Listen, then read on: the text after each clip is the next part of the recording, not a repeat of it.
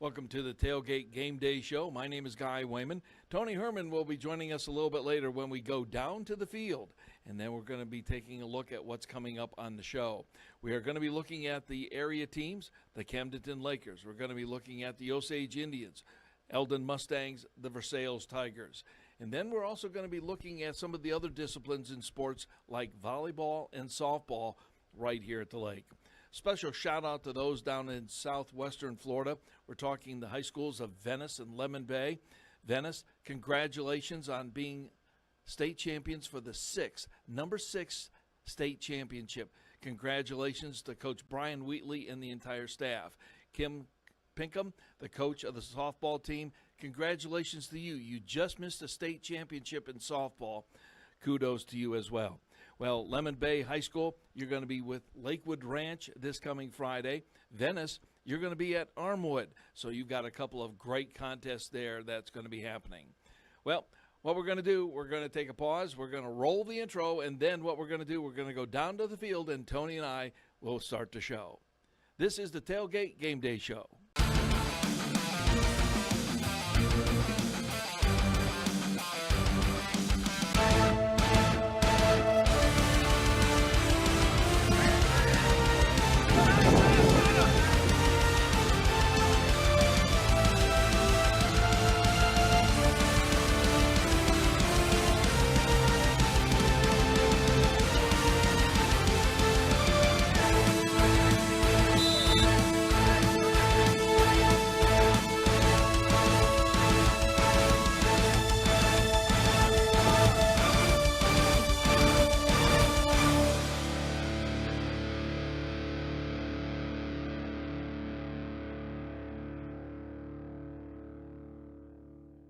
Welcome to the Tailgate Game Day Show. Guy Wayman along with Tony Herman. And Tony, it's going to be a good year for both clubs. We're talking Camdenton and Osage.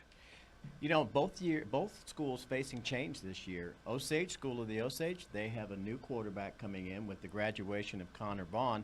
And then, of course, in Camdenton, first time in a long time, Guy, that a head coach not named Shore will be behind the helm, and that is Par Pitts. Yeah, it's going to be fun to watch how Par Pitts does this through the season, how the kids respond to his system. And in our coach's corner a little bit later with Coach Shannon Jolly, we were talking about that because this is his third year at the helm, and the students are starting to adapt to what he has done there. And even though they've lost some of the seniors, it seems like his club's in good shape. You know, this is head coach Shannon Jolly's second turn as the head coach at School of the Osage. His presence is always felt across that high school building there, and so now in his third year, in his second tenure, I would assume that this program becomes his. Yes, absolutely. And you know, even in teaching and in teams and stuff, because you coached the basketball as well, it takes about 3 years to develop that because of the turnover, and basically that is your team.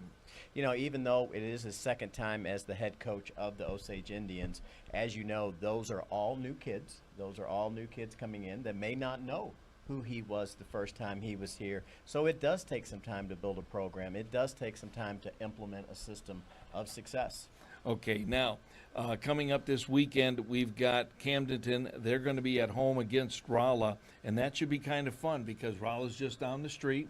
It's a little bit further than Lebanon, but there's a lot of rivalry, even with Rolla being that far away. You know, Camdenton looks to come in once, of course, they do have a new system in. Par Pitts moving up from the assistant position, but still, when you have a new person in that head coaching seat, things change. Looks like on the offensive end, we're going to see the most change for the Camdenton Lakers. The kids know how he pretty much reacts to everything, but you made an interesting point there because now he's the top guy, so he can actually make those decisions. It's not somebody else. You know, Par Pitts has a long history of success. He's had some good jobs, some good football programs over the year. Now he returns back to Camdenton a couple of years ago in an assistant role. Now he's the man. Yeah, now last year, Camdenton came up a little bit short when they went the distance in the playoffs and everything. And it was interesting that they played Lebanon more than a couple of times. Absolutely, and they faced Lebanon in the regular season. Then they also faced them in the playoffs as well. You know, Will Christian does a great job down there in Lebanon with those Yellow Jackets down there, and I would assume that they're going to be tough again this year as well. Now, we're heading up to Jeff City this weekend, and this is the second time that Coach Shannon Jolly says, I'm going to do a tough opponent right out of the gate, and I'm going to see how the kids adapt. Last year they lost a couple at the beginning, but they had 7 straight wins. You know, the Osage is going to step up a class, Guy Wayman, as they move up to a 5A opponent right there. Always tough to open up with because you never know. You never know what exactly how your kids are going to respond in that first game. And then when you take an opponent like the Jeff City Jays, who are a strong tradition, a strong powerhouse in 5A football. Now, and then let's project down a little bit because there's so much going on. Jeff City, Moberly, Blair Oaks, and then number 4, Eldon. Eldon started 3 straight games last year, and they won. And it looked and appeared to everybody Eldon was going to be that tough team. And then something happened, and then they took a nosedive. Well, that's something that happened was the Osage Indians. They came into Osage and faced the Indians. Indians put them on a losing streak right there. But there are a lot of positive things happening in Eldon, and I think we're going to see another great season out of the Mustangs. Now, what about Versailles? Versailles had a really tough year last year. I think they only won 1 game, if I'm not mistaken. What do you think they're going to do this year? I think Versailles is in the starting of a rebuilding program. As you said, 1 game last year. The last couple of years, they have struggled as a program. They do have pockets of success, and so I look for them to start to build their program again, start to become more successful over the next 1, 2, 3 seasons.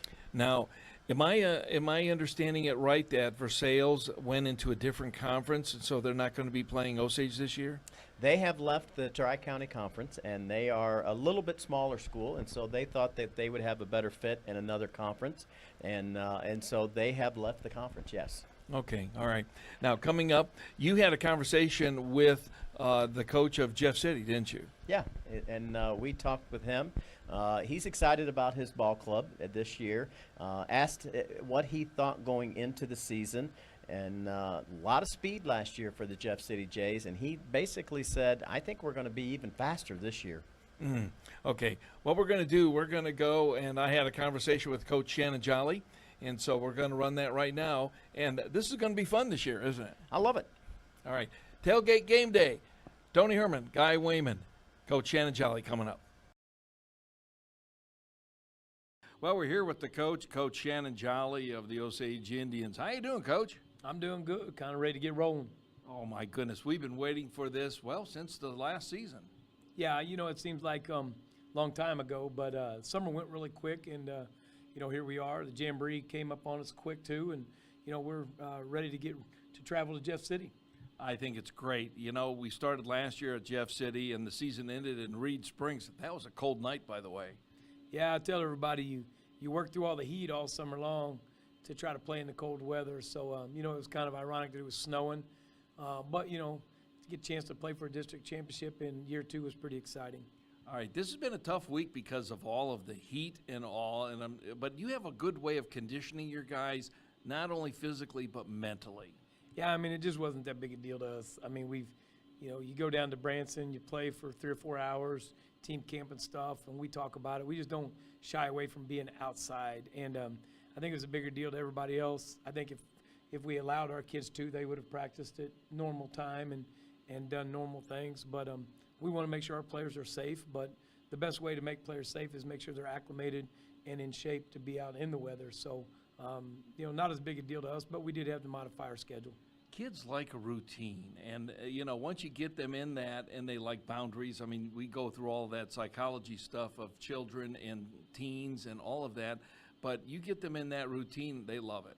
Yeah, and I mean, it's what it is. I tell people all the time, we're getting ready to play on Friday night at 8 o'clock, and it's going to be hot, and I think the things that people underestimate is like the intensity level. Yeah. Like on Friday nights, it's going to be intense, and it's going to make, you know, it's going to make that wear and tear on the kids even more. So, you know, being out in and being acclimated is a big deal. But like I said, Friday night gets real intense, and I think it's always going to be hard on the kids, especially early in the season. Okay, you're traveling up to Jeff City, and you're going to have to leave a little bit early. However, the game has been pushed back an hour, so that's probably going to help in all the preparation. Yeah, we just slid everything back for an hour. I mean, it's just simple, just to make sure. And hopefully the temperature will drop a little bit. But, again, it's the same for both sides. And we take mandatory water breaks through MSHA and some of the rules and things that they've implemented. So just not a concern. It's the same on both sides. So hopefully we've done a good job conditioning our kids, and hopefully we're mentally tough on Friday night. I was over here. I was only able to make it for one of your practices, but it seems like the kids were starting to get it together, and it looks like you're going to have a good squad this year. So what are you expecting? Well, I mean, it didn't take long to watch our kids. Our kids have been awesome. I mean, this has been the most fun I've had for quite a while. And I'm saying their attitudes are great. They've got great enthusiasm. And they don't complain. I mean, I haven't heard kids complain all summer about anything. But the expectations are unique because we've got a lot of young kids up front, offensive line and defensive line wise. And just in past history, that makes it for a challenging season. This is your third year. I believe it's your third year. And so your system is in place. Now, yes, you lost some seniors and all, but at the same time, the kids know, okay, that's the system. That's what it's going to be, and they know what to expect. Yeah, and people use the word system and things. I think it's like almost they get caught up like NFL and college. I mean, my system involves being on time and, taking care of the locker room and addressing your coaches correctly and working as hard as you can and respecting your opponent, those types of things. So system-wise, football is football. There's a lot of commonalities in offense and defense, but when you talk about that and they know my system, well, my system was passed on down to me by great mentors for me, just basically how we do things. And so you're right, our kids have adopted our system, and they show up on time now, and they don't make excuses, and they trust their coaches, and it's been good. Next week, we'll get into more of next man up because I want to get into that. But this week, this is your first game out of the gate, basically, okay, the first game of the season. What is your strength as far as the Indians? Is it more running? Is it more passing? Or is it defense? What do you see? Well, we might be more balanced offensively than we've been for a long time as far as passing and running, maybe being a little bit closer to 50-50 or 60-40 or whatever everybody wants to write, just because we've got a different skill set. We've got some great skilled kids, and we'll try to spread the ball out a little bit more than we have in the past, but we still have a returning sophomore that rushed for 1,300 yards last year, and we've got a lot of things. The cool part about this group is going to be able to watch them grow and see what they look like in Week 10. Last year we loved it when you had those interceptions on defense. And it's like every week there's another interception, and that defense being aggressive as it was, but able to have the keen sense and awareness to pick it off. Yeah, and I mean, that's just being in the right place. That's what people don't understand. High school football, I mean, it's hard to be super accurate and on target in high school when you're getting pressure and stuff. So there's going to be chances, but the only way that you're going to capitalize on are being in the right spot. And that's what we've done over the last couple of years is kind of clean some things up defensively to put us in a better situation. And, we hired a new defensive coordinator and Coach Zach Hess, who is the head coach of South Callaway. And he's done a fantastic job of not only building but improving on our defensive stuff. But, again, like I said, it boils down to, the kids not only doing their job but physically being able to compete. What are you looking at Jeff City, and what do you see in them that you're going to be attacking Friday night? Well, I mean, it's they've got a size advantage on us. I mean, I think we're pretty balanced as far as speed on the edges and those things, but up front, so we're kind of hoping they don't line it up and come right at us, and because we're going to be a little bit of a disadvantage. I just hope our kids play really hard and on defense swarm to the ball. If we get all 11 guys to the ball Friday night, I think we'll give ourselves a chance to be competitive in the game. And again, we have to have control offensively and not have any turnovers.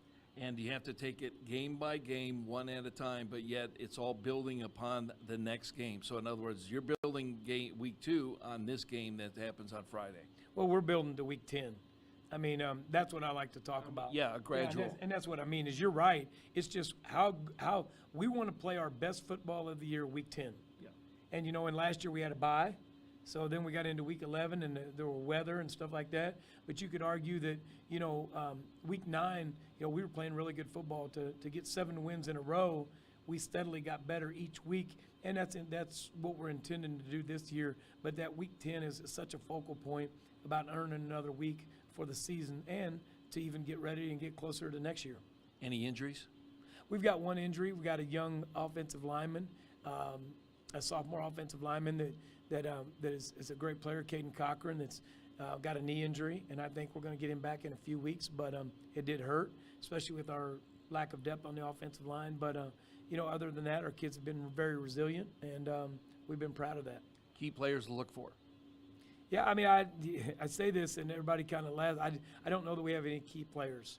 I just know that you'll see, hopefully, a group of kids come together and kind of make one unit, because we don't really have any of those guys that everybody wants to talk about. We've got a bunch of guys that I like to talk about, but I'm not sure we have just 1 or 2 kids that people get excited about, maybe overhyping.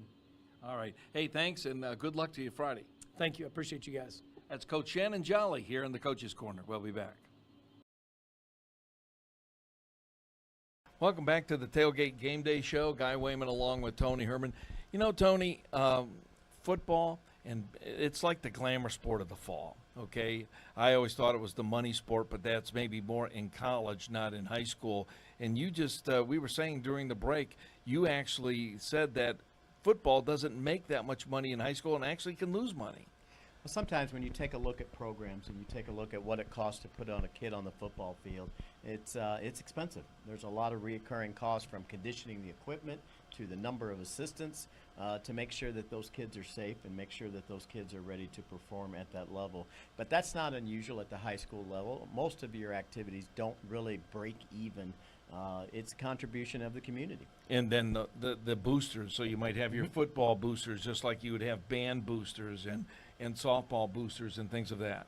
Exactly. I mean, that's why you have those programs, to help supplement some of the cost to the school district and to buy some of those extra things that programs need to be successful.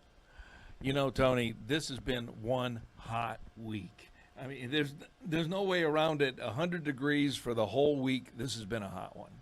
It is hot, and we're going to see some changes for tonight's game. And one of those changes will be, it will now be an 8 o'clock start instead of a 7 o'clock start. And I think you're going to see several water breaks in there that might interrupt the flow of the game. Now, there are certain breaks that are mandated by MSHA, and that's the Athletic Association of Missouri. And so they say you have to take that, but they, as you said, they might actually add a couple more. Yes, it just depends on what the safety of the kids and the temperatures that we have. I will tell you, moving that from 7 to 8 o'clock, I think it's going to make a big difference, because that sun will be down, and we're going to be playing just a little bit in the shade then. Okay, I asked you this earlier, and why did they not consider, maybe they did consider, moving it to Saturday when, maybe like late morning or something, when it would be maybe 20 degrees cooler altogether? I think sometimes when you take a look at game management, I think that might be a big factor into the situation, meaning we have to get officials, we have to get gate workers, we have to get those people that take care of the field. And at the same point, at 8 o'clock, they think they might be safe.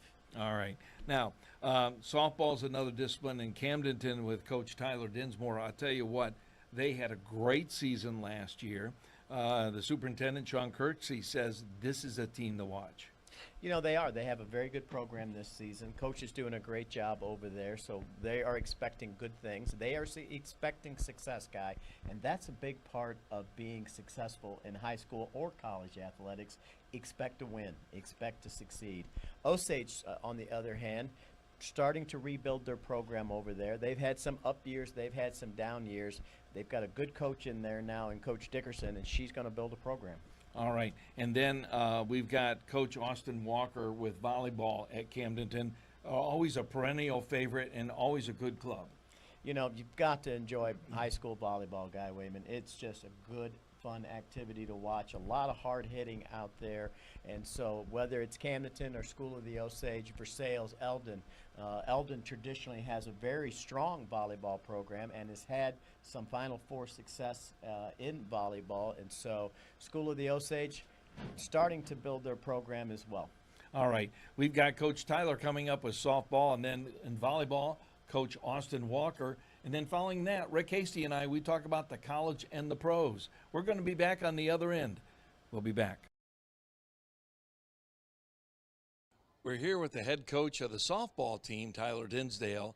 How you doing, Tyler? I'm doing great. Yourself? All right. You had an outstanding year last year, and I don't want to say it took everybody by surprise, but in some ways it did. Yeah, we've drastically improved over the last few years. Last year was a culmination of everything that we've kind of worked for the last 2 or 3 years together. So it was our goal to be district champs and conference champs, and we put the work in, and we got those results. So that was pretty rewarding for us, and especially the girls. Okay, so you're doing softball at the same time there's volleyball, and it would be nice if you guys could pull from the other discipline to get it in yours. But Misha, they kind of say, well, no, this is the way we're doing it. Correct, and we've had that in the past. We've had a girl who's actually right now playing college softball, but she did volleyball and softball at the same time. Volleyball is her primary sport in high school, so we got her a few games. But, I mean, for us right now, being able to draw from extra grad would be great. I'm happy with the ones that we've got right now, but it would never hurt to have a bigger pool to draw from. Okay, this Friday the 25th is when Misha says you can now have organized team activities that count toward the record. So next week is really going to be your first week on the court, on the field. We actually have a tournament Friday, so we just got the modification just now. Our first game is 9 o'clock. We'll play against Lebanon in the Marion C. Early tournament down in Morrisville. Due to the heat, they kind of pushed us back a little bit, but we'll play Friday, then Saturday, then we play Monday against Carthage, and then we play next week also against Parkview.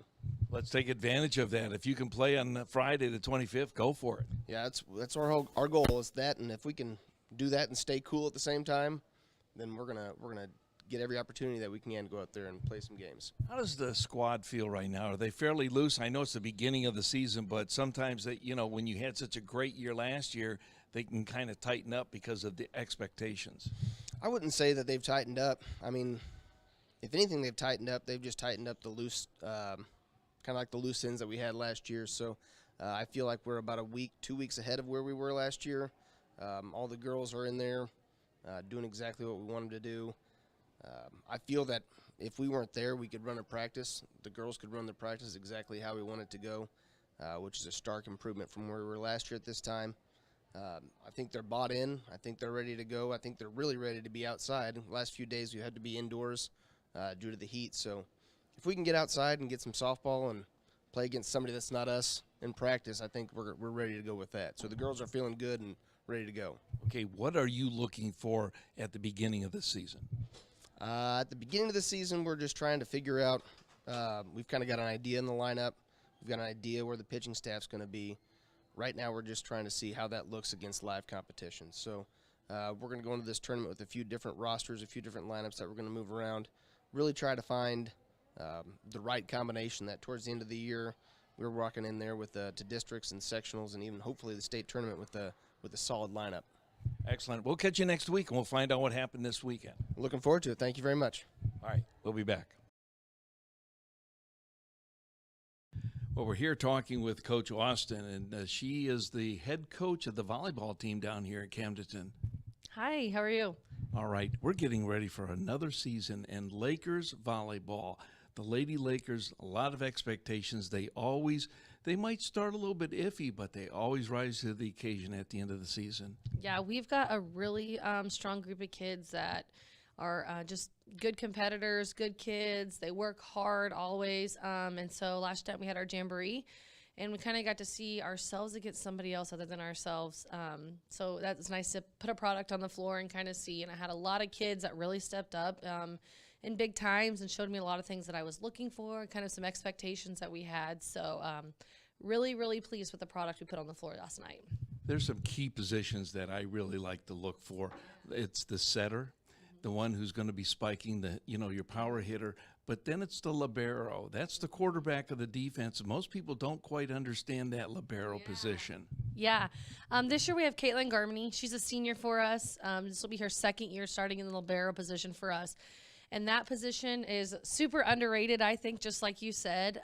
Somebody's got to keep the ball off the floor. Somebody's always, they're going to miss pass some balls. They're going to get ace. They're going to miss some digs. They're going to read wrong. But they've always got to think, so what, now what? That's our mentality that we're using. And what do I have to do now to kind of keep everybody in line? She has stepped up tremendously for us. She is a great leader for our kids, leads by example, leads through her voice and her words. And just when things aren't going well, she is so good at pulling everybody in and saying, okay, here's what we need to do. We've got this. One pass. We've got you back here. And a cheerleader for everybody, too. So Caitlin is doing a fantastic job, and I'm excited for her this year. Sometimes those are the stylistic divas because they get to dress a little bit differently, and so they might have a pink shirt this time or a bright green shirt. So the libero position, it wasn't fun when I was in high school, and I'm old and washed up. But now they wear the different colored jersey, and they can only be on the floor. They can actually be on the floor anytime they want. However, they can only serve for one position. And when they come out, they have to stay out for a single point in order to go back in for the other person. So Then it's the 10-foot line. Absolutely, and they can't go take it. They can bump set in front of the 10-foot line, but the new rule is they can't set with anything overhead when they're in front of the 10-foot line, and the spiker cannot jump and take the ball over. She's got to stay above the plane of the net, even if she is jumping from the back row as well. So just a different aspect on the game of volleyball than what a lot of people are used to. So. Okay. Now, we're going to talk again next week. We're going to do this every week. Do you have anything coming up this weekend? This weekend, we just have our freshman and JV teams going to compete in the Hillcrest tournament. So we won't have any varsity action. Next Monday, we actually get to play against Elias. We're at home against Elias. So we'll get to kind of see, full game, 3 out of 5, kind of see what we've got out there. All right. Well, then next week, then we'll have a player profile from volleyball. Okay, sounds great. Hey, thanks, Coach. Yes, thank you so much. Come cheer us on. Well, welcome back. We're field side here. Guy Wayman along with Rick Hasty. How you doing, Rick? I'm doing good. Everything. How are you today? Excellent, excellent. Okay, this is Tailgate Game Day. We're glad to have you on the show, and we've got a busy one here. We've already, talked to a few of the coaches around the area, but we're bringing you in because of your expertise with college and with the NFL. What do you make of the college situation now, basically coming down to 2 big conferences? We're talking Big Ten and SEC. Well, for the first time, Alabama didn't come out as a clear favorite on who that they drafted this year. And you say drafting Alabama, Ohio State, Oklahoma, those basically pick who they want. And so Oklahoma had a real good year in recruiting. Ohio State, again, a powerhouse, but they ended up losing a tremendous amount of people from last year's roster. So there's a lot of questions of who's going to come out this year as far as 1, 2, 3, and 4 for the playoffs. But I think I think those are going to be your top 3 right there. Yeah. Now it is quite interesting that we mentioned those 2 as the 2 big powerhouse conferences. We're talking the Big Ten and the SEC. The Pac-10 got decimated, or Pac-12, whatever that is, the Pacific Conference, we'll just call it, because there's a lot of teams that left. Well, you've got teams out that way, as you mentioned, that they've left, and so consequently, like this is when the Big 12, as well, what was known before the SEC, all right, started hand picking, and then taking people in. The TV revenue, all right, dominated. Oh, absolutely, because Yeah. I believe the Big Ten, they're expecting to get $1 billion a year. Yeah, and then when you look at schools that have been independent, like Notre Dame, all right, they're even coming on board. Yeah. Well, they realized they had to. Now, the college games, they're going to be starting on Labor Day weekend, where the NFL is basically the next week, and that's kind of, everybody just kind of has that now in their mindset. It took them about 4 or 5 years to kind of get that drilled into us, but it's not working. Right. Well, everybody's anxious for football to start. Yes, they are. And so consequently, like this is, it can't come soon enough. And college ball, you've gotten guys that have been to camp. They've been going one-on-one for about 3 weeks now. And so in turn, the NFL, we've kind of struggled through preseason. This week will probably be some of the starters that we'll see for at least the first quarter. But college is ready to play. So I think we'll see, and usually the first game that most powerhouses play, they play a give me. Yeah, it seems like I love college because there's something about the team, and you're playing for the school, and there's that extra spirit where the pros, they're playing for the bucks pretty much. Well, it's changed. It used to be college players were playing because they loved the sport, and now they're trying to position themselves, all right, for the next draft. You're not allowed to have an agent. All right, so consequently, you've got to kind of work behind the doors quite a bit. Yeah. And so college players, especially the better ones, they have a pretty good idea whether they're going to go into this year's draft or not because of what position they play and what's going to be available. And Mizzou with Missouri here and everything, the NIL, which is that name, image, likeness thing, that is coming on board too. Well, the other thing about Mizzou has turned around to the last few years, they've had some real good draft choices. Yes. All right, and I mean, And Drinkwitz is doing a good job. yeah, no, I mean he really is, and it's one of those things to where if you're from Missouri or you're a fan of them, you can be very rightly proud of them. All right. Now, let's switch our tables now and go up the next notch to the NFL. Okay. We've been watching a lot of, Baker Mayfield just been named to the Tampa Bay Buccaneers as their starting quarterback. We know Patty Mahomes, he's with the Kansas City Chiefs.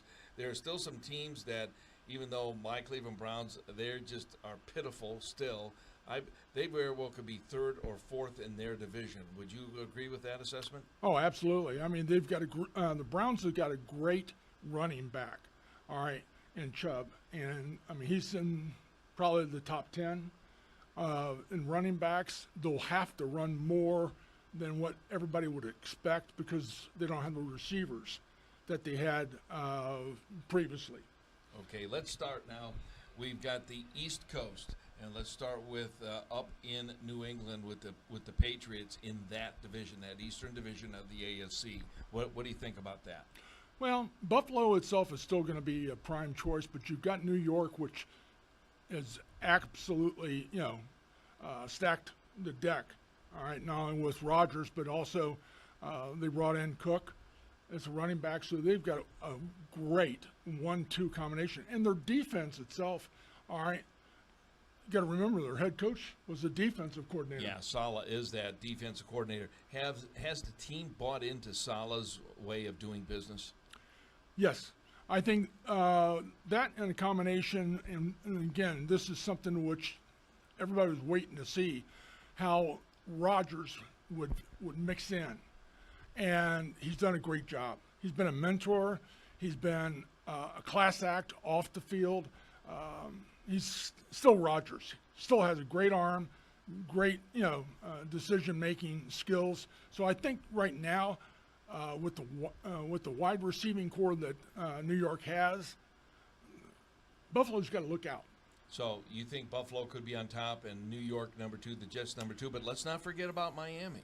Well, Miami itself is reliant, quite honestly, on Tua.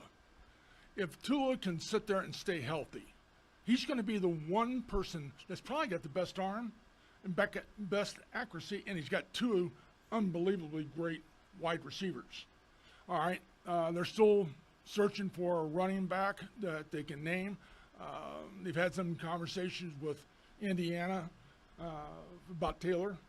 So, I mean, it's something where there's teams that want to get to the playoffs. They want to be a Kansas City Chiefs team. Okay, we've looked at the North with the Browns and all. Now let's look at that next side there, which is got the Colts in it and the Titans in it in that division. Now, Titans itself have really, again, stacked the deck for themselves. They did a good job of recruiting this year. And I think that, quite honestly, the coach that's there has got the players that has bought into it. So, now they've answered one of the wide receivers. They still have Burke that is been hurt a little bit. But if he gets back, they've got a good 1-2 punch. All right. And then obviously you got the king of running backs. Derrick Henry. Yep. And that's one guy that he's a little disgruntled. He wanted to try to get out some of the money that is being flowed around, but not enough of it is for running backs this year. All right. Houston Texans in that division. Is that same division? I think it is. Yes. Yeah. Yes. Now, they're trying to get on board with this, but I think they still could be at the bottom of the division. I don't see them moving into 1 or 2. Maybe if they can get up to 3, that would be respectable for them. They're in a situation where they're rebuilding really from the ground up. And when you get a rookie quarterback that comes in, no matter how well he did in college, the pros is a completely different animal. And having played. Yes. And it's one of those things that, when you go from high school into college, the better colleges do better recruiting, and so they become a powerhouse. But when you go into the pros, you really don't have a great choice of where you're going to go. It's where you're drafted. All right. And so when you get in, you start hitting players that were all good in college. Yeah. All right. You got linemen now that run 4.4, 4.3s. All right. And that's hard to believe. All right. That you can get a guy that weighs 300 pounds that can run a 4.4 or 4.5. Yeah. So, I mean, that's wide receiver running back skills. Well, and that's the difference between going from high school to college and the pros. When they say the game speeds up, it speeds up. Now let's look at that Western Division there. The Raiders are in that. We've got the Chargers in that. Denver, we've got them as well as Patty Mahomes and the Chiefs. Well, the Chiefs are going to be the perennial team that's going to be there. Everybody's got to beat them. All right, kind of dethrone. They want to make a repeat. And quite honestly, with having what I figure the best quarterback playing the game, they've got a tremendous chance for it. They're going to be hurting a little bit with wide receivers. They brought Rice in to fill the void of losing Hartman. All right. It's one of those things to where I think the receiving core is going to be the really telling tale. Then you go to the defensive side, and Clark's still wanting to hold out. Yeah. So, I mean, defensively, they've lost a couple players that were key last year's championship team. So it's going to be interesting. Denver's going to be rebuilding. They've quite gone beyond the Russell Wilson, and that is not – I don't think that's worked for them. It hasn't. I mean, everybody looks at an athlete. It's the system that athlete plays within. All right? You can be the best running back. You can be the best quarterback. You can be the best receiver. If you're not running plays that are complementary to your way of playing, a way that you've played for 4 or 5 years, then in turn it's hard to adjust to it in the first year. So I think that Sean he'll retire there as a coach. I agree. It won't be because he gets fired. It's because he decided he's going to do a great job. He did a great job in New Orleans. And so now, all right, he's got to build, and he's got to build from the ground. They've got a decent running back in Williams. He'll do well. It all depends on the system, all right, that is going to be thrown at them, whether they can move up the ladder. But you're going to see Kansas City at the top. You're going to see the teams that's like Texas, Denver at the bottom of the scale. They're going to beat some teams that they shouldn't beat, but anybody can be beat on any given day. Okay, now we got to go on the NFC, and let's start at the East Coast and work west as well. So then we've got the Giants. We got Philadelphia. We've got Washington. By the way, they're thinking of changing their name back to the Redskins. That's in discussion whether they do or not. I don't know. And then the Dallas Cowboys. This is Dallas's year. They've got to prove that this is going to work with Dak Prescott. Otherwise, they've got to change gears. Well, they've made some changes. And the changes itself is that they lost their offensive coordinator. He went to San Diego. All right. He's going to complement them. That's Kellen Moore, isn't it? Right. And in turn, when you have a head coach that's focusing on calling the game, he's missing the defensive side. Yeah, he's got one of the best defensive coordinators that's in the game. and Quinn. But I think it's something to where you start talking about losing control and focusing on one element of it. He hasn't done for a while. All right, let's look at the South Division there. And I mentioned the Broncos earlier. Atlanta's in that division, as well as New Orleans Saints. Right. New Orleans Saints, I think, will be pretty good, although they're going to struggle for the first 4 games because they don't have a running back, all right, because of being suspended. But Williams is going to be a good fill-in. What about Carolina? What's going on with them? Carolina itself, again, it's something that you're rebuilding with a rookie quarterback, but everything that's come out of Because camp, they had the first number 1 overall. all the conversations that's come out of camp has been very, very positive. All right, they've got a good receiving core. They'll have a decent running back, and their offense or their defense, quite honestly, is pretty good. Okay, black and blue division, and you know what I'm talking about with the Minnesota Vikings and Chicago Bears and Detroit Lions. Well, I think the Lions showed that they were capable of adjusting. No, they're going to have to adjust because they're opening games against the Chiefs. Well, you know what? If you're going to beat a team, That's the one. I'd rather play the best team first. Yep. All right. Not only can I measure my team up against the best, nobody expects you to win. All right. And the thing about it is, you can sneak up on them sometimes. And, you know, Detroit right now, the head coach has done a phenomenal job. He's gotten them to buy into you get knocked down, you get back up and bite the knees, you do all the stuff that it takes to play. And I think that it's something to where, in the long run, you're going to see people get on the Detroit bandwagon. All right, and then we have the Western Division. That's got Seattle. It's got the Rams. It's got San Francisco in that one.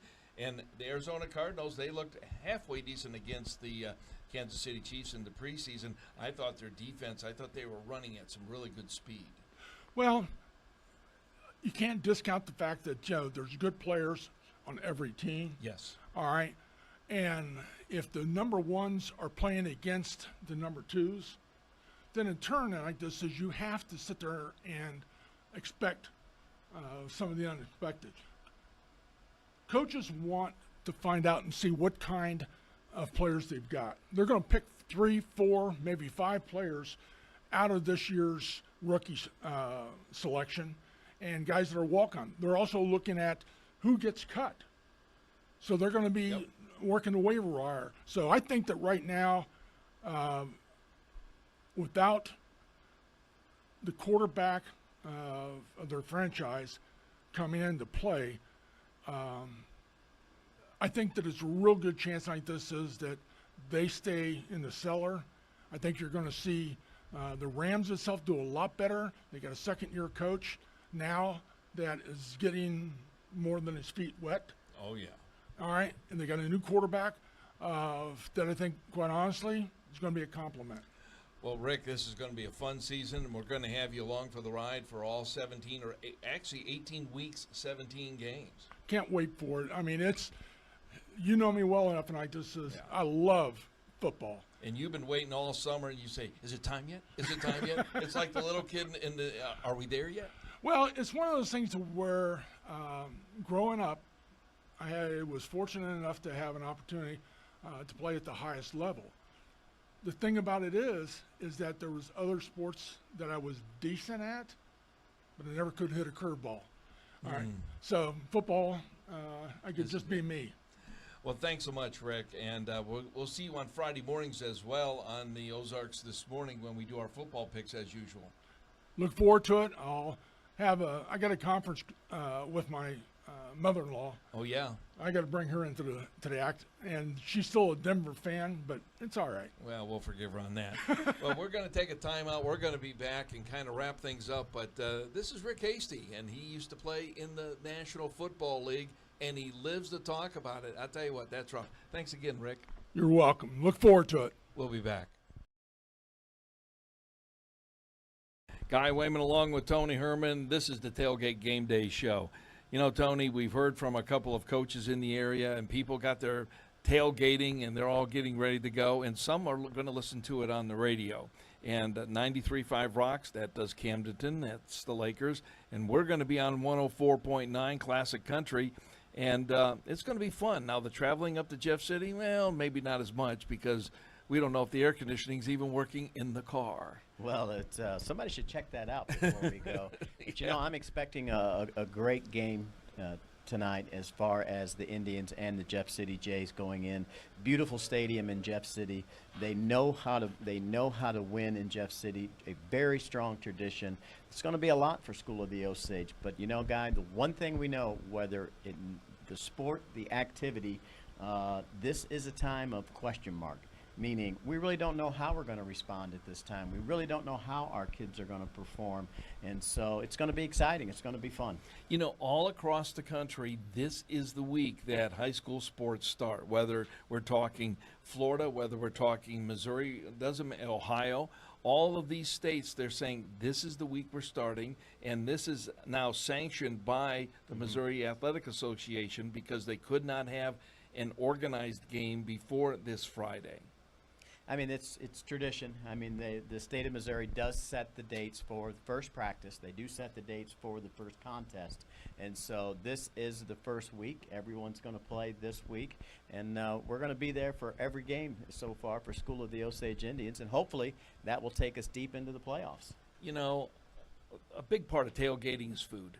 Yes. And we every stadium we go to, we always check out the concessions, and we kind of, okay, this is a good ballpark because they got good hamburgers or good hot dogs. This one, not so much. And as people tailgate, it's the same thing. They like their food. You know, it's just as we talked about a minute ago, you know, a lot of unknowns go into this week number one. But one thing that is not unknown is the quality of food that these people are going to bring to the games. And they're out there having a good time. They're out there supporting their program and doing a good job with that food that you talk about. And if you have one, invite us over. That's right. By the way, Tony likes steaks. Yes.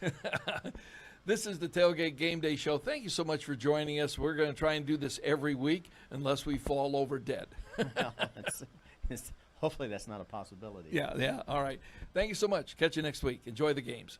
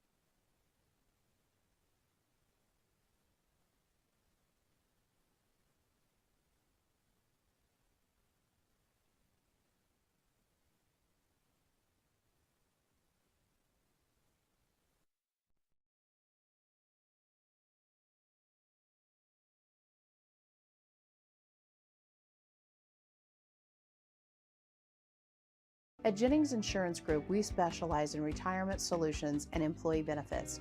We use insurance as a tool to positively impact the lives of those we serve. Our goal is to provide you with the best possible coverage and the knowledge to use it. Your team at Jennings provides a holistic approach to retirement solutions using tools to help with comprehensive will and trust documentation, assistance in funding trust, medical directives, and powers of attorney. We work with many companies, but we work for our clients. Health insurance strategies are a big part of financial planning. It is one of the 5 financial risks that we address. At Jennings, we'll address other financial risks, including inflation, taxes, market volatility, and longevity. Call or visit Jennings Insurance Group online today and learn more about how we can help you protect what matters most.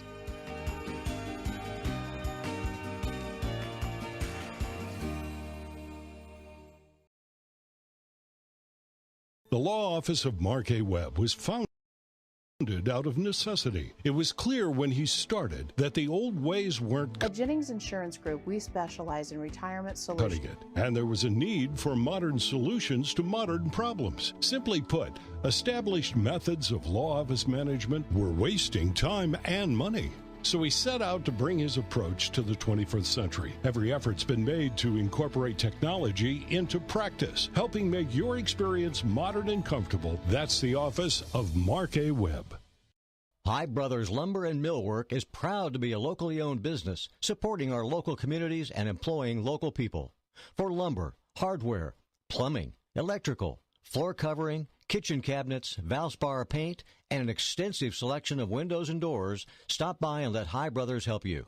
Meet the professional team at High Brothers Lumber and Millwork, South Highway 5, Camdenton. They have all the bases covered. High Brothers Lumber and Millwork is proud to support high school baseball teams and broadcasts. Being a successful Laker athlete takes hard work, discipline, and teamwork, much like our work here at Polylift Boat Lifts. If you envision your team being the best, you will be the best. The effort you put into building your team and working together as one unit always pays off. And remember, Lakers, who's got it better than us? Congratulations to all the Laker athletes from all of us at Polylift Boat Lifts. We don't just build boat lifts, we build Poly lifts. Hi, this is Katie with Royal Heating and Air. Missouri weather can be unforgiving on your heating and cooling system. That's why Royal Heating and Air offers a variety of Rheem heating and cooling systems and free estimates. We service all makes and models, offer indoor air quality solutions, and are proud supporters of our community and of the Camdenton Lakers. When your furnace is on the fritz, don't be left in the cold. Call us at 573-480-4313 or find us online at royalheatandair.com. Rheem Heating and Cooling Systems, the new degree of comfort. And employee benefits. We use insurance as a tool to positively impact the lives of those we serve. Our goal is to provide you with the best possible coverage and the knowledge to use it. Your team at Jennings provides a holistic approach to retirement solutions using tools to help with comprehensive will and trust documentation, assistance in funding trust, medical directives, and powers of attorney. We work with many companies, but we work for our clients. Health insurance strategies are a big part of financial planning. It is one of the 5 financial risks that we address. At Jennings, we'll address other financial risks, including inflation, taxes, market volatility, and longevity. Call or visit Jennings Insurance Group online today and learn more about how we can help you protect what matters most.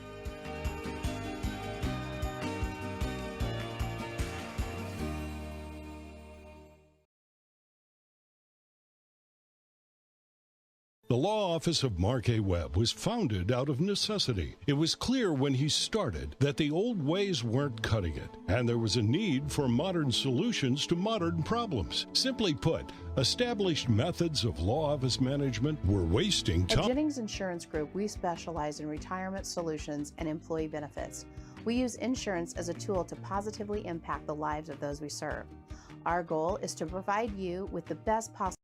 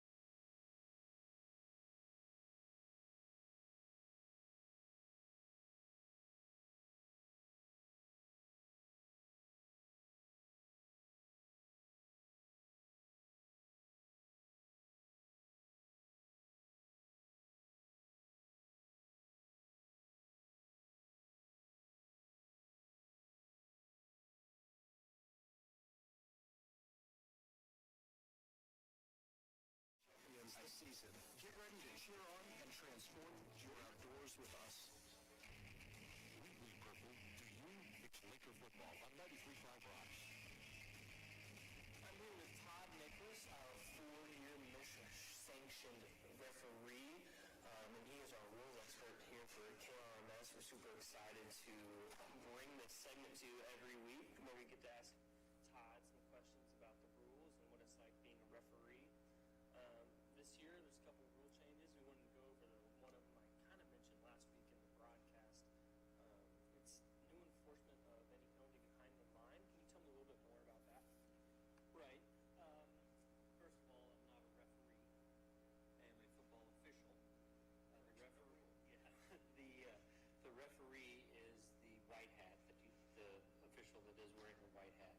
He is the crew chief or the referee for the football game. So, and as far as there are a couple of changes this year, and probably the major one that most people will see and question when we mark off a penalty or enforce a penalty is where that penalty is forced from. In years past, if a holding occurred behind the line of scrimmage, regardless of where the play ended, then that enforcement would be from the spot of the foul. There are a lot of different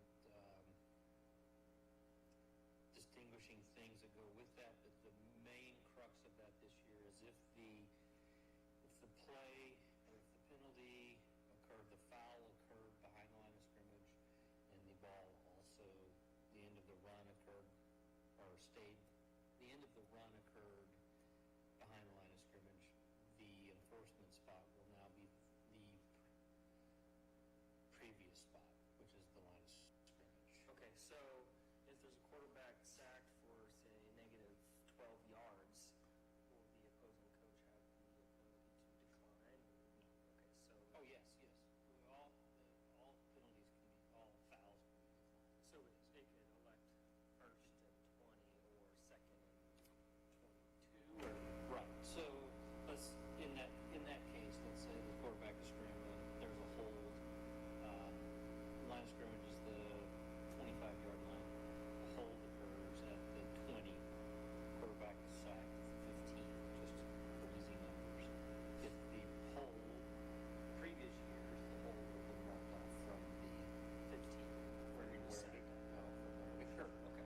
The spot of the foul, which would have been the 20, then 10 yards back, then it'd be second and 25. Okay. Now it's going to be, if the penalty is accepted, it'll be second and 20 from the 15.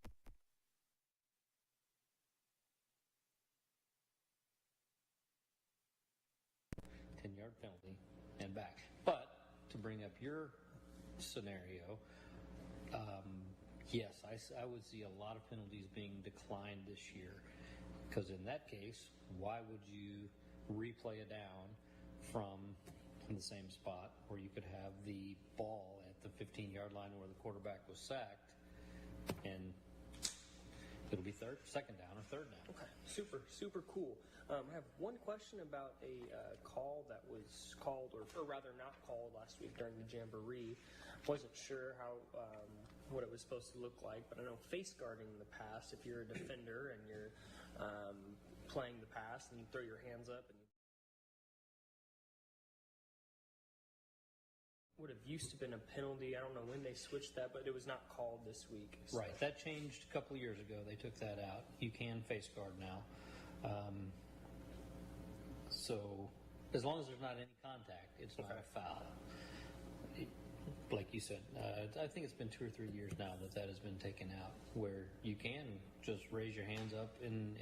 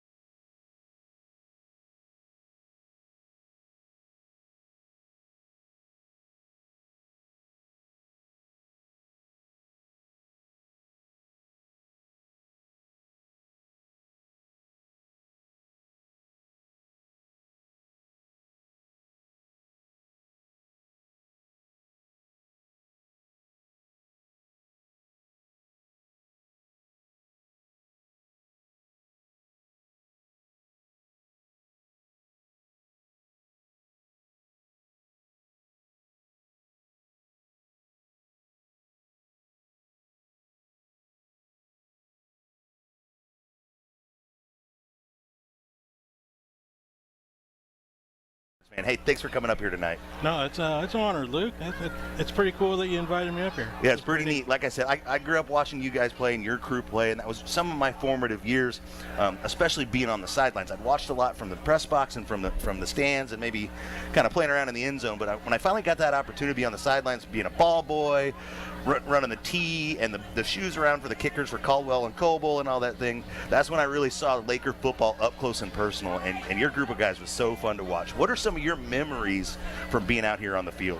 Well, just listening to you talk about that, you are a big memory because you were very excited to be there, and we could all tell you looked up to us, and it just makes it, I mean, it's a game we're playing, but we have fun, and it's fun seeing especially younger people than us look up to us and have fun helping out. Well, speaking of younger people, you not only graduated from here, you've had 4 kids graduate from here, and you got a couple grandkids in the pipeline as well. So I had a son play here, graduate 2017.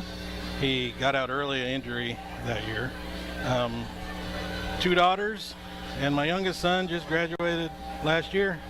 I got 2 granddaughters in here now, so I guess that's 3 generations of me. That's already. That's pretty crazy. The Garmany families certainly have made their mark here in Lakerland. Like so many families, the tradition gets kind of passed down from each generation. My dad was a big part of this program.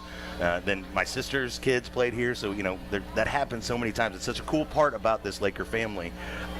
Is there any particular game or moment on the field? I talked about you breaking that record. That must have been pretty special for you and your crew. But is there anything that kind of sticks out to you, like flash frame, or maybe the story that you and your buddies tell when you guys get together when you're talking about on the field exploits? Well, I can't say that there's a game or a play. I can say that I wasn't as good as football as everybody else on the team. I tried hard and I made up for it in just effort, but the other guys that helped me through it, the guys on the line that make the plays, open up plays for me, and the coaching, all that, I'd say the experience as a whole, it gives you lots. If you want to take what it can give you, it's a definite benefit later on in life. Yeah, you had some great offensive linemen blocking for you, some great fullbacks ahead of you. I did. Tate Turner, Aaron Graham. We had. They were my fullbacks. Tate went on to play D1 football. He did. And he was a great player. And those guys do it, and I get the credit for it at the end of the play.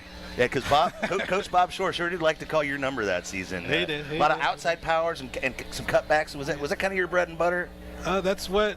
I don't know if it was mine. It's what I was told to do, so I did it. We were coming from. There was a string of. I think we had a few bad years before my team actually coming up. I actually played a little bit as a freshman, trying to fill in some holes that they had. So it was good. We were getting some better records, and Coach always threw we didn't want another 5-5 season at us, because that was what was before us. Right. So I think we did good. We did good as a team. Everybody worked together, which is good. You talk about that coaching staff. Any particular coaches that really stand out to you? Any lessons you maybe learned from those guys? Feel free to drop any names there. I've talked about Coach Shore a few times over the years. He's done a lot, being a role model coach. Coach Silverwood is probably, he instilled himself in us a lot louder and a lot more intimidating than Coach Shore.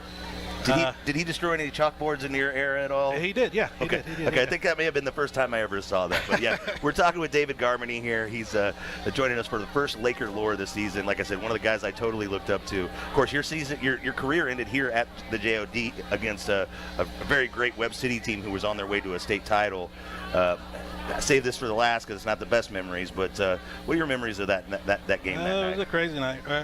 I remember standing right over there, and we all thought we won. I think we even had our helmets off, hands up in the air. We thought we had it. It was just easy kick. But it was raining. It was muddy. One of the best kickers Camden had ever had up to that point. Yeah. And it just happens. Well, we lost. It was 1 point. So what's David up to these days?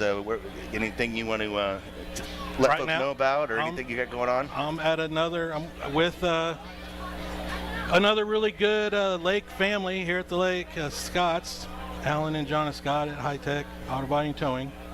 I'm their parts specialist there. Well, they take care of us, take care of me, and they take care of their family. I work with their grandson. I share office with him, Dalton Thomas. That's awesome. You've probably ordered some parts for me all the times I've hit deers up and down these lake roads. But Yeah. David Garmany, any last-minute message you want to send out to Lakerland? No. Camdenton Laker football rules. I appreciate it. That's David Garmany. I'm Luke Hagedorn. Stay tuned on your home for Laker football. 93.5 Rocks the Lake and KRMS TV. That was awesome. As the bumps and bruises of football season and life build up on our bodies, wouldn't it be nice to soak away those issues in a brand new... When searching for a home loan, it's important to find a partner you can rely upon. Top producing mortgage team Mortgage Headquarters is here to help you find the perfect loan program that fits your needs. Whether it's your first home or your dream home, Mortgage Headquarters can help you own it. Their mortgage experts make it easy, helping you through every step of the process. Mortgage Headquarters is locally owned and operated with over 24 years of serving the Lake area. Visit lakeloan.com. Call 573-302-9990. NMLS 1229111. Out here, things become clear. We learn a bit more about ourselves and discover that the deepest bonds start at the surface. We might not know where the day will take us, but we can always trust Yamaha to put us in the center of everything we love about the water. Visit Surdak Yamaha at Lake of the Ozarks, 50 years strong. Whether you're buying or selling at the Lake of the Ozarks or anywhere in mid-Missouri, call 573-544-3587 and go for the extra touchdown with me, Anna Marie. I can prove there's a smarter move. Go Lakers! Anna Marie Hopkins. She can prove there's a smarter move. We bleed purple. Do you? It's Laker football on 93.5 Rocks. Back here live from the JOD, sun is setting. That is very good news. We'll bring you that Royal Heating and Air weather report here in mere moments. This is the Summit Natural Gas pregame show. Let's, for the first time tonight, head over to our BG Tree Service Score Center. Sammy Stava standing by. He will fill us in on the games he is watching tonight. Sammy, take it away. Yes, thank you, Brendan, and welcome to week one of the Missouri high school football season in 2023. And tonight around the Ozark Conference, Lebanon is hosting Parkview, and Waynesville is at Glendale. Meanwhile, West Plains is at Bolivar, and Kickapoo, Camdenton's opponent next week, is at Hillcrest. Also locally, Osage is at Jeff City. From the BG Tree Service Score Center, I'm Sammy Stava. Guys, back to you. Thank you very much, Sammy. We look forward to getting some updates tonight and a lot of big games going on in the area. Visit bgtreellc.com for your next project and to request a quote. Call 573-552-1138. Let's give you that weather update. Kickoff coming here in about 20 minutes. Game time temperature, well, at least we're under 90 degrees. That's a plus. Currently 85 under mostly sunny skies as the sun does indeed start to set. The storms that blew up around Camden County, they have gone away, so we shouldn't have any delays tonight. Fingers crossed. That heat index, that is key. Not too terribly bad. It's currently 91. Your game time forecast brought to you by Royal Heating and Air. Let me bring my partner Luke Hagedorn back into the Kenny Carroll Excavating broadcast booth. The classifications and districts came out earlier this morning, Luke. Camdenton, no surprise here, back in Class 5, but maybe some would be surprised to see that Lebanon not in the Lakers district. We're going to be heading up to mid-Missouri again to find some potential district opponents, but one of them here tonight in Rolla Bulldogs. A little bit northeast-ish is kind of where the district lies this year instead of going south or staying right around here. But, yeah, Rolla Bulldogs, tonight's opponent, also a conference opponent. The only conference opponent in our district. Oftentimes, there's at least a couple conference opponents within our district. It's just kind of the way that happens, but not this year. Washington, Missouri, a team we have history with in the playoffs. They've been in our district before. They've been also the first game out of the districts that we played before. I remember my junior year. We went up there and had a very successful night on a very cold and icy night. A couple Jeff City schools in the district as well, Helias Catholic and Capital City. Capital City is in 5A, whereas Jeff City, the Jays, have dropped down to 4A, just so happen to be in the same district as the Osage Indians. So that's an interesting point there. Columbia Battle, a new-ish school in Columbia, a school that came down here on their way to a state championship and beat us in the playoffs in the past. So got some history there. One school we have zero history with is North Point. It's a new school in the St. Charles School District. They've played a season and a little bit. They had that's kind of how it happens when you start a new program. You play a modified schedule early on. Last year, obviously, second year of their program, they go 2-8. And so pretty tough stuff there. They play up around a lot of those St. Charles schools. So that's a new school, the Grizzlies, that we've never played. And it's for a program like the Camdenton Lakers, who've been around for as long as we have gone so deep in the playoffs so many times. We've traveled the state and played many teams. It's kind of a unique opportunity when the Lakers play a team that they've never played before. And we get to do that with two teams, possibly in the district, in Cap City and North Point. Also important to note, I think it's an odd-numbered district, 7 teams, so the top seed would indeed get a bye that first week of districts. We'll see if that's Camdenton. I think it looks winnable. The west side of the state feels like it's wide open. Of course, new leadership over at Webb City now. Carthage, obviously, in this side of the state as well. A couple teams over in Kansas City. But the opportunity, I believe, there in front of the Lakers, we'll be able to talk a lot more about this as we go throughout the season. But the one district opponent on the regular season schedule, these Rolla Bulldogs, coming up here in about 17 minutes. When we come back to Summit Natural Gas pregame show, I visit with the new head coach for your Camdenton Lakers, Par Pitts. He's coming up with me next. It's Laker football powered by Poly Live Boat Lifts on 93.5 Rocks the Lake. Drift away with the Driftwood Spa and Salon at Margaritaville. Start with some basic facial skin treatments to a variety of body massage treatments, or choose from 8 different spa packages to discover the perfect combination of services to relax, rejuvenate, and refresh your mind, body, and spirit. Call for an appointment, 573-348-3535. Hi, this is Shelley from the Driftwood Spa and Salon at Margaritaville. We are located in the Driftwood building next to the indoor pool, and our new salon is directly across the street. Come drift away with us. Hi, this is Jason at Hewlett Chevrolet Buick GMC in Camdenton. Hewlett's has partnered with a local bank to help people who have had financial hiccups or unexpected issues in life that have affected their credit. We have access to extremely low subprime rates and the right vehicles to get you back on your feet in no time. Hewlett's is a place to help you purchase from a compassionate, reputable dealer that can offer service after the sale. Come see us today and let's get started. Hewlett Chevrolet Buick GMC in Camdenton. No pressure, low prices, that's the way we do it. Shop Hewlett. ShopHewlett.com. If you have a residential or commercial new construction project, remember Ireland Construction. They handle remodels, construct steel buildings, and provide a variety of other services. Ireland Construction strives to meet and exceed the needs of their customers in a timely manner within your budget. Visit their Facebook page to view some awesome pictures. If you're thinking about a construction project, contact the best at the lake. Russell, Ireland. Ireland Construction, 573-434-0786.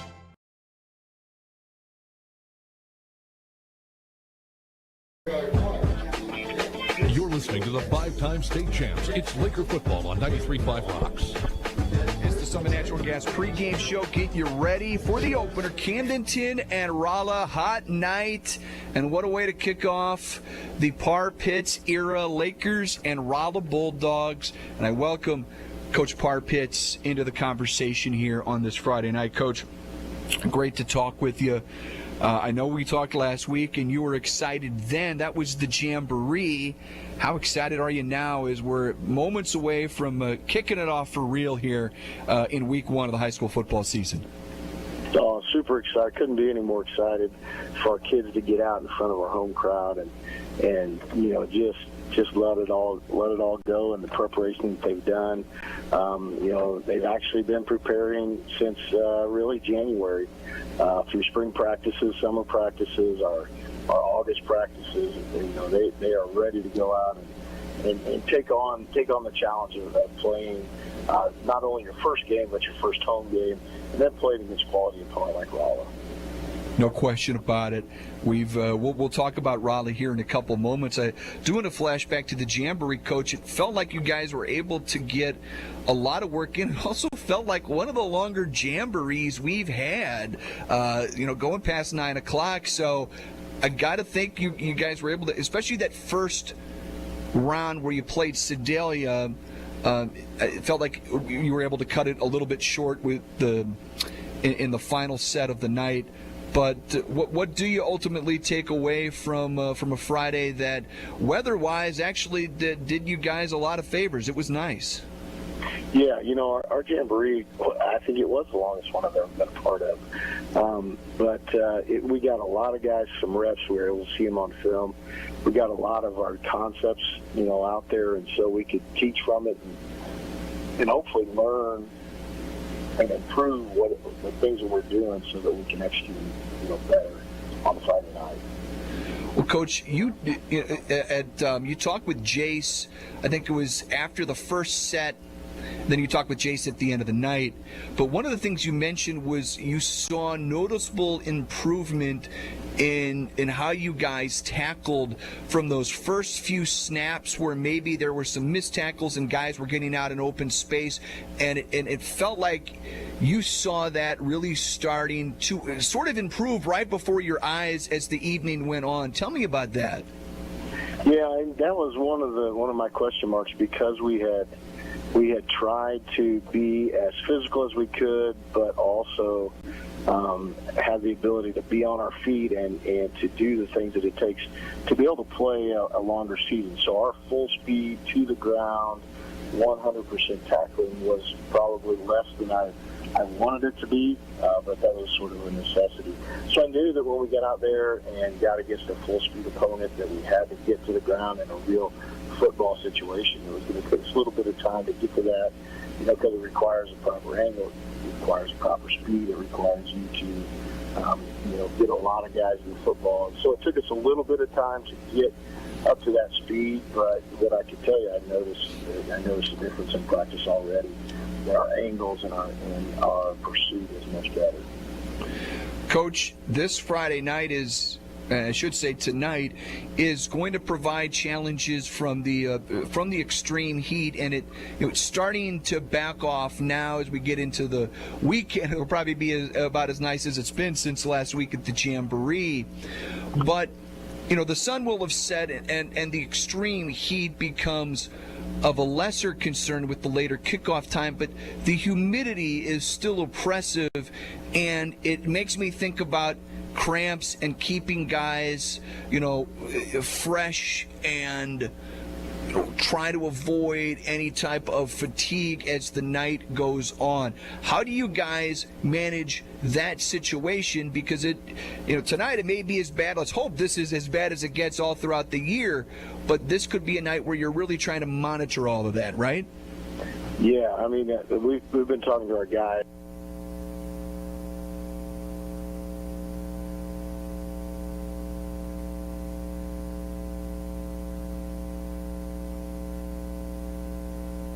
Your body in the best position to be able to handle that heat and humidity. But I think from a coaching standpoint, you have to have these breaks in terms of getting more guys on the field, so that one guy's not taking too many snaps, and get those breaks, early and consistently, so that your guys can play, all 4 quarters.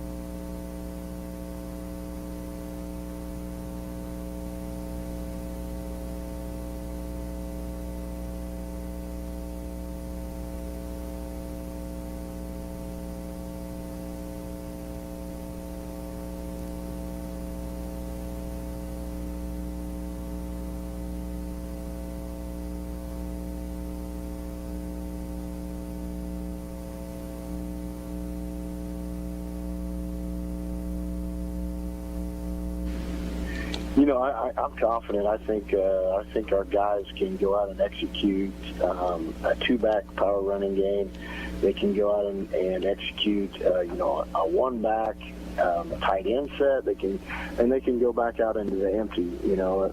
Probably comfort-wise, we're the most comfortable in that because that's what our guys have been doing. That's what our guys probably have the most experience and know the best.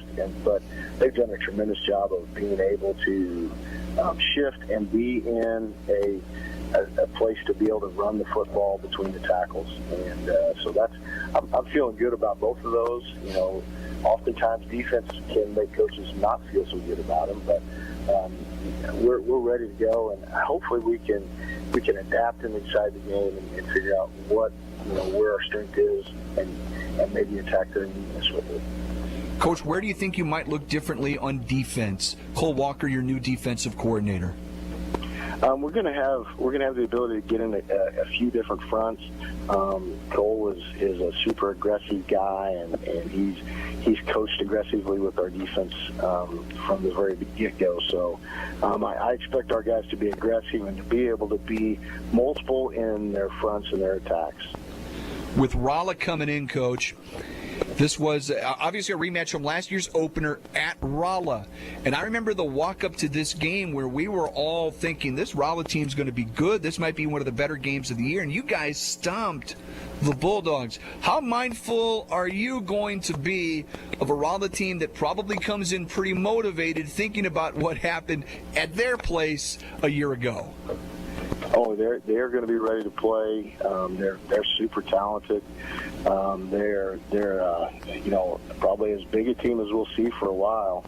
Up front, their backs are big. I think they've got a 240-pound fullback, and the quarterback is a big, strong guy.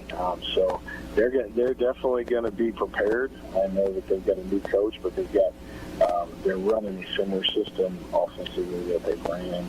And so we're gonna have our hands full, and they're gonna come out ready.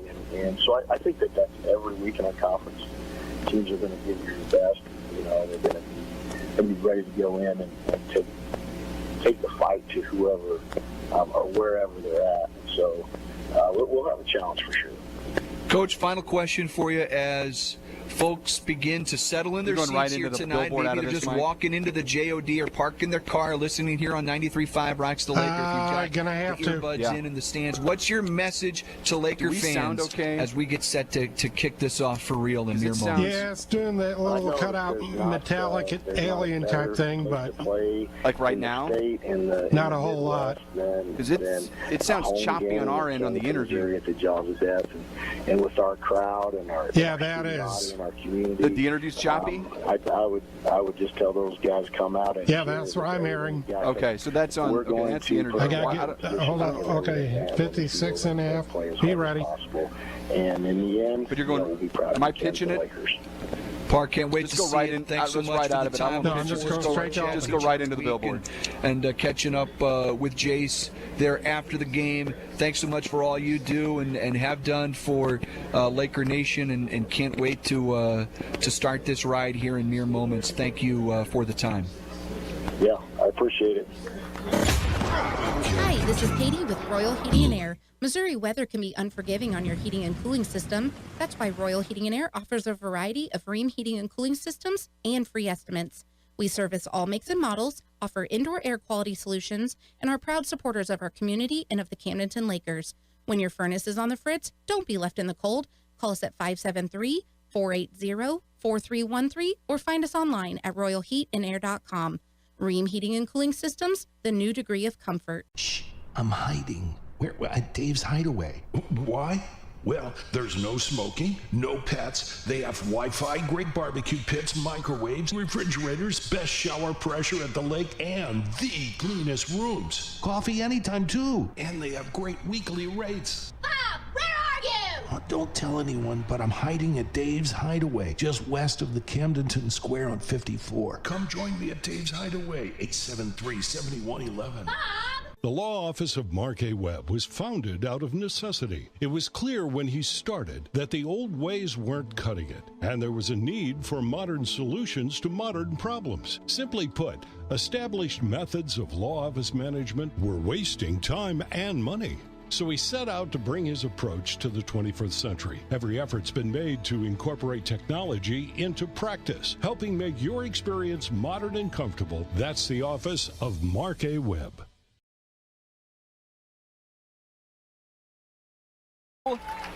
Kick to start. Rolla in their road white uniforms, maroon trim, maroon numbers. Glad you're with us. Brendan Matthews, Luke Hagedorn inside the Kenny Carroll Excavating broadcast booth. A line drive kick is fielded at the 4-yard line by the Bulldogs, angling out to the left sideline and bolting down the left sideline for an opening kickoff is Colton Petersmith. 6-0 Bulldogs out of the gate. There's a flag down at the 24. My goodness. Colton Petersmith with a burst. Could be coming back, though. Yeah, it looks like Rolla's going to be sent their extra point team on the field, but they're pulling them off, it looks like here. But, man, yeah, he broke contain, got to the outside. Too many Lakers crashed in the middle of the field. Going to give him a block in the back, but still should have real good field position here. Luke, let's go to the football lab here for the first time tonight. Yeah, the football lab brought to you by Lake of the Ozarks Water and Sewer. The word of the night, the scientific word of the night is equilibrium.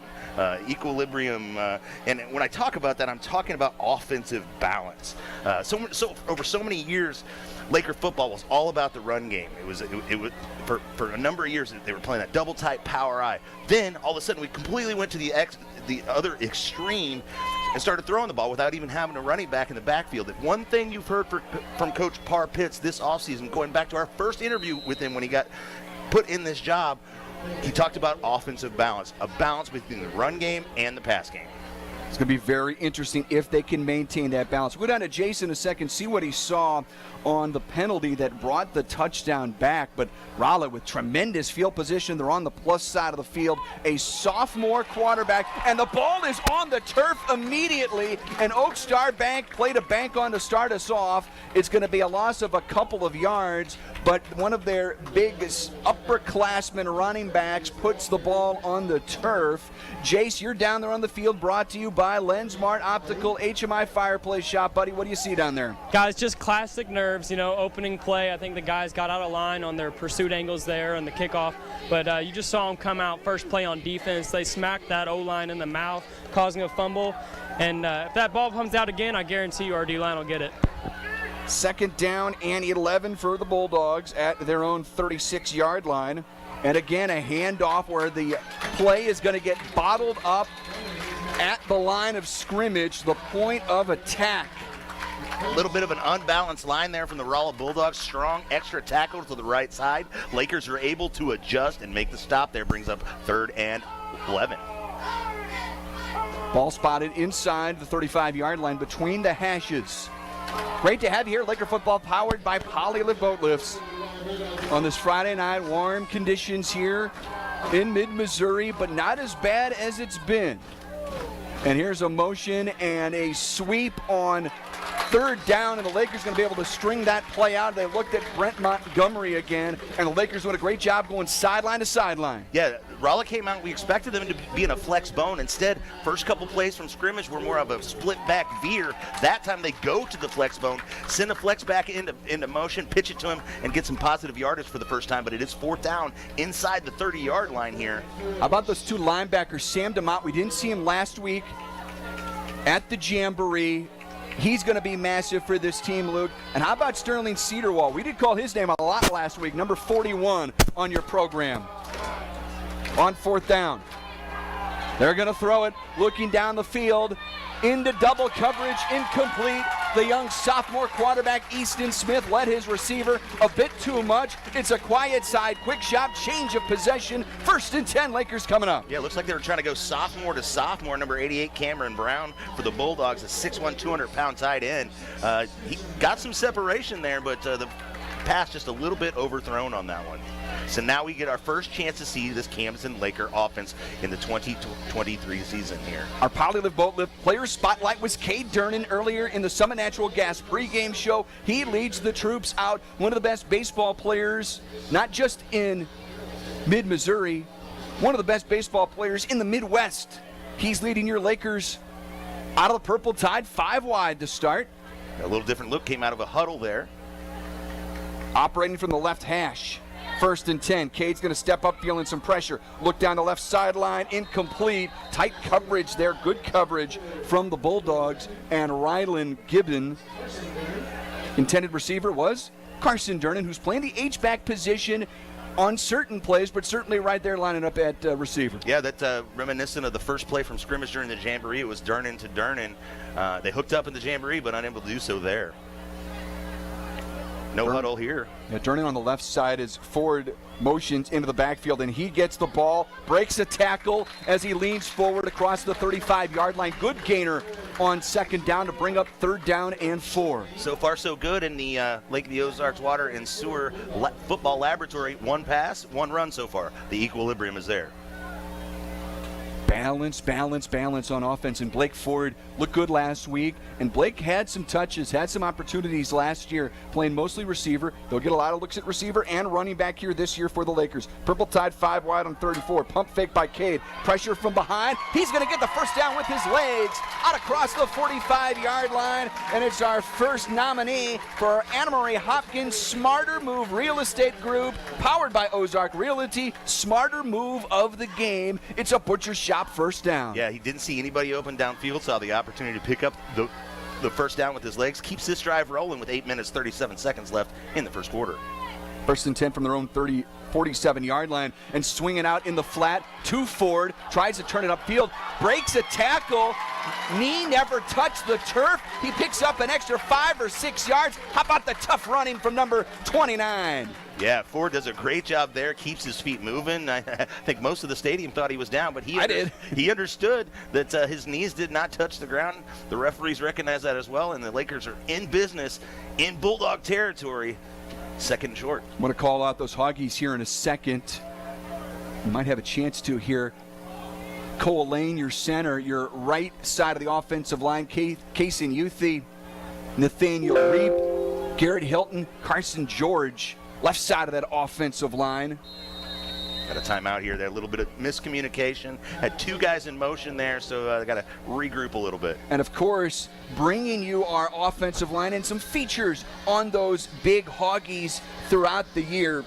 It's going to be High Brothers Lumber and Millwork as they bring you those big Hoggies down on the field. Yeah, and you know I love the Hoggies. As a former center myself, I was always proud to be a Hog here in the purple and gold. A lot of great memories, a lot of hard work. Sometimes those guys don't get the credit they deserve, but we make sure here on this Laker broadcast, with the help of High Brothers, we give those guys the credit they deserve. Lensmart Optical HMI Fireplace Shop. Jace Nicholas down on the sidelines. Jace, Lakers have it on the plus side of the field.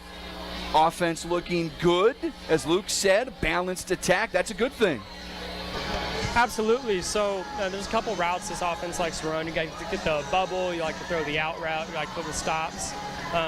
Those are a lot of times the extension of the run game because they didn't run it the past couple of years. So they use that short pass game as a run game.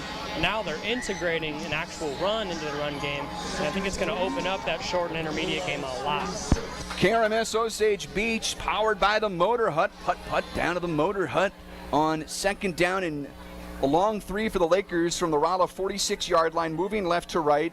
Motioning into the backfield is Mitchell Seeks. He gets the ball up the middle, plows right into that big Rolla front. Make no mistake about it, where Rolla's strength is, folks, inside the box. Line of scrimmage football. Look, they've got some big boys. They do, but those Lakers, if you get the right leverage, get your head down low, get underneath the block, the defenseman, you can block them out of there. They only have 3 down linemen. 1st down and 10. A little quicker tempo now to that Laker offense. We're going to see a flag fly in. Top deck penalty. See where it's going. Wasn't even really a hard count there. It was just he kind of jumped across the line there and early. He's doing push-ups on the field. He's taking his punishment right there in front of everybody. +5 for the Lakers, and very mindful of that is Steve Harris, the 5'11 junior. Looks a little bigger than the 150 he's listed on the program. It's 1st and 5. Seeks again, motions into the backfield. He gets it running off the left edge. He's got some room. Backing it to the outside. He turns the corner and picks up another butcher shot. First down. You're going to spot him around the 31-yard line. Lakers on the move. Carson George, the guard, pulling on that one, getting out in space. Didn't find anybody to hit, but he was ready. He was trying to clear the way there. Lakers sticking with the no huddle here. New Spring Wellness Center time check, 7.5 to go in this first quarter, no score. Cade Durnan rolling to his right, surveying downfield, looking downfield. He fires a little low, incomplete. It's kind of a rolling pocket there, kind of designed rollout because all the offensive linemen were all kind of in unison, moving with Durnan as he rolled out there. Just couldn't find an open receiver he liked. And it's a tough run, tough throw to make on the run sometimes like that. Willard DeMott is intended target. Willard's going to be doing the... Out here, things become clear. We learn a bit more about ourselves and discover that the deepest bonds start at the surface. We might not know where the day will take us, but we can always trust Yamaha to put us in the center of everything we love about the water. Visit Surdak Yamaha at Lake of the Ozarks. 50 years strong. First pork chop of his career. Parr officially lists him as a split end inside the Pacific Pools red zone, 1st and 10. Barely inside, low snap. Cade picks it up. He's got the frame of mind to stay up and throw through the wickets of his intended target. Edson almost brought it in. Kyle Edson had a look. Incomplete, but great job by Cade to pick the ball up, Luke, on that low snap. Yeah, avoided disaster a couple different ways there. It's actually probably good that Edson didn't catch that because you get to go back to the original line of scrimmage was just inside the 20-yard line. If he'd caught it where he was probably going to get tackled near the 25. So it's 2nd and 10 instead of 2nd and 15 here. Inside the Pacific Pools red zone. Cade rolling to his right, looking downfield. He fires again. Reception made inside the 10-yard line. It's going to set up a first down and goal for the Lakers, and that's Owen Borbay, the 5'9 junior, bringing it in. Goal to go for the Lakers. Butcher shot, first down. Lakers going to have 4 chances inside the 7-yard line here to put 6 on the board. There was no passing lane there. I don't know how he got that through. That was a phenomenal pass. Jason Nicholas, his reports brought to you by LensMart Optical. His eyebrows brought to you by HMI Fireplace Shop. Shout out to Matt Kirtley and some of the other crew over there at HMI. Goal to go from the 6-yard line, 1st and 10. Cade fires it left side. Reception made by Shepard. Turns it upfield. Nose for that goal line. Ball came out at the end, and I think Rolla got it back. Or did it go out of bounds? Are they going to say, yeah, you know what? They're going to say it went out of bounds. The official says 2nd down. Wow, almost disaster there, fellas. Yeah. You know, this early game, first game of the year jitters, kind of working out some of those bugs. But, man, when you have that opportunity to put it in the end zone, you got to keep hold of that ball. Lakers staying with Purple Tide 5 wide. 2nd and goal. Durnan lofts one, left corner of the end zone, looking for his brother Carson, incomplete. 3rd and goal coming up. Well, miscommunication there. Carson was more in the front part of the end zone. Cade throws it to the back. They're having a little chat about it, talking about it a little bit, and that's a good thing. Communication is a big key, especially when you're not going to be huddling up every time. Lakers started out this game in a huddle, but haven't really been in a huddle since. Yep. Coming to the line now, inside the Pacific Pools red zone, goal to go. 3rd and goal, left hash, moving left to right. Now maybe getting a different call from the sideline. Little hard count there, try to draw him off. Andrew Nolte, offensive coordinator here now for the Lakers. Ford motions into the backfield. Blake gets it running. Blake Ford may want to hand that to Parr Pitts. His first touchdown as head coach of the lead, 6-0, 6:40 to go in the first. And boom goes the fireworks, the Jaws of Death Stadium. Ford gets in there. Drive, fellas. really surgical at times. And Luke, I think you said it, the equilibrium, balance to that attack. It was a great drive. It had some adversity though. They had a few issues on that drive, some coaching points that you can correct going forward. But it also builds a little character as well. It proves to you, even though everything doesn't go perfect, you can still get the job done. PAT is good. Your Smith & Gustafson Law Firm score. Camdenton 7, Rolla nothing. It's Laker football powered by Polylift Boat Lifts on 93.5 Rocks the Lake. Alley Home and Howe Funeral Home, your hometown funeral service provider, has been proudly supporting Camdenton and the surrounding communities for 90 years. At Alley Home and Howe Funeral Home, we believe in giving back, remaining visible, and serving the communities that have welcomed us through the years. Our hometown staff is active in volunteering at local organizations.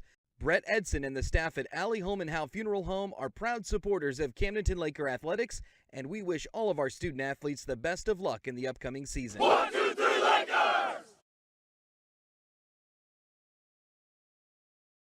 Build with us.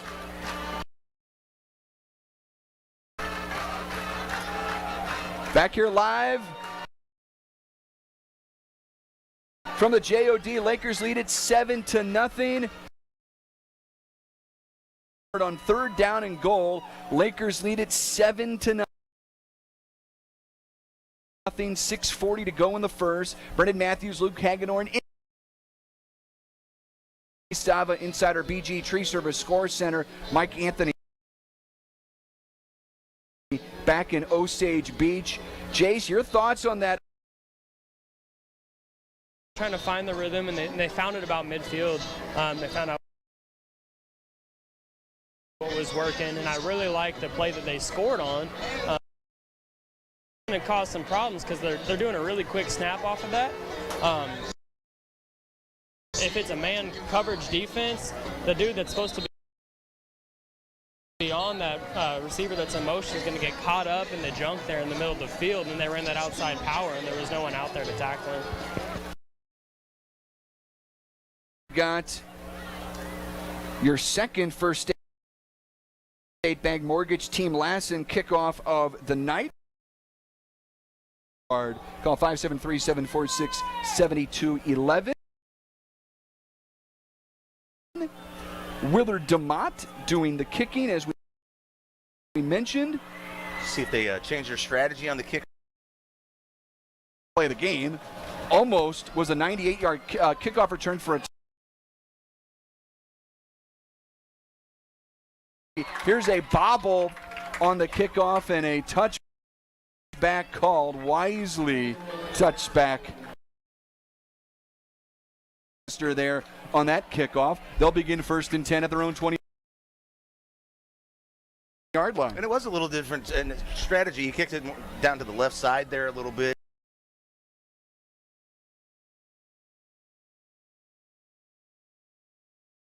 Defense has been up to the task.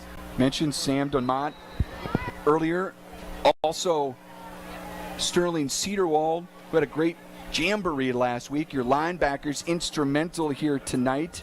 We'll talk about some of those big linemen for the Lakers as we go along here tonight. And again, more of a triple option look this time around. The young quarterback hands the ball off. He's got a stable of running backs to utilize. That was Hayden Emery, the ball carrier. We'll bring up 2nd down and 7 here for this Rolla attack at their own 23-yard line. Rolla kind of slowing the pace down here, after Lakers, pretty high speed, high tempo offense. Rolla huddling up, taking their time, using up the play clock here a little bit. They're trying to shorten this game. Wing back in motion. Handoff this time. Not a lot of room. Sam DeMott got in there on the tackle. And once again, the ball carrier was Hayden Emery. Will bring up 3rd down for the Rolla offense. And they're setting up 3rd down and short here. They've done a good job the first two downs of this drive. Kind of squeezed through there a little bit, and a little second effort gets him a little closer to the 1st down marker here. Easton Smith, the young sophomore quarterback, started just once a season ago. Has a wing back to each side, fullback behind him. Try to give it to the fullback, and the Lakers blow it up in the backfield. They got a ton of bodies back there to help blow that play up. One of them was Colin Stamper, who's he might on one of your if you've got a roster, could be listed as a double number. He's 54 on the defense. Stamper got in there to help break it up. And now we were looking at 4th down and 3 for this Rolla attack.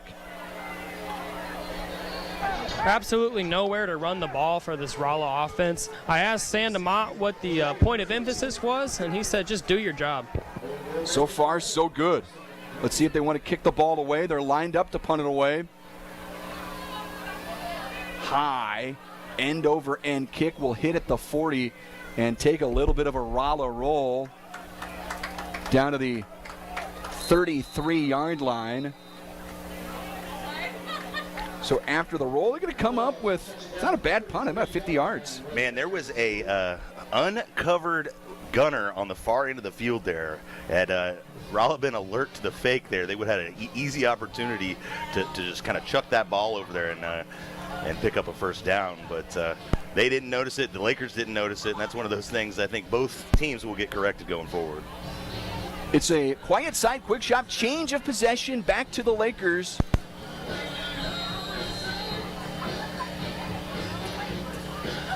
I want to remind you, check out all of our social media, 93.5 Rocks the Lake on Facebook, Sammy at Camdenton on Twitter. Sammy's going to keep you up to date there. It's brought to you by Lake West Excavating. Check out their pictures and more over on Lake West Excavating on Facebook.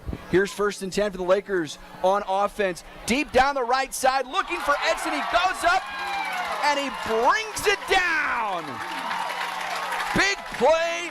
Durnin to Edson, 1st and 10. Lakers a butcher's shot, first down. And that's what offensive balance can do. They use the play action because they've been threatening with the run. They've actually run the ball. So therefore the play action is effective, gets Edson deep downfield, and Lakers are in business.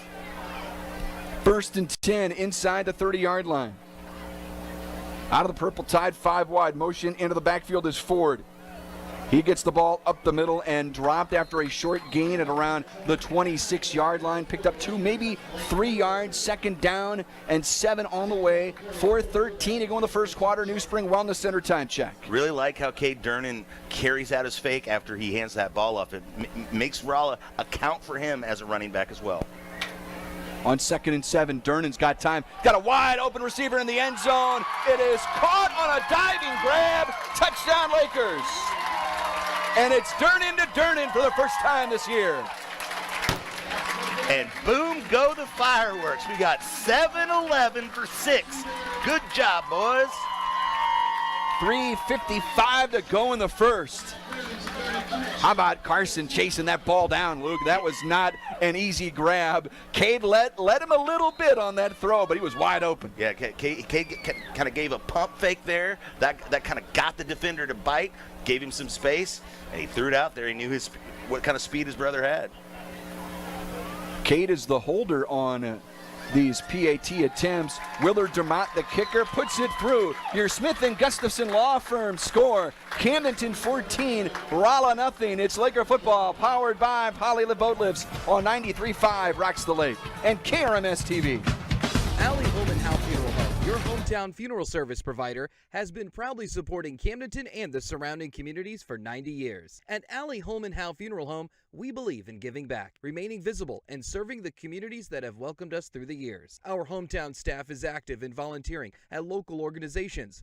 Brett Edson and the staff at Allie Home and House Funeral Home are proud supporters of Camdenton Laker athletics, and we wish all of our student athletes the best of luck in the upcoming season. 1, 2, 3, Lakers!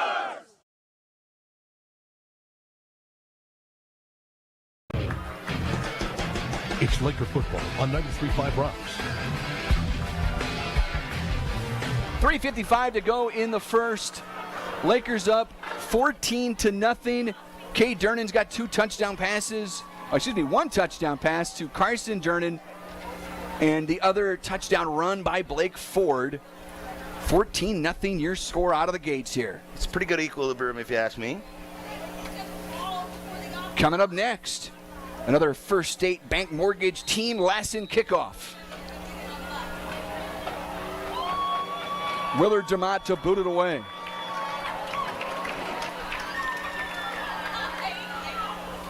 And it's fielded again there, out across the 20-yard line. Not any room there for Colton Petersmith this time around. Bottled up just across the 20-yard line. Is it just me, or did he kind of step in front of his fellow return man back there and kind of snatch that out from him? And yeah, I understand that he may be the better returner, but that means you lose a blocker because you got two guys who think they're going to catch the ball there. Remember, it was his teammate there that bobbled it on the last kickoff might have been part of that decision-making process. Either way, Rolla's got it 1st and 10 to begin this next drive. Lakers up 14-0. Quarter number 1 of this 2023 season.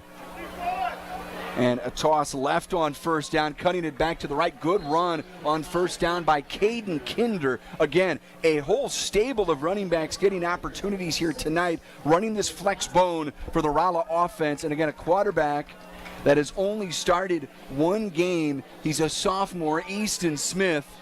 Big kid, though, 6'3", 200 pounds. Yeah, and so far, Rolla's having some success to the outside against the Lakers. They've tried to test the middle, but those Hoggies up front have clogged the running lanes. 2nd down and 3. Smith wants to throw on 1st down, and he's sacked. It's an Oak Star bank play to bank on. Motoring through the line to bring him down. And I tell you, he's had his opportunities here tonight. That's Willard DeMott. DeMott just blitzing there, this aggressive Camdenton defense, getting in the backfield, disrupting it, and wrecking shop. Puts Rolla behind the chains here. How about a shout out to those High Brothers Lumber and Millwork, Laker Hoggies down there, Luke, doing a job on the defensive line. Need to shout out a couple of them. How about Joshua Balderas being one? And this is a young man that was instrumental on that line last year.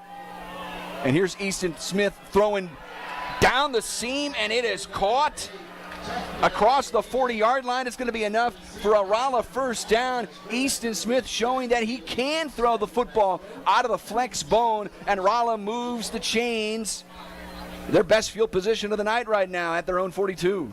Yeah, it's the sophomore to sophomore there, Cameron Brown, the big tight end. Looks like this.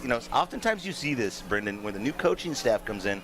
That first year of the new coaching staff, for some reason, sophomores and underclassmen tend to get a lot more playing time and opportunities because that coach is building for the future. See Dominic Poling there at the nose guard position as well. High Brothers, Laker Hoggies doing a job here right now, but another good run by that Rolla offense. Kinder, the ball carrier, picks up another.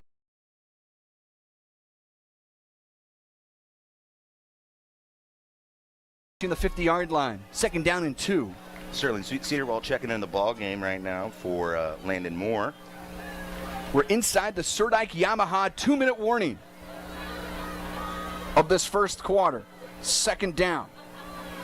Handoff up the middle, breaking tackles inside the 45-yard line. Shoestring tackle there by Shepard, but not before the Bulldogs move the chains on the run by Brett Montgomery. Carson Dernan and Kyle Edson checking in the ball game, getting some fresh legs there at the cornerback positions. This will be the most rotated Camdenton Laker defense we've seen in a long time. We've got a bunch of guys that play D-line, and you just rotated both corners in. That's crazy unheard of. And Guy, we haven't called his name out tonight, and Parr was pretty mindful of keeping him limited either on one side of the football, Luke, is Spencer Mellencamp. Handoff on 1st down, running over tacklers, bringing it inside the 35-yard line, and Caden Kinder with another good run.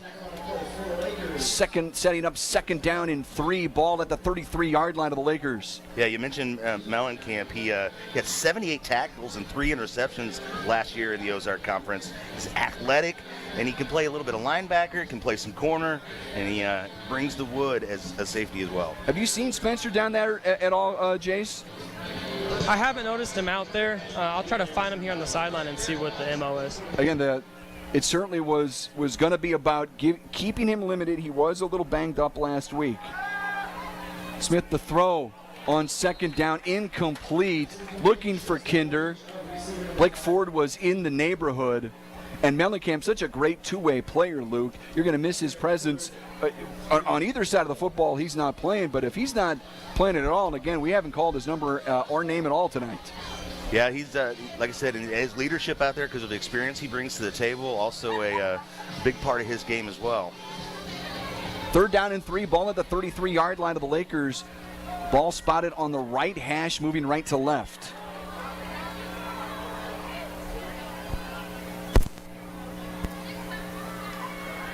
And a toss left. Lakers had him bottled for a moment. Cedarwall couldn't quite bring him down before the line to gain. Moved the chains again for the Bulldogs at the 29-yard line. That might have been the last play of the first quarter. 10 seconds left. New Spring Wellness Center time check. And they will wind the clock, and Rolla, they're going to be content with taking this to the second quarter. Second quarter on the way. We'll go to Sammy inside the BG Tree Service Score Center as well. It's Laker football powered by Polylive Boat Lift. Lakers up 2 touchdowns. 93.5 Rocks the Lake, KRMS TV. When you're ready for a remodel, DKB Showroom is the place to start. You'll be amazed at the size and quality of selections we have to start your project. And with decades of design and plumbing expertise, no job is too big or too small for DKB. Call and schedule your appointment today. At DKB Showroom, we do kitchens and baths better. See our beautiful showroom in Osage Beach or visit dkbshowroom.com.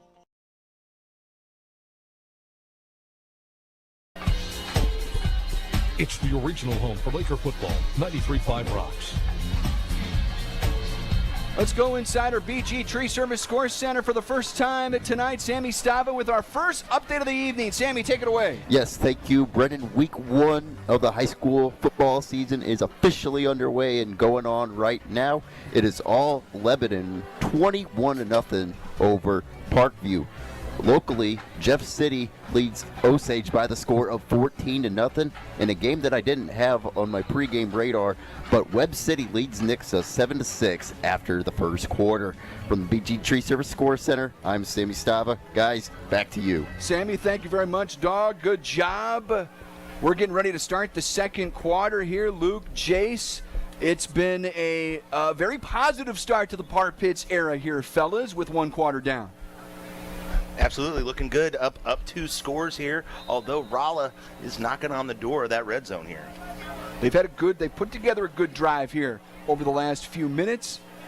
Bulldogs have it 1st down and 10 at the Laker 29-yard line. And this time, Lakers are going to stand up the ball carrier, nowhere to really run or hide. Maybe a gain of 1. Again, a couple of Lakers down there. You see Balderas coming off the bottom of the pile is going to bring up 2nd down. Yep. Like I said, interior of the line holding up pretty good so far tonight. It's when Rolla goes to the outside is when they've had the best success on the run. But it just goes to show, they're kind of committing to stop that interior run, which is always the first step against a run-heavy team. Because if a team can get you inside in between the tackles, they're just going to go back to that well over and over again. But here they got 3 receivers. Split backs behind at the quarterback. Smith toss it right and turning the corner for a positive gain close to the Pacific Pools red zone. And another good run this time by Brett Montgomery. Ball spotted at the 18. It's a 1st down inside the Pacific Pools red zone. 1st and 10 for Rolla. 11:08 to go here in the second quarter. New Spring Wellness Center time check. 1st down there. Now, again, like I said, this could quickly turn into a 1-score ball game if Purple Haze defense can't clamp it down here. We'll Fear the Reaper playing in the stadium. You looking for some cowbell, maybe? I don't hear it yet. It's coming, but we've got to get back to football. 1st and 10 inside the Pacific Pools red zone. Split backs behind the quarterback Smith, who's going to hand it off again. Caden Kinder, who's looked good, plows his way inside the 15-yard line. Here comes number 6 for the Lakers. There he is. Sometimes I don't know what and who you're pointing to or at. Sometimes it's a flag, sometimes it's an injury. But you're excited. We're excited to see Spencer out there on the field. Jason, did you get any idea down there with Spencer? Yeah, I did get to catch up with him. I said, hey man, how you doing? How much you going to get to play? He goes, coaches are letting me play as much as I can. No offense tonight, but he's going to be out there on defense as much as possible. There we go, and there's the handoff again to Montgomery. And Jace, you hit the nail on the head. And we knew he was going to see one side of the ball or the other, prioritizing defense tonight for Spencer Mellencamp. Ball spotted inside the 10-yard line here. 3rd down and short for the Bulldogs inside the Pacific Pools red zone. It's 14-0 Camdenton. 9:40 to go in this first half. Easton Smith, the quarterback, split backs behind him. Slot back to his right. Hand off. Stacked up inside the 10. But it should be enough for Rolla to move the chains and make it goal to go here inside the Pacific Pools red zone. Garrett Hilton checking in the ball game. Get a little beef up there in the front of the line. Try to shut down any kind of interior run.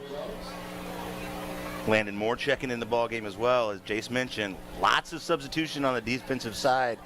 It's great strategy on a night like tonight. So hot, keep those guys fresh, keep legs fresh, keep them healthy out there.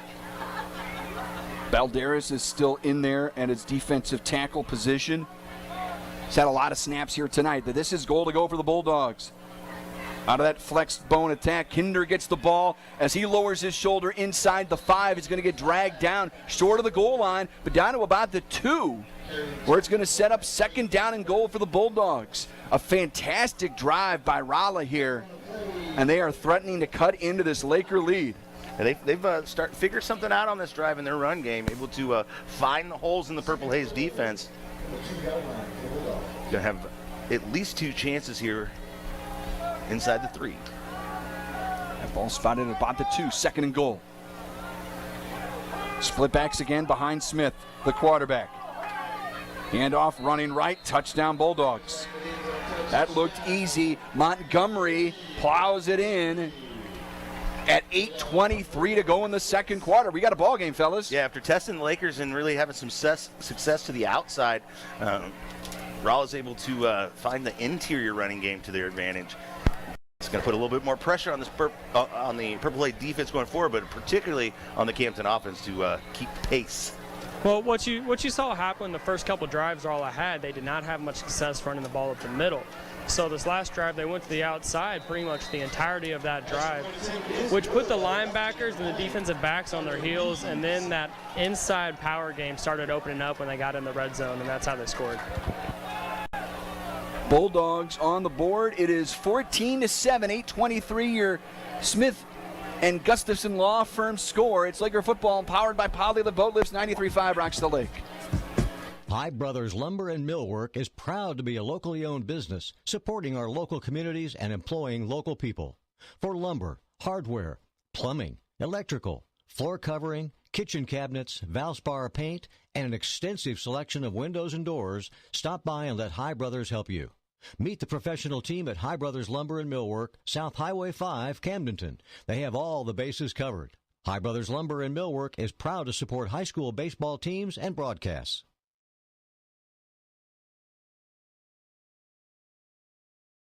It's the original home for Laker football, 93.5 Rocks. First State Bank Mortgage Team Lassen kickoff coming up here. Lakers to get the football back. Their lead trimmed to 14-7. And the way Rolla maintained time of possession there, Luke, that's going to be big. You start to wonder how many times you're going to touch the football in this game. Yeah, one of the strategies when you have a high-powered Laker offense is to try to control the football, limit the possessions of the Lakers, and hope you get lucky a couple times. That's a formula to beat this team, and that's what Rolla's employing tonight. And but Lakers obviously will start the second half of the football. Plenty of football left here in the first half, but it'd be nice to pad that lead. I'd like to hear some more fireworks here at the stadium. How about that? Camdenton has scored on their only 2 drives of the ballgame. They've only had it twice. They've scored twice. Touchdown run by Blake Ford. Touchdown pass and catch, Durnan to Durnan. Ball is booted away. In and out of the hands, and a touchback coming up here. as Owen Borbay couldn't quite bring in that football. 1st and 10, Camdenton at their own 20 coming up here. Jace Nicholas, his updates are brought to you by LensMart Optical. His eyebrows are brought to you by HMI Fireplace Shop. Jace, 2 for 2, Lakers on offense. Can they make it 3 for 3? They can, and I think they will. Cade Durnan has real control over this offense, spreading the ball out. Then they're sprinkling in the runs as well, and they're killing it. And Jace's backup singer, by the way, is Neil Diamond. Yeah, it's not bad. The music selection tonight is a little different, but it's a little loud. I'm digging it, though. It has been louder before. There have been years when it was completely out of control. Take your word. But it's been a while. When they first started doing the music, it was a little overbearing, but I like the vibe it brings to the stadium. 3rd Laker drive for Camdenton, ball at their own 20-yard line. Coming on the motion is Edson as he crosses the 20-yard line, and a top deck penalty flag comes flying in. We haven't had too many penalties in this ball game so far. Pretty clean game at the moment after a lot of penalties in last week's Jamboree. Yeah, see what this one is. It was pretty sloppy in the Jamboree, which can be expected there. Just waiting for the signal from the referee. It's going to be a holding call there. So that'll back the Lakers up, make this drive a little tougher, put some kind of in the shadow of their own goalpost here, and brings up a long way to go to pick up a first down here. And it was great having, Jace had a chance to talk to his dad in pregame for our officiating report. Jace, a lot of very interesting knowledge came out of that talk. 100%, and that whole crew really studies the rules, especially my dad. He loves the game, and I'm going to be picking his brain all season, and we're excited to bring that clip before every game. First down for the Lakers after the penalty. Durnan slings it over the middle, and it's caught in traffic. Going to be close to the original line of scrimmage after the penalty. Durnan to Durnan once again. Going to set up about 2nd down and 11, so you get a lot of that penalty back.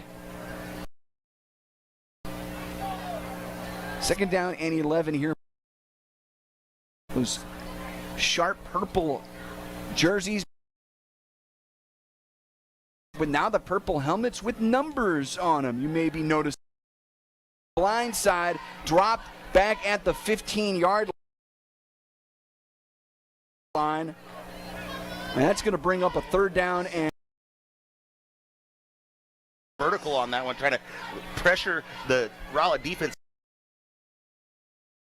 downfield, but the interior line didn't hold up. Lakers up 14-7, but now facing a 3rd and long, deep inside their own territory. Cade wanting to step up. Nice defensive series by the Bulldogs, and they're going to force Camdenton to have to boot this ball away. Bulldogs starting to grow in confidence right now. Yeah,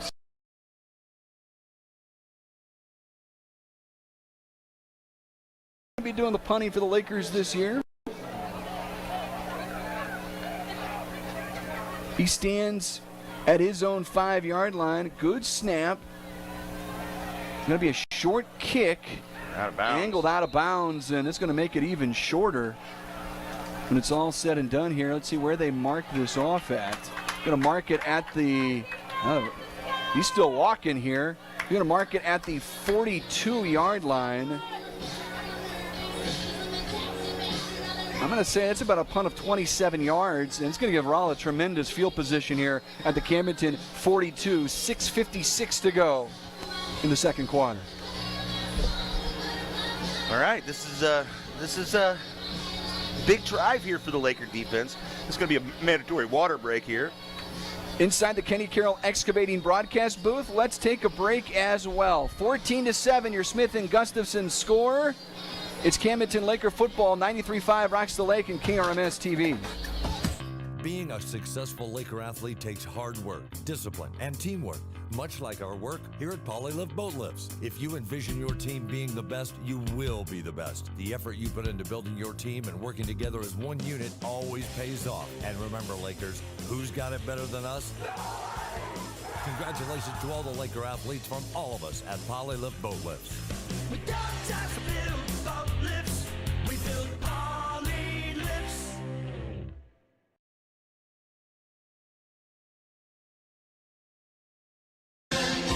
You ride on our reputation.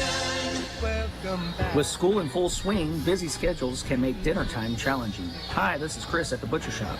Come see us for easy and healthy dinner options, with roast for the slow cooker and lots of ready-made sides. We're here to help make your dinner time less hectic and more enjoyable. We also offer the highest quality lunch meats, perfect for those school lunches. Give us a call at 573-346-6665. We are located behind Central Bank in Camdenton, or online at butchershopathelake.com. We bleed purple. Do you? It's Laker football on 93.5 Rocks. Rolla hands it off on first down, and the Lakers stack up that Bulldog attack. Short gain, maybe a gain of 1. It's going to bring up second down and 9. Ball spotted at the 41-yard line. 6:37 to go here in the second quarter. Lakers up 14-7. Luke. Yeah, and Rolla, imagine they'll slow things down here, try to limit the Lakers to maybe one more possession this half. Smith hands it off on second down, and nice forward momentum. Taking a couple of Lakers tacklers with him is Kinder. Finished off there at the very end of the run. A couple Lakers got there. DeMont was in there. Also making his way in for that tackle was Bowen. Ball spotted at the 35. Third down and 3.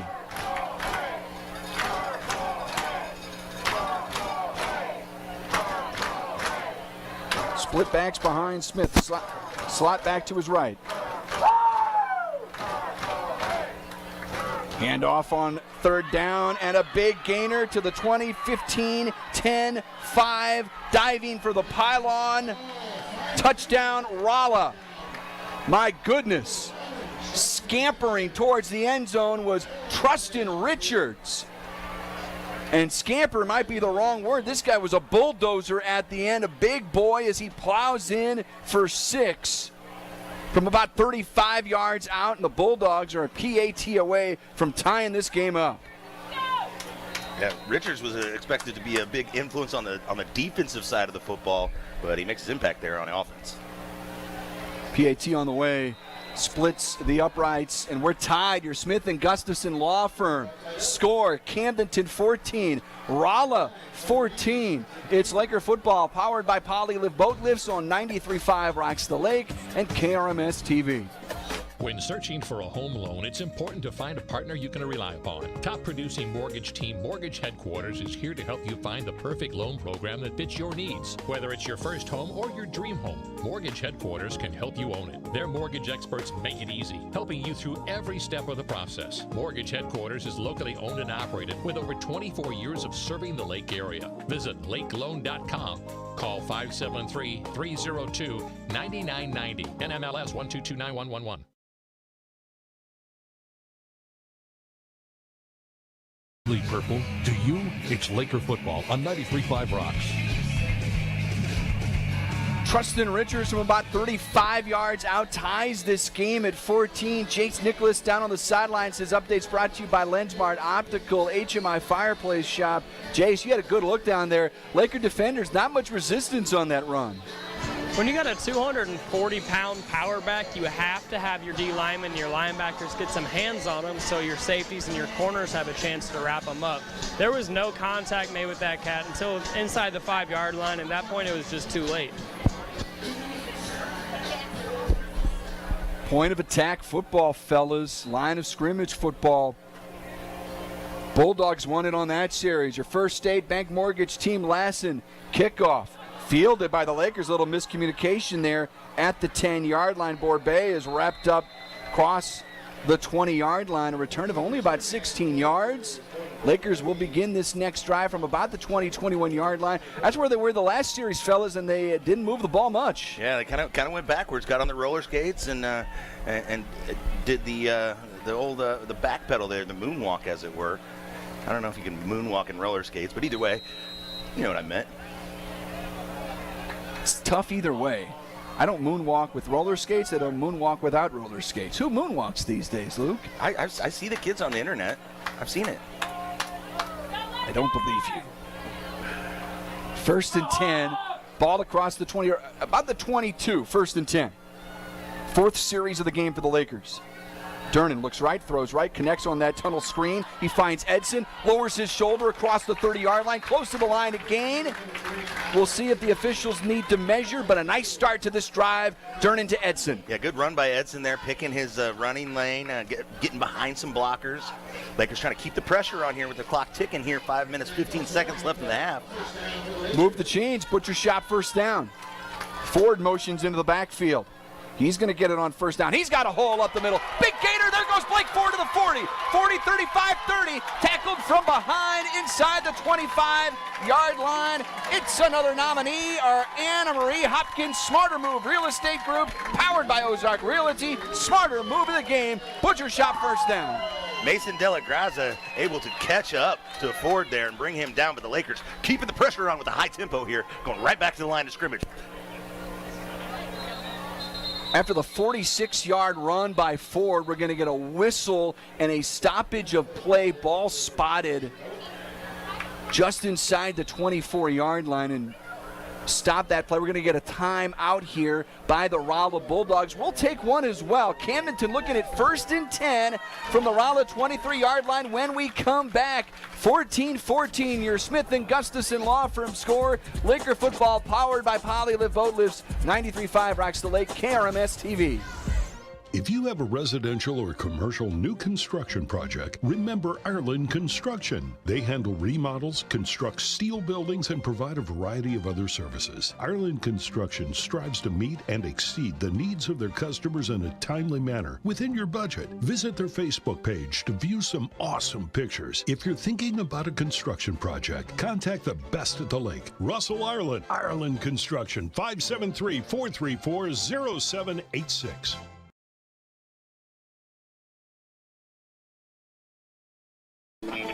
You're listening to the 5-time state champs. It's Laker football on 93.5 Rocks. 4:56 to go in the first. Coming out of the timeout. 1st and 10 Lakers ball in the nose of the football at about the 22-yard line. 14-14 the score. Operating from the right hash. Out of the purple tide, 5-wide attack. Good snap. Cade throws over the middle, looking for his brother Carson in traffic, incomplete. And we get a top deck penalty flag, guys, flying in well after the play was over. Yeah, super late. Comes from the umpire. He throws it over the line of scrimmage, over the lineman there. And they get a hold of some sort. No, it's going to be personal foul against the Bulldogs, guys.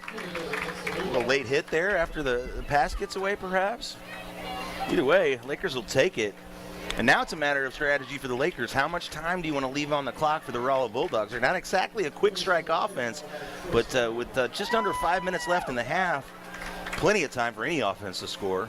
Top deck penalty plus 10 there for the Lakers inside the Pacific Pools red zone. 1st and 10 from the 12, right hash. Durnin has time. Now rolls the pocket left, throws for the back of the end zone. Too tall for Edson, incomplete. 2nd down on the way. Yeah, Durnin kind of directing traffic. It's that secondary. You have your primary route that you run that's called in the huddle or called with the signals from the sideline. But once you get through, find an opening in that defense and make some hay on that secondary route. Operating from the right hash, moving right to left. Ford motions into the backfield. He gets it again, bouncing it left. He's got a little wiggle room as he's taken down inside the 5. They're going to mark him close to the line to gain. Complimenting Cade Durnin on his carrying out the fake. That time he carried his fake and then carried out a block as well. Stuck his shoulder.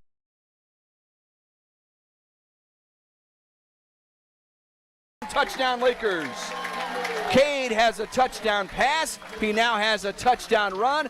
And the Lakers are back out on top. 4:27 to go in the second quarter. And boom go the fireworks at Jaws of Death Stadium. Cade Durnan makes a block on the previous play and then sticks the ball in the end zone to give the Lakers their lead here at the end of the second quarter. We've had some points here tonight, folks, and we're still 4:27 to go in the second quarter. Willard DeMott on for the PAT. Cade Durnan the holder. Good snap, good hold. And the kick is just inside that right upright. It's good. Your Smith and Gustafson Law Firm score. Camdenton 21, Rolla 14. It's Laker football powered by Poly Live Boat Lives. 93.5 rocks the lake and KRMS TV. Hi, this is Katie with Royal Heating and Air. Missouri weather can be unforgiving on your heating and cooling system. That's why Royal Heating and Air offers a variety of Rheem heating and cooling systems and free estimates. We service all makes and models, offer indoor air quality solutions, and are proud supporters of our community and of the Camdenton Lakers. When your furnace is on the fritz, don't be left in the cold. Call us at 573-480-4313 or find us online at royalheatandair.com. Rheem Heating and Cooling Systems, the new degree of comfort. To the 5-time state champs, it's Laker football on 93.5 Rocks. Jace Nicholas, the third member of our broadcast crew, down on the field. Jace, another Laker touchdown. Couple big plays on that drive for the Lakers.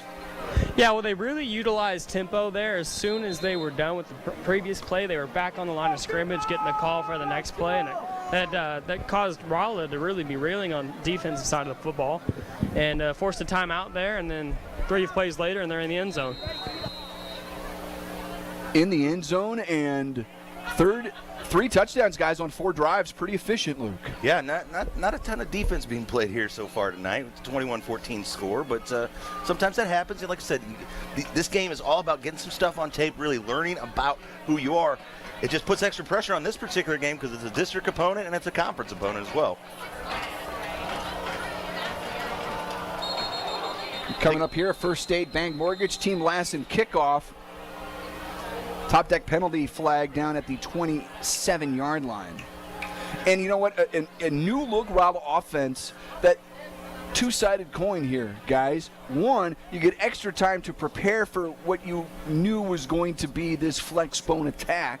That's good, but the negative part is, Luke, there wasn't anything on tape yet, and you, in a way, were going in blind. Maybe you could work off something from what Washington did last year, but in a way, it's a tough ask going up against an intricate offense like Rolla has. Right, and it kind of went both ways in this particular game because Rolla, kind of had an idea what the Lakers might bring to the table tonight, and the offense looks similar to what it has looked like the last 5 years. But there's some little wrinkles in this particular offense that Lakers haven't shown before. So, both teams, I think it's all about adjustments they'll make for the second half. The kick is fielded at the 10-yard line after the penalty. And once again, this is Peter Smith. Colton Peter Smith bottled up at the 25-yard line. Lakers special teams hopping out of the bottom of that pile. We see Mitchell Seeks also bouncing out of there was Lucas Ralph. I think the first guy on the scene was Colin Stamper. He's the last one off the pile coming out off the field, but I think he got the first hit on him there. But either way, great special teams move there. Needed it. Yeah, really needed it. 4:19 left in the half. Rolla's staring down. And once again, it kind of calls back. We were building our Mid-City Lumber game plan to stop this Rolla attack, and it in last year in the regular season, not so good in the playoffs. And here's a run, bounce it to the outside, pick up 5. A couple of early struggles. He picks up 5, second down.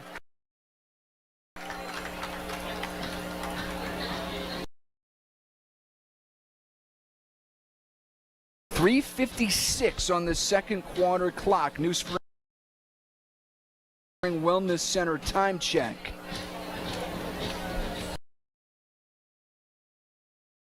Yeah, I think this drive for sure, they're going to, regardless of what happens, I think they're going to ensure the Lakers don't get the ball. Wide open, a little soft spot of the zone, turning it upfield for a first down. Nice yards after the catch. Here.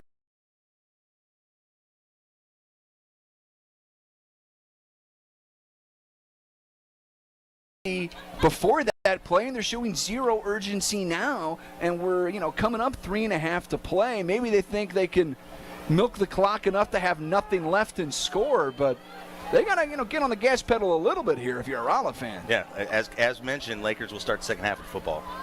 Little counter. A little misdirection, yeah, and the ball into Kinder's hands. He is tripped up there at the C. Sam DeMott, a big-time tackle.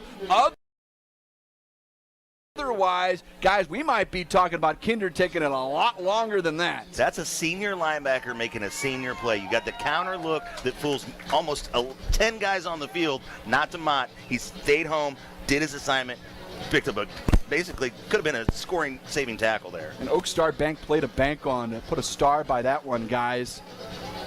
For Sam DeMott, it's 2nd and 2. Again, the ball just inside the C here at Bob Shore Stadium. Barely on the plus side of the field for the Bulldogs, but 2nd down and short. Inside 2:50 to go. Handoff by Smith, and he is met at the point of attack. DeMott was there, but I'll tell you who got there first, and I want to make sure I see the number because that was Tyler Blecker, guys, and that was a fabulous play to come off and shed his block and make that play. Yeah, I think Willard DeMott got in there as well. Yeah. Just a good team defensive play there. And you talked about the urgency. Rolla didn't even break the huddle until there was 10 seconds left on the play clock. And here they are with 14 seconds left on the play clock, and they haven't even sent a play in yet. I think they may just run this down. Really kind of strange. I think they're just as concerned about not letting Camdenton get the football back as they are scoring. But I tell you what, they're looking at 3rd down. They may indirectly give them the football back. They're going to call a timeout right at, how about that, the Serdike Yamaha 2-minute warning. We'll keep it here with a 3rd down and short coming up, ball just shy of the 49-yard line. Guys, I think a critical play for a lot of different reasons. One, for the Laker defense to get some confidence, get a stop in a short yardage spot against this Rolla attack. And then, of course, the result of that would be, in theory, Camdenton getting the ball back with maybe about 90 seconds to play with. Yeah, it's a big 3rd down here. 3rd downs are oftentimes a big play, but this one in the time area of the field, it could be a game breaker. Lakers sitting on a 7-point lead here. Rolla obviously like to go to halftime with no worse than that, but Lakers looking for an opportunity to steal another possession here at the end of the half. And I want to say this too. It took the crowd a little while, but the crowd has come out here tonight. Wanted maybe the heat to go away a little bit. Look at the end zone crowd. There's a lot of little Lakers down there. A lot of jerseys. I see a lot of jerseys down there. Some of the best times of my life happened down in that end zone. Fun night here. The Par Pits here underway. Lakers up 21-14, trying to stop Rolla on 3rd and short. And I think they're going to do it, pushing that pile back. How about those Lakers? Valderas was in there, a couple more of his linemen helping to push the pile backwards, and it's 4th down and 2 for the Bulldogs at midfield. Yeah, they push that pile backward with 4 progress. He gets back up to the 50-yard line. KRMS Osage Beach, powered by the Motor Hut. Hut on down to the Motor Hut. Glad you're here on this hot, sticky, humid Friday night to kick off the high school football season. College football kicks off tomorrow. Trying to get the first down the easy way with the hard count. They'll burn another timeout, I think, instead. Will indeed.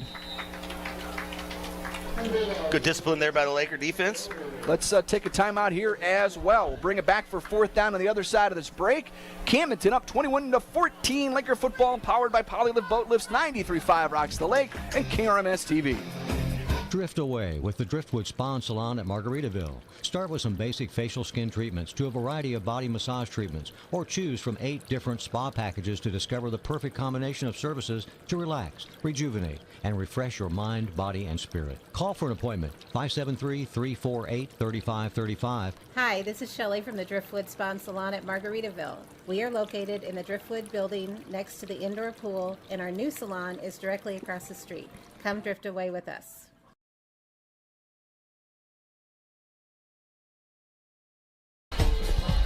It's the original home for Laker football. 93.5 Rocks. Econo lift, boat lift stat so far. Nobody's gone for it on 4th down in this game yet, Luke. Will the Bulldogs go for it here? Well, we shall see. Again, new head coach. Don't know his tendencies per se, but it's a part of the field where you're not risking as much. But it looks like they will line up in punt formation at least. That new head coach Derek Heflin for this Rolla team, and we see a top deck penalty flag come flying in, and our officials are going to chat about this here. The signal was an illegal procedure. Back them up 5. -5 for the Bulldogs, and now they certainly will kick it away. Standing at their own 45-yard line. I said the Lakers could have 90 seconds to play with. They're not going to have 90, but guys are going to have around 50, 55 minutes. Seconds.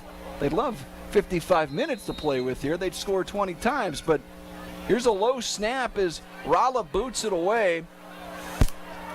Fielding the kick at his own 16-yard line is Carson Durnan. He brings it across the 20 where the Lakers will have it 1st down and 10 and 1:04 to play with officially. Now, how often do you see the deep snapper also serve on special teams as the punt returner? It's a pretty neat deal.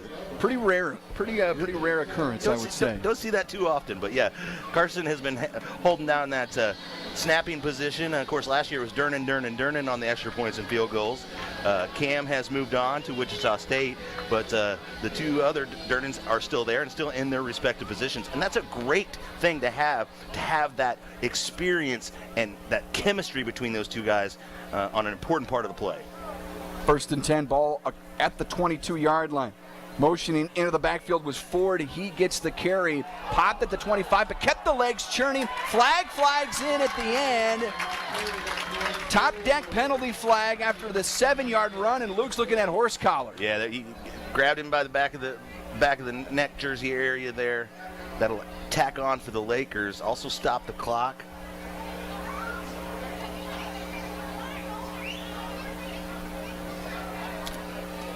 Head official having a conversation there with Carson George. Horse collar the call. Plus 15 for the Lakers, and now guys officially in business on this drive. Yep, and Carson having a little Cade having a little conversation with his receivers there on the right side to kind of letting them know what he's looking for here on this play. Cade Durnan, our Polylift Boat Lift player spotlight tonight. Play action this time to Ford on the slant. Caught, popped at the 37-yard line. Durnan to Borbay. And it's 1st and 10. Lakers butcher shop 1st down at the Rolla 37. And we've got a flag back where the Lakers snap the ball, and it's going to be a penalty against Camdenton. And changes the situation there a little bit. That's a huge penalty because not only you're going to take the penalty yardage, you have to give up that long gain to Borbay that kind of put the Lakers, as you mentioned, in business. So now a little bit more urgent with 52 seconds left here. Yeah, that's a penalty that's basically worth about minus 33 when you add in the what the play would have been and then the penalty. So 1st and forever, Durnan hooks up with Shepard underneath. He turns it up for a little extra after the catch. They'll spot him at about the 43. Still shy of the original line of scrimmage. 38 seconds to go. New Spring Wellness Center time check. And what would you say in a spot like that, Luke? Tick, tick, tick, tick, Yeah. tick, tick, tick, tick. That clock is running. Yeah, there was a little, but I thought he got out of bounds, didn't he? The clock was running. Yeah, so Coach Pitts is asking for some extra time to be put back on that clock. Yeah, good spot there. Looking forward to our Heritage Bank of the Ozarks halftime report. And can we call him head coach emeritus? Is that applicable to Jeff Shore? Jeff's going to be with us during the halftime report. Can't wait. He was in the Florida Keys last week, and he has made it to Bob Shore Stadium here tonight. 2nd down and 12. Cade's got some time. Pocket breaks down, rolling to his left. Chase from behind, shovels the ball into the sidelines, incomplete. So that is a new rule this year. You can throw the ball away in high school football. Before this year, that would have been intentional grounding. As long as you're outside of the pocket and get it past the line of scrimmage. Good spot, Jason. No question about it. Really good spot there. And it keeps the Lakers without an extra penalty. Still 35 seconds to play with here on 3rd and long, and we're going to get another top deck penalty at another +5 for the Lakers.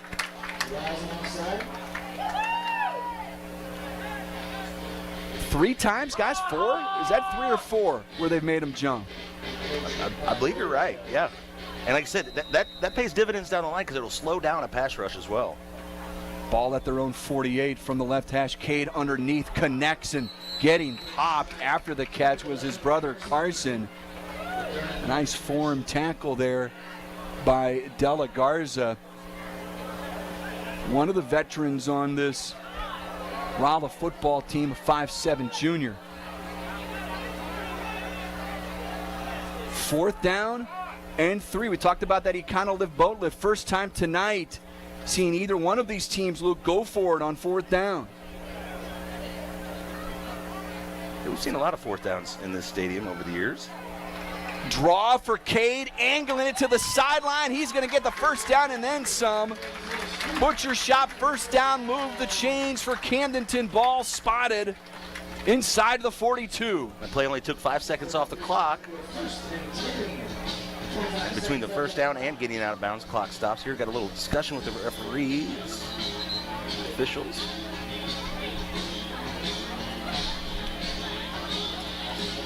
Yeah, I got corrected on that in the interview with my dad. It's not a referee, it's an official. Yep, there's only one referee. Oh, man. We're going to get a really late call and a procedure here. I didn't even see that flag. Erases the first down. Yeah, wow. These on the drive that erase first downs, fellas. Lakers are going to, looks like they're going to burn one of those timeouts. Timeout, Camdenton, 20. Water clock, 21-14. Lakers lead it. We've had a barn burner here so far tonight. We don't need it. Got it, a hot one here after an 8 o'clock kickoff. You might be joined. Starting to wind down. Well, no. We're only in the second quarter.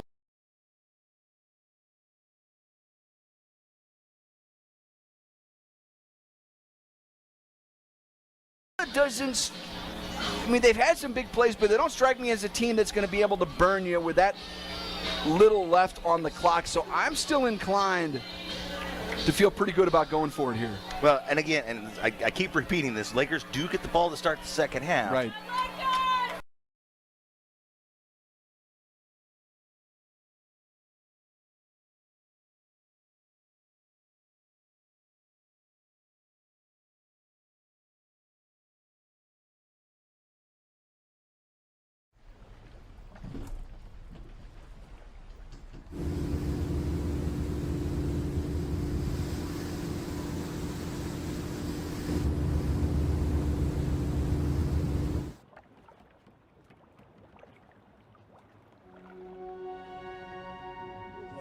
From total joint replacement to the times that matter most, our commitment runs deep.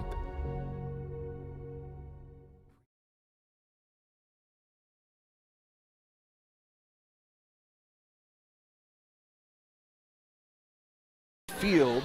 Jace, is there a nice breeze down here? Check out the flags and the tree down. Shh, I'm hiding. Where at Dave's Hideaway. Why? Well, there's no smoking, no pets. They have Wi-Fi, great barbecue pits, microwaves, refrigerators, best shower pressure at the lake, and the cleanest rooms. Coffee anytime, too. And they have great weekly rates. Bob, where are you? Oh, don't tell anyone, but I'm hiding at Dave's Hideaway, just west of the Camdenton Square on 54. Come join me at Dave's Hideaway, 873-7111. Bob!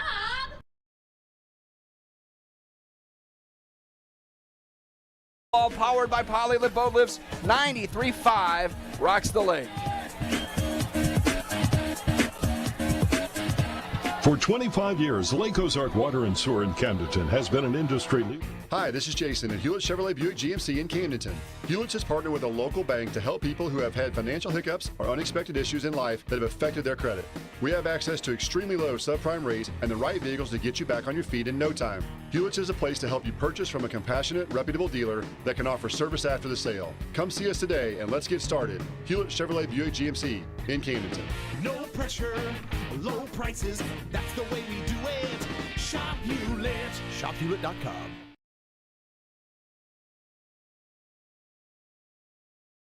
Whether you're buying or selling at the Lake of the Ozarks or anywhere in mid-Missouri, call 573-544-3587 and go for the extra touchdown with me, Anna Marie. I can prove there's a smarter move. Go Lakers! Anna Marie Hopkins. She can prove there's a smarter move. Polylift Boat Lifts. Boaters everywhere have relied on Polylift Boat Lifts to raise their boat up and out of the water time and time again. Polylift Boat Lifts are made of the finest materials and offer a lifetime warranty on the tanks. Stop by Polylift and see the huge selection of wet steps, water toys, and dock accessories. You can even shop online at polylift.com. Polylift Boat Lifts. You know what they say. We don't just build boat lifts, we build poly lifts. Let's review the first half of action. The halftime show is sponsored by Heritage Bank of the Ozarks. Now, here's Brendan Matthews, Luke Hagedorn, and Jace Nicholas. Heritage Bank of the Ozarks halftime report. Brendan Matthews, Luke Hagedorn inside the Kenny Carroll Excavating broadcast booth. Your score at the half, Camdenton 21, Rolla 14. And look who we found. His first Camdenton Laker game in retirement. Jeff Shore is with us here. Jeff, it's great to see you, sir. How the heck are you? Oh, it's great to be at Bob Shore Stadium tonight. How exciting. Awesome crowd. Excited to see our guys play. You know, I woke up this morning. I'm a huge fan. You got to remember, since I was 5 years old, you know, every Friday night of my life, I look forward to Lakers playing, you know. So even though I'm not in the coaching capacity anymore, I woke up feeling the same as always. Can't wait to go see the Lakers play tonight. So it's super exciting. Well, yeah, it's the first time, Jeff, in a long time that you're here, you're watching the Lakers in a unofficial capacity, not as a coach or a player, but as, like I said, head coach emeritus, maybe we could call you here. What does this feel like? You know, it's weird. I actually had dreams about it this week. Oddly enough, you know, I didn't think I would, but it obviously been doing it, you know, for so long. So I was kind of wondering how it's going to go. Of course, number one, I'm so excited to see our guys play, and our coaches. You know, I love those guys. Those are guys that are been with a long time. So you know, they're going to do a great job and are doing a great job. So excited for them and excited for our players. And like I said, just it's awesome to be here and watching some Laker football. It's a surreal feeling for sure.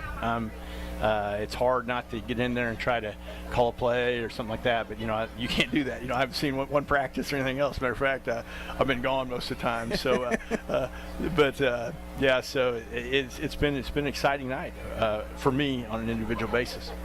Coach, catch us up on the rest of the Shore crew. I've seen Bo up at the studios talk about at Nine Was In a little bit.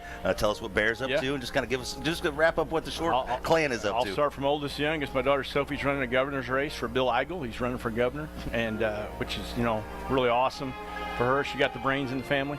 Got them from her mom, and so she's been real great with that. And then Bo's got the movie deal going. So at Nine Was In, which is amazing. I know absolutely nothing about movies, and I'm not sure how that happened, but it's sounding pretty good right now, you know. So he's still going with that. They might be starting to make the movie here at Lake of the Ozarks as early as the end of this September. That's kind of neat for the whole lake area. And then Bear, our quarterback here last year, he's playing at Mid-American Nazarene. He's actually on the traveling squad. He's in Lawton, Oklahoma right now as we speak. I think he said it's 106 degrees there. Oh. So they play tomorrow. I do not think he'll see any playing time, but he is traveling with them. So he's lasted. He's still at school, and he's still playing college football. So that's a good accomplishment. That's awesome. You know, to be there the last couple of weeks. You know, college football is hard. So real happy about that. You mentioned how happy you were. I mean, like you said, the coaching staff, basically everybody here, Jeff, you've worked with. How do you kind of manage? I mean, do you find yourself wanting to be around? How do you manage that? Because you cast a rather large shadow with what you've accomplished with this team. How do you handle that? Yeah, that's a great question, and I handled it the way my dad did when he left. Of course, he was, we all know his record, and I don't hold the candle to his successes, but I just stayed away. Coach Pitts and our rest of our coaching staff are fantastic people, and they're fantastic coaches, and so I stayed away out of respect, basically, and I couldn't wait to come here tonight, obviously, but this is the first time I've been seeing anything. Actually the first time I stepped on campus since school ended, so the main thing is let those guys do it, do their job, because they're fantastic at what they do, and they've got a lot of enthusiasm, and so that's been kind of the answer for me. Yeah. And I think that's the best way to do it. It's their deal. It's their, they're the ones in charge, and that's the way it needs to be. When you're looking at this group, the seniors in particular, obviously the juniors you coach, the sophomores I'm sure you were familiar with. Yeah. But is there any player, when you look at these guys, like I said, you've been away from it, you haven't seen them develop or the steps they've taken in the offseason. Anybody kind of standing out to you as somebody who really took a step forward from what you remember them as a player last year? Yeah, so that's another great question. But the D-line, Joshua's played really well, and of course he played really well last year. And he got hurt there at the end of the season, which hurt us. And I thought he did good at polling. Was a kid that's had a lot of potential and got healthy finally, and he's out playing well at junior, Dylan Poling. And so, those two guys right there, of course, Little DeMott, of course, Sam's always been a really good player for us, but Little DeMott's been a good addition. I thought he's really playing well. Of course, Little Dern, Carson, who, he's always showed talent, but, he's really grown and is a tall and rangy kid. And then, I've always loved the way Cade handles it. He's going to do a great job there at that quarterback position.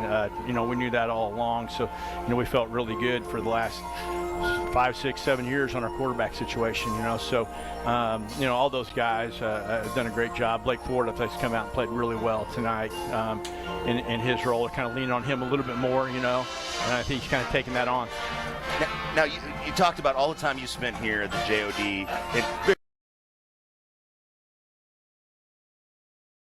Various capacities. You have obviously a unique perspective up to those Lakers. One of those Lakers you might look up to, maybe on the field tonight down there, running one of the sidelines, and Rodney Knoll. But yes. But what memories, whether it's as a kid, as a player, as a coach, when you really think about your time here? Did Luke, and a lot of these kids here, I love watching them play end zone football. That's where we honed our craft. You know what I mean?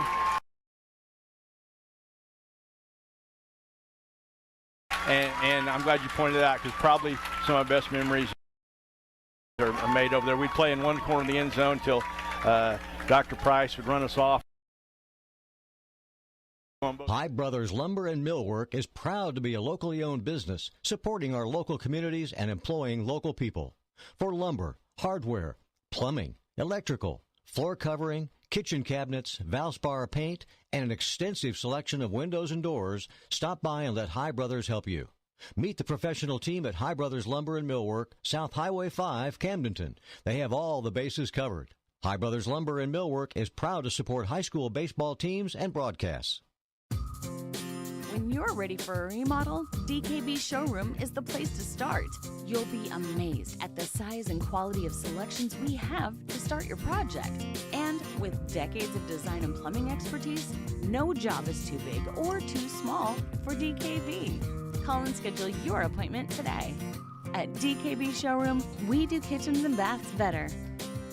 See our beautiful showroom in Osage Beach or visit dkbshowroom.com. Allie Home and Howe Funeral Home, your hometown funeral service provider, has been proudly supporting Camdenton and the surrounding communities for 90 years. At Allie Home and Howe Funeral Home, we believe in giving back, remaining visible, and serving the communities that have welcomed us through the years. Our hometown staff is active in volunteering at local organizations, Brett Edson and the staff at Allie Holman Howe Funeral Home are proud supporters of Camdenton Laker Athletics, and we wish all of our student athletes the best of luck in the upcoming season. 1, 2, 3, Lakers! Being a successful Laker athlete takes hard work, discipline, and teamwork, much like our work here at Polylift Boat Lifts. If you envision your team being the best, you will be the best. The effort you put into building your team and working together as one unit always pays off. And remember, Lakers, who's got it better than us? Congratulations to all the Laker athletes from... Being a successful Laker athlete takes hard work, discipline, and teamwork. We don't just build boat lifts, we build poly lifts. At Jennings Insurance Group, we specialize in retirement solutions and employee benefits. We use insurance as a tool to positively impact the lives of those we serve.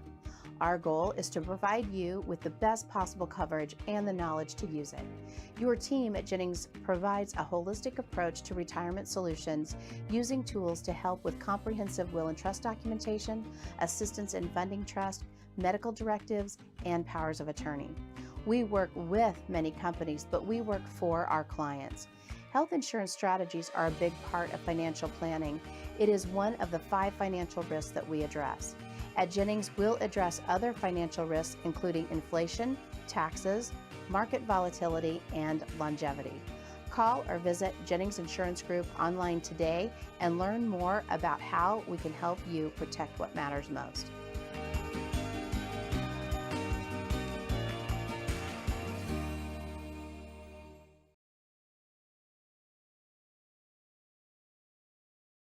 At the skate park, so that was a surreal moment. Did you call in plays? No call-in plays. I think Coach Shore was honorary head coach, and Coach Pitts actually called the plays that game. So, Coach Pitts already got one under his belt there. Now, wasn't that Coach Pitts that actually was? You are correct, Mr. Hagedorn. I actually didn't say anything. Coach Pitts is the one that got me kicked out of that game. So. Yeah, I was going to keep that under the hat, but that is a true story for sure. Well, Coach, hey, golly, send your love to your wife, your kids, your whole family. You know how much your family means to my family, and I love growing up with you and being friends as adults, and I just love seeing you on Friday night. Pull out the Tecmo Bowl, man. We got to play some Tecmo Bowl. Yes, sir. I think you beat me in that all the time. But hey, guys, I appreciate everything. To see you. Thanks for the opportunity. Thanks for what you guys do for out. Laker football. And hey, let's go. Let's have a great season and get after it. Thanks, guys. Thank you, Jeff. That's Jeff Shore. It's the Heritage Bank of the Ozarks halftime report. Stover, Carpet, and Drapery plays of the first half coming up here. 93.5 Rocks the Lake, KRMS TV.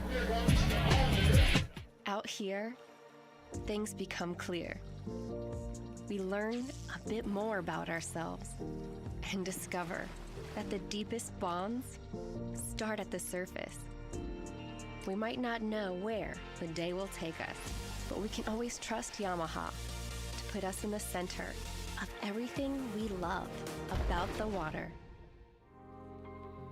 Visit Surdak Yamaha at Lake of the Ozarks, 50 years strong.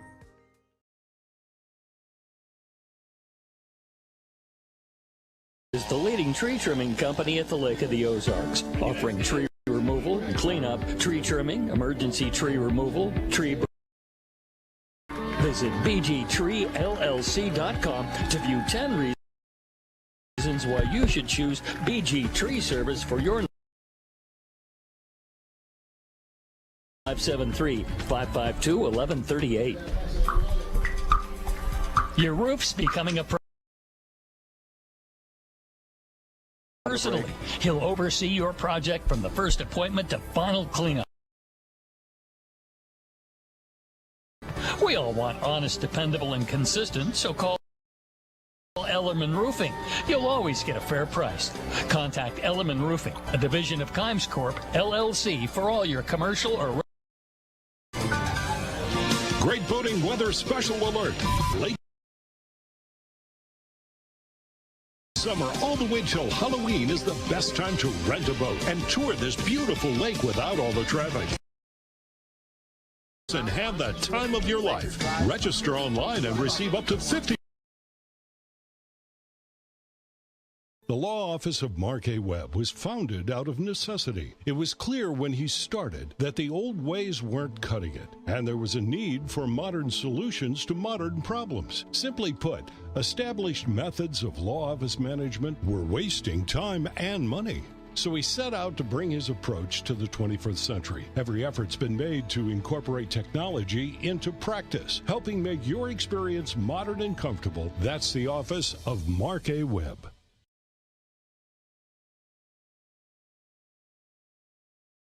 Bulldogs angling out to the left sideline and bolting down the left sideline for an opening kickoff is Colton Petersmith.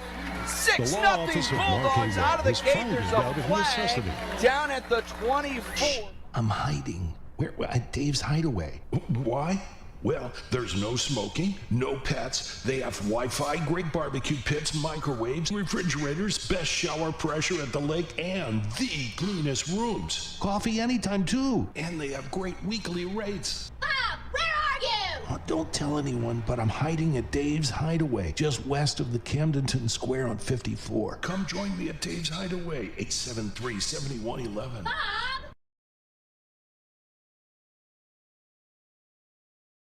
He brings it down. Big play. Durnan to Edson. 1st and 10. Lakers a butcher's shot, first down. On 2nd and 7, Durnan's got time. Got a wide open receiver in the end zone. It is caught on a diving grab. Touchdown Lakers. And it's Durnan to Durnan for the first time this year. And boom, go the fireworks. We got 7-11 for 6. Split backs again behind Smith, the quarterback. Handoff running right, touchdown Bulldogs. That looked easy. Montgomery plows it in at 8:23 to go in the second quarter. We got a ball game, fellas. Yep. From inside the 2, Cade, little pump fake, QB draw right into the end zone, touchdown Lakers. Cade has a touchdown pass. He now has a touchdown run, and the Lakers are back out on top. 4:27 to go in the second quarter. Smith is going to throw, and he's going to get thrown down. Sacked by Cedarwald. It's an Oak Star Bank play to bank on. Clock is winding. 5, 4, 3, 2, 1, and that's going to do it. There's your first half. Stover Carpet and Drapery first half highlights. Lakers up 21-14. Let's get some Econo-Lift boat lift stats. Luke's got to look at them here right now. Equilibrium or balance on the offensive side. They had 10 rushes for 95 yards, and they had 10 passes for 127 times for 113 yards, and had 35 yards through the air. Camdenton quarterback, as mentioned, Durnan, he was 10 for 18. Carson Durnan had 3 catches for 37 yards. Braden Shepard had 3 catches for 22 yards, and Owen Borbet. Blake Ford had 6 carries for 76 yards. Seeks had 1. First half, those stats brought to you by Econo-Lift. Boat lifts right here in the USA. Find them online, econolift.com. We'll step aside, we'll come back. Heritage Bank of the Ozarks halftime report continues. 21-14, 93.5 Rocks the Lake, and KRMS. If you have a residential or commercial new construction project, remember Ireland Construction. They handle remodels, construct steel buildings, and provide a variety of other services. Ireland Construction strives to meet and exceed the needs of their customers in a timely manner within your budget. Visit their Facebook page to view some awesome pictures. If you're thinking about a construction project, contact the best at the lake. Russell, Ireland. Ireland Construction, 573-434-0786.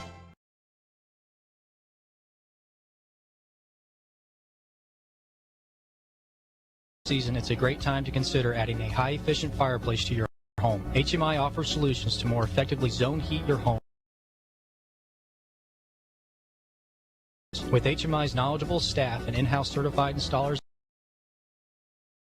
and technicians, we can offer the highest quality workmanship and service.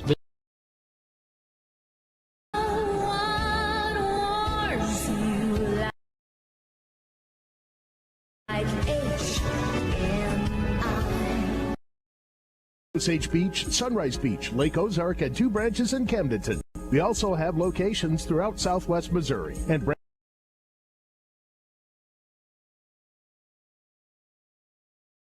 driven and relationship centered. Our decisions are made locally, and we care about. Or visit oakstarbank.com. Member FDIC. Equal housing lender. Oakstar Bank is proud to support the Heritage Bank of the Ozarks halftime report continues. Camdenton up on Rolla 21-14. Let's go inside our standing by. He's got an update for us. Sammy, take it away. Yes, thank you, Brendan. It is halftime around week. Glendale leads Waynesville by the score of 22-14. Meanwhile, Nixa quarter.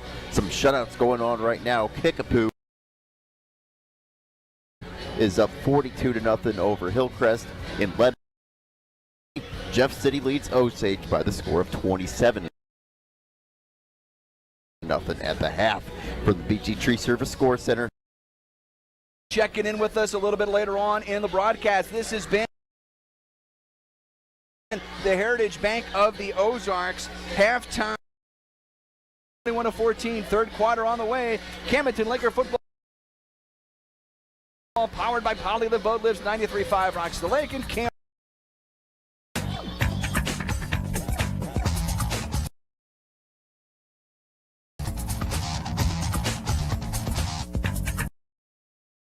Bank of the Ozarks. Our Lakers are winners on and off the field. They play with integrity, strive to serve excellence. Our banking team also embodies these leadership characteristics. When it comes to banking, and go Lakers, we are behind you all the way. Member FDIC, Equal Housing Lender. Attention parents! Taking dual credit courses means your high school student can earn college credit at college are free for students who qualify for free or reduced lunches. Get a jump on college, save big in tuition. And visit www.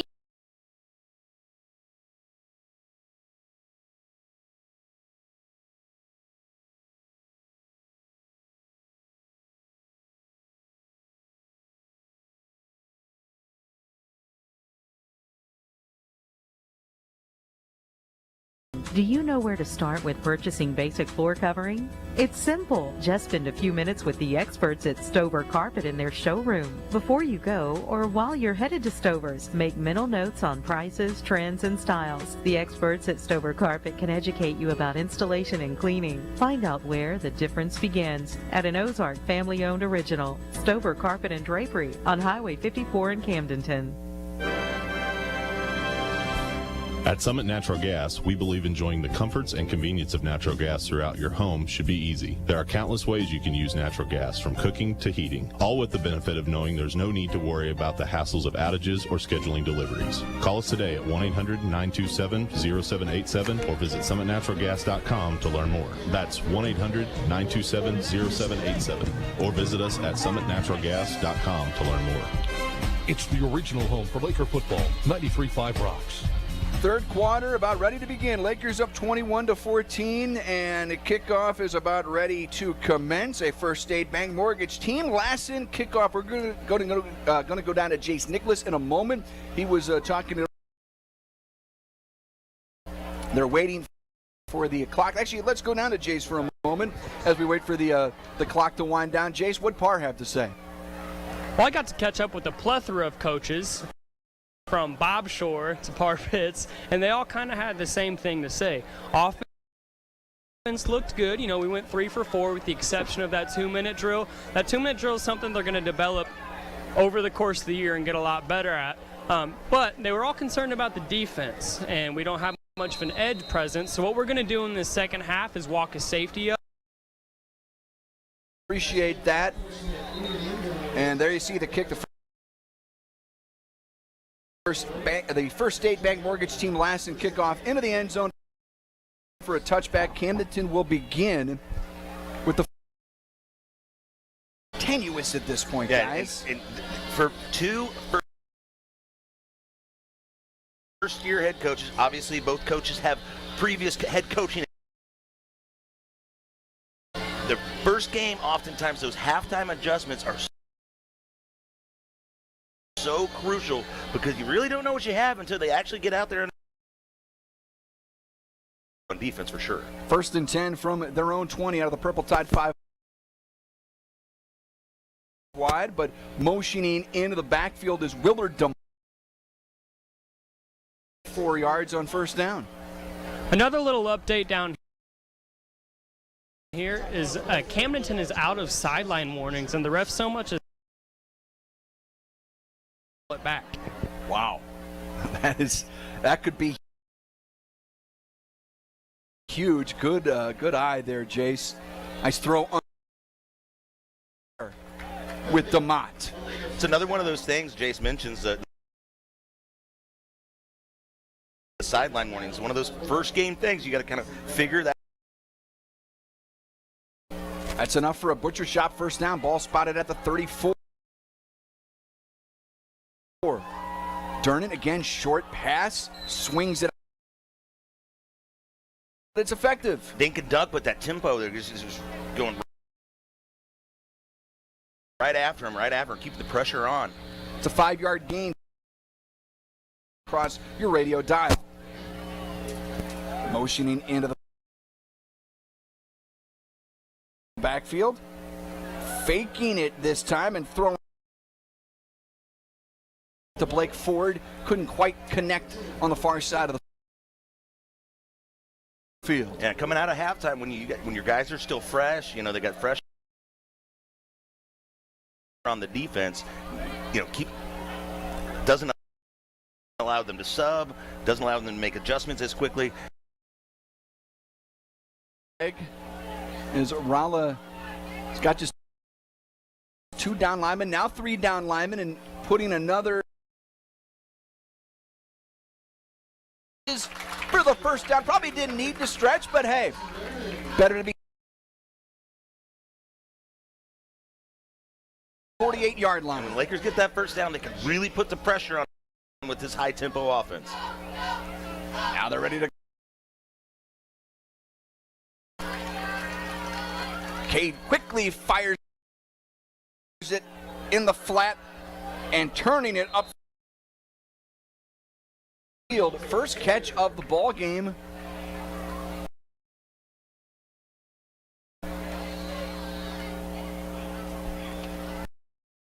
Out of my roster, he was one of the late additions to the roster. He's not on the printed roster. Some of last week he's not on it.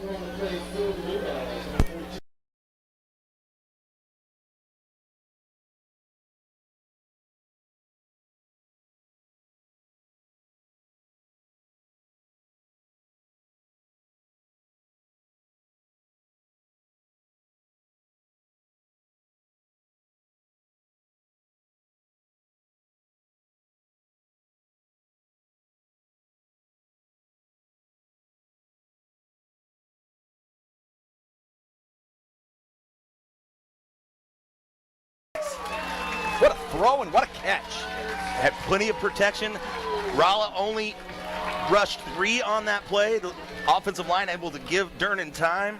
43 yards inside the Pacific Pools red zone. Another draw for Cade right up the middle. He's in for another touchdown at 10:07 to go in the third. The Lakers extend their lead back to 2 touchdowns. It's 27-14. And boom go the fireworks at Jaws of Death Stadium. Cade Durnan puts his second touchdown on the board with his legs tonight. When you throw the ball as much as Camdenton does and you have such an exciting offense that can score from anywhere on the field, it gets really tempting to try to throw the ball down the field all game. What you just saw there was 6 or 7 short consecutive passes and then a long ball. Those short passes open that up. Yeah, set them up, and then boom. Lakers connect Cade caps it off with the touchdown run, and the Lakers lead it. Your Smith and Gustafson Law Firm score 28-14, 10:07 to go in the third. It's Laker football powered by Polylift Boat Lifts, 93.5 Rocks the Lake and KRMS TV. When searching for a home loan, it's important to find a partner you can rely upon. Top producing mortgage team Mortgage Headquarters is here to help you find the perfect loan program that fits your needs. Whether it's your first home or your dream home, Mortgage Headquarters can help you own it. Their mortgage experts make it easy, helping you through every step of the process. Mortgage Headquarters is locally owned and operated with over 24 years of serving the Lake area. Visit lakeloan.com. Call 573-302-9990. NMLS 1229111.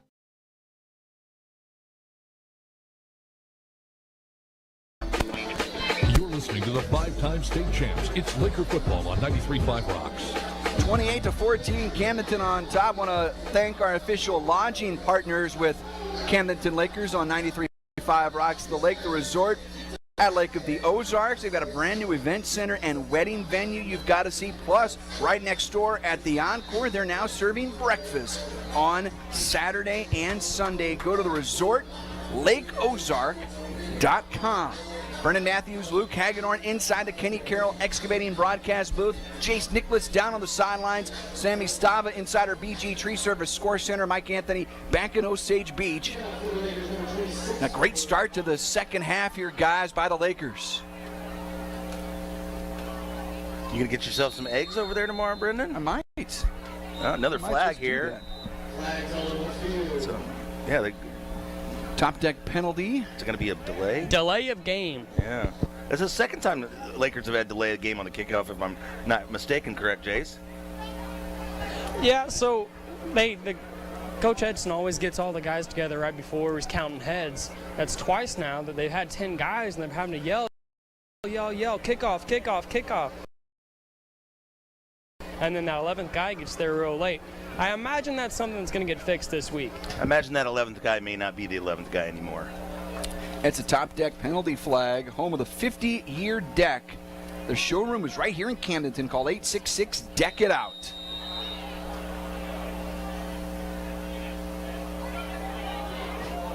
DeMott with a little squib kick, and Rolla's going to recover it inside the Laker 45-yard line. I'm not sure if that was intentional or if he maybe whiffed it. Lucas Lara with the recovery, and it's 1st and 10. Rolla in business on the plus side of the field.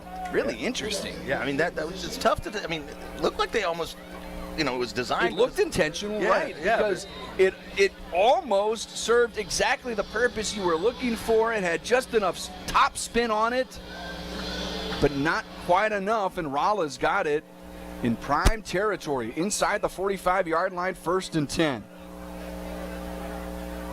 And a single back behind the quarterback, Easton Smith hands it off, and Willard DeMott there to finish off the ball carrier after a very short gain of maybe a yard. That was Steve Harris, 2nd down and 8 on the way. You know, if that wasn't indeed an intentional onside kick there, it does a couple things to the, in this game, obviously, if it works out, it works out. But going forward, that's going to put something on film for other coaches to have to think about. Be like, hey, these guys can maybe onside kick at any time. They're going to have to spend some time on that during their practices. It was indeed an intentional onside kick. They almost pulled it off, guys. Split backs behind Smith. A little miscommunication, was able to barely hand the ball off. As he was getting tackled, comes up a little gimpy there. So when I talked to Coach Bob Shore during halftime, he was kind of worried about where our edge presence was on defense. And what I talked to him and Coach Pitts, and we all came to the conclusion that it wasn't that we aren't able to stop the inside run, it's the outside run was giving us troubles, and there was continuing drives. And then when we got tired, it was a lot harder to win the trenches, and that's when the inside runs became effective. So the emphasis here in this second half is to make sure we stop the outside instead of hard edge. Lakers with the 3-down lineman stacking the box. Willard DeMott Sam DeMott knifing into the backfield, helped to blow that up. It's shy of the line to gain. And a flag flags in as well, top deck penalty flag. Lakers making great penetration, getting back there, arriving at the ball carrier the same time he's getting the ball. Is that a chop block there? It goes against the Bulldogs. Let's see if Jace can pick up what that penalty was there. You called it right. It looked like a chop block. Okay. It's just a weirder version of that signal there. That may be one we have to send back to the officials. That's a killer penalty for Rolla, guys. Heck yeah. And that puts them here right now in about, golly, that's 3rd and 17. Ball pushed back to the minus side of the field from their own 47-yard line. They need inside the Laker 35. Smith rolling out to his left, feeling pressure. Throws against his body, incomplete. Another flag flies in from the defensive backfield. Sam DeMott was following the intended receiver. Yeah, Stamper with the quarterback pressure. We'll await a word from our officials as to where this is going to go. They're having a little conference about it here. Talking things over a little bit. 28-14 the score in favor of the Lakers. It's going to be pass interference on the offense, and the penalty will be declined. It'll bring up 4th down. So in high school, if the ball is in the air and there's any conflict between the defensive back and the receiver, if the ball is in the air at all, it is considered a pass interference. It does not have to be the intended receiver. A good point, Jace. It brings up 4th down as the penalty is declined, and Rolla is going to kick the ball away. So the Lakers take a chance with that onside kick to start the second half, even after the penalty, and they're not punished for it at all here, as we'll see what kind of field position they wind up with, of course, with Durnan set to return this punt. We're building that Mid-City Lumber game plan at the start here tonight. Remember the Yellow Jackets and stopping that flex bone attack. Rolla's shown some signs here tonight, but they were gifted great field position, and they end up losing 7 yards in the process. And about to give the ball back to the Lakers here in what could be a pivotal offensive series. Low snap and a almost straight up the elevator shaft punt. It does take a very beneficial Bulldog roll.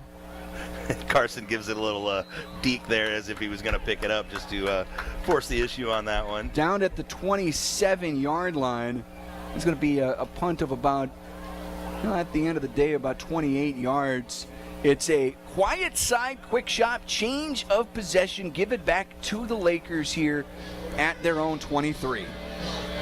All right, Lakers were all about tempo in that opening drive of the second half. Let's see what they come up with here on their second drive of the second half. Shepard and Durnan are the receivers to Cade's left. And setting up that tunnel screen to Shepard. Sheds one tackler, tried to shed another and couldn't. Gets wrangled at about the line of scrimmage. Might have gotten a yard. It's second down. You know how much I love that play, Luke. And they've tried to run it 2 or 3 times here tonight. And we're going to get a whistle to stop play because it looks like I don't think we've had this might be our first stoppage for an injured player tonight, guys. Yeah, I haven't seen too many of those tonight. And we're starting to get into cramp range, I would think. That was going to be, like I said, on a night like tonight. And regardless of the weather, first game of the season, oftentimes it's the first time you've really played a full 4-quarter game. You can try to simulate it all you want in camp or in practice and things like that. But it's a different speed, it's a different circumstance when you're actually out there underneath the Friday night lights. Well, and kudos to both sides, and kind of knock on wood here, the game's not over, but kudos to all the kids and the coaches for focusing on being hydrated, getting their nutrition. That's something Parr talked about. Hey, you guys have to have this under control days before the game because of the heat and the humidity in play here. And this is our first young man tonight, and it's Mason De La Garza who is helped off the field. And again, he jogs to the sideline under his own power, so clearly in that cramp vicinity. And what I liked during your interview there with Cade was it was clear that message got through because you could hear the coach's voices echoing in his words, saying not only is it a responsibility to yourself, but it's a responsibility to your teammates to keep yourself available to perform with your fellow Lakers out there. Cade Turner, our Poly Live Boat Lift player spotlight tonight. Cade calling out the signals with Blake Ford motioning into the backfield. Blake gets it, reverses his position, now bounces to the outside, turns the corner, turns on the afterburners, tried to cut back, leans forward inside the 45-yard line. Great burst by Blake Ford. It's going to be a gain of 26 yards and a butcher shop first down. Great burst, great vision to see that hole, and great instincts to attack it to the outside. And another nominee for our Anna Marie Hopkins Smarter Move Real Estate Group, powered by Ozark Realty, Smarter Move of the game. Another penalty, going to tack on another 5 here.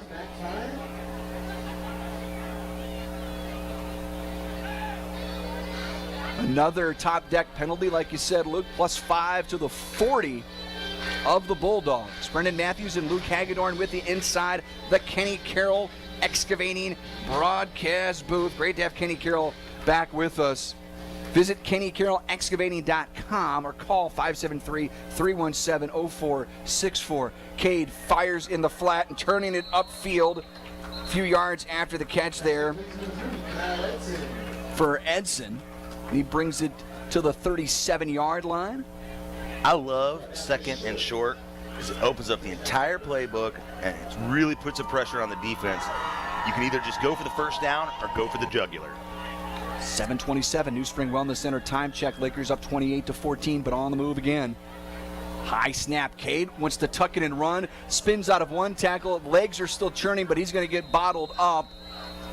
Shy of the line to gain. He's going to be 2 or 3 yards short. Seen a few of those high snaps, and what that does, not only is it risky, it could turn out to be a disaster, it throws off the timing of some of these plays. And so oftentimes an offense is based on that timing, and now Lakers are looking at a third down. Shout out to our High Brothers Lumber and Millwork Hoggies. They've been doing some work here tonight across that offensive line from Lane and Reap and Hilton, Youthy. They've been great. Durnan fires underneath inside the 35-yard line. That's going to be enough for another butcher shop first down. Borbay with the catch. Really impressed with the receivers, guys, getting to their spot, finding the soft spot in the zone, cutting back quick, and moving the chains. I've seen it dozens of times already tonight, and quickly to the line, snapping the football and swinging it out to Blake Ford, who's going to pick up a few yards. But Luke, I've really noticed that tonight. The yards after catch are there, but finding that spot, and that's where the short yardage passes and that dink and dunk come into play. And Cade's doing a great job of distributing the ball to several different receivers, keeping guys involved, but also keeping the defense on their heels, not knowing who the go-to guy is.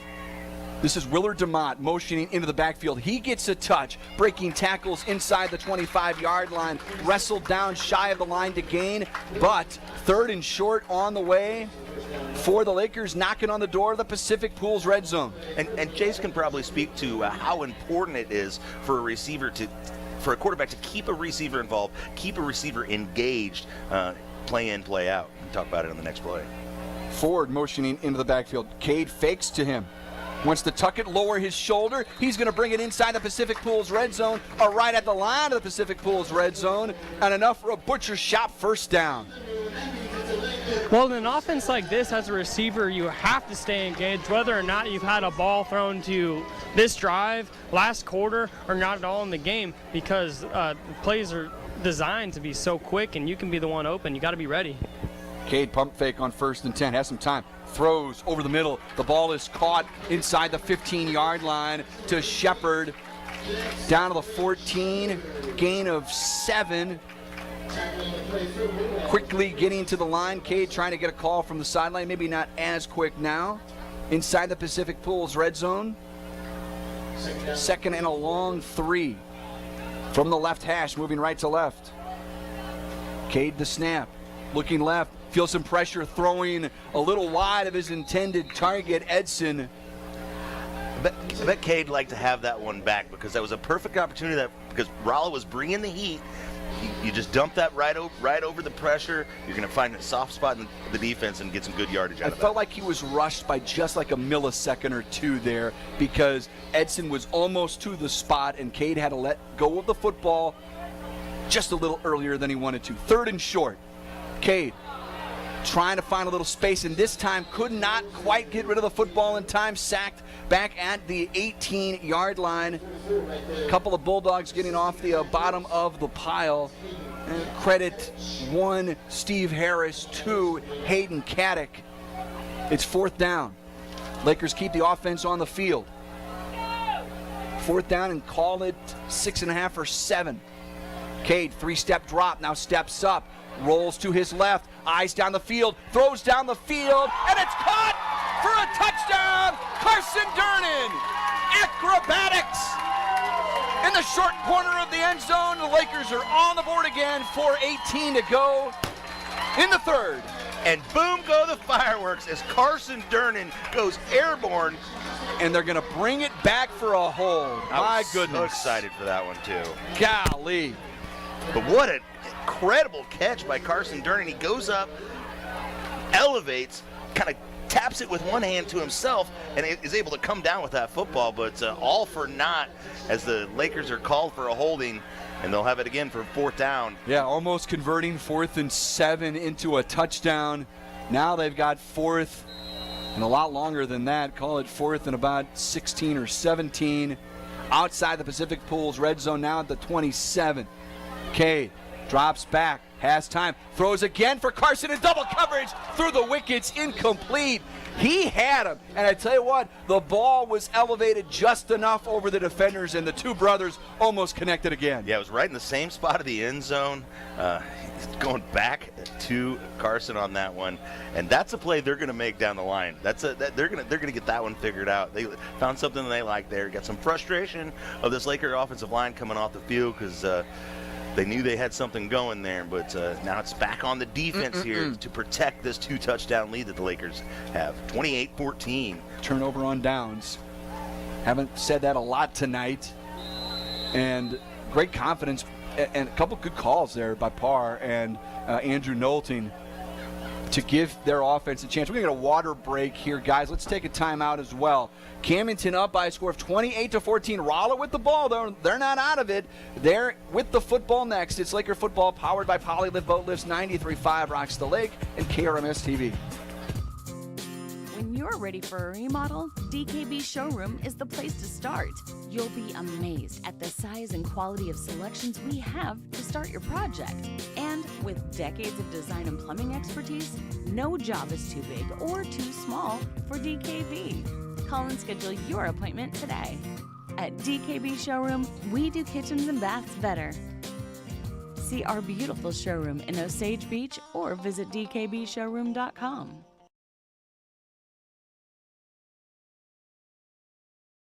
When it's time for a new lift, it's time for Econolift. Family owned and proudly made right here in the USA. Econolift boat hoists are built with totally enclosed polyethylene tanks and durable galvanized metal parts for more stability in high traffic water. All wear points are protected with polyethylene or nylon bushings so your boat lift lasts longer too. Add a lifetime warranty on the tanks and you'll see why Econolift boat hoists are the most dependable yet affordable lifts available today. And simply the best. Econolift on Old Route 5 in Camdenton or online at econolift.com. It's the original home for Laker football, 93.5 Rocks. Misdirection run by the Bulldogs. They're going to sprint out to about a 13 or 14-yard run and pick up a first down. Mason De La Garza, who came off the field with cramps a few minutes ago, moves the chains for Rolla. Yeah, oftentimes when you run those misdirections, those counter plays, those trap-style plays, it's really you're trying to use the Lakers' aggressive nature against them, trying to get the defense thinking you're going one direction, they overcommit, and you come back the other way. And that time it worked out for a first down, and the Rolla's drive here, trailing the Lakers 28-14 with 4 minutes left in the quarter. And we're going to go down to Jason in a second and see what he's seeing, moving that extra defender into the box as he talked about at the end of halftime. And here's another bounce outside for a big gainer. inside the 40-yard line. This time it's the quarterback, Easton Smith, who held onto the ball and scampers for a 20-plus yard game, and it's got Rolla on the plus side of the field at the Camdenton 36-yard line. Jace, the new look to the defense right now, the last two plays don't look so good. Well, those last two plays bounced outside, right? So the box is still packed, and it's very hard to get a run up the middle, but we're still lacking that edge. We're not having anyone come up the field and set a hard edge. They've shown it to be vulnerable, and we've seen Rolla bust it to the outside and make a big play, and here's a handoff up the middle, and again, taking tacklers with him was the ball carrier, Hayden Emery. Looked like an unbalanced line, extra tackled here to the near side of the field there, and they ran to the strength of the formation on that one. Some hands on hips here for the Laker defender. We know it, man. It is hot. It is still humid. Better down there than I think up here in the booth where it is stuffy. It is warm. We're sweating. Yeah, but you guys aren't running around on the field. We aren't. You're right about that. Great point. Here's a handoff up the middle, breaking tackles inside the 25-yard line, all the way down to the 20.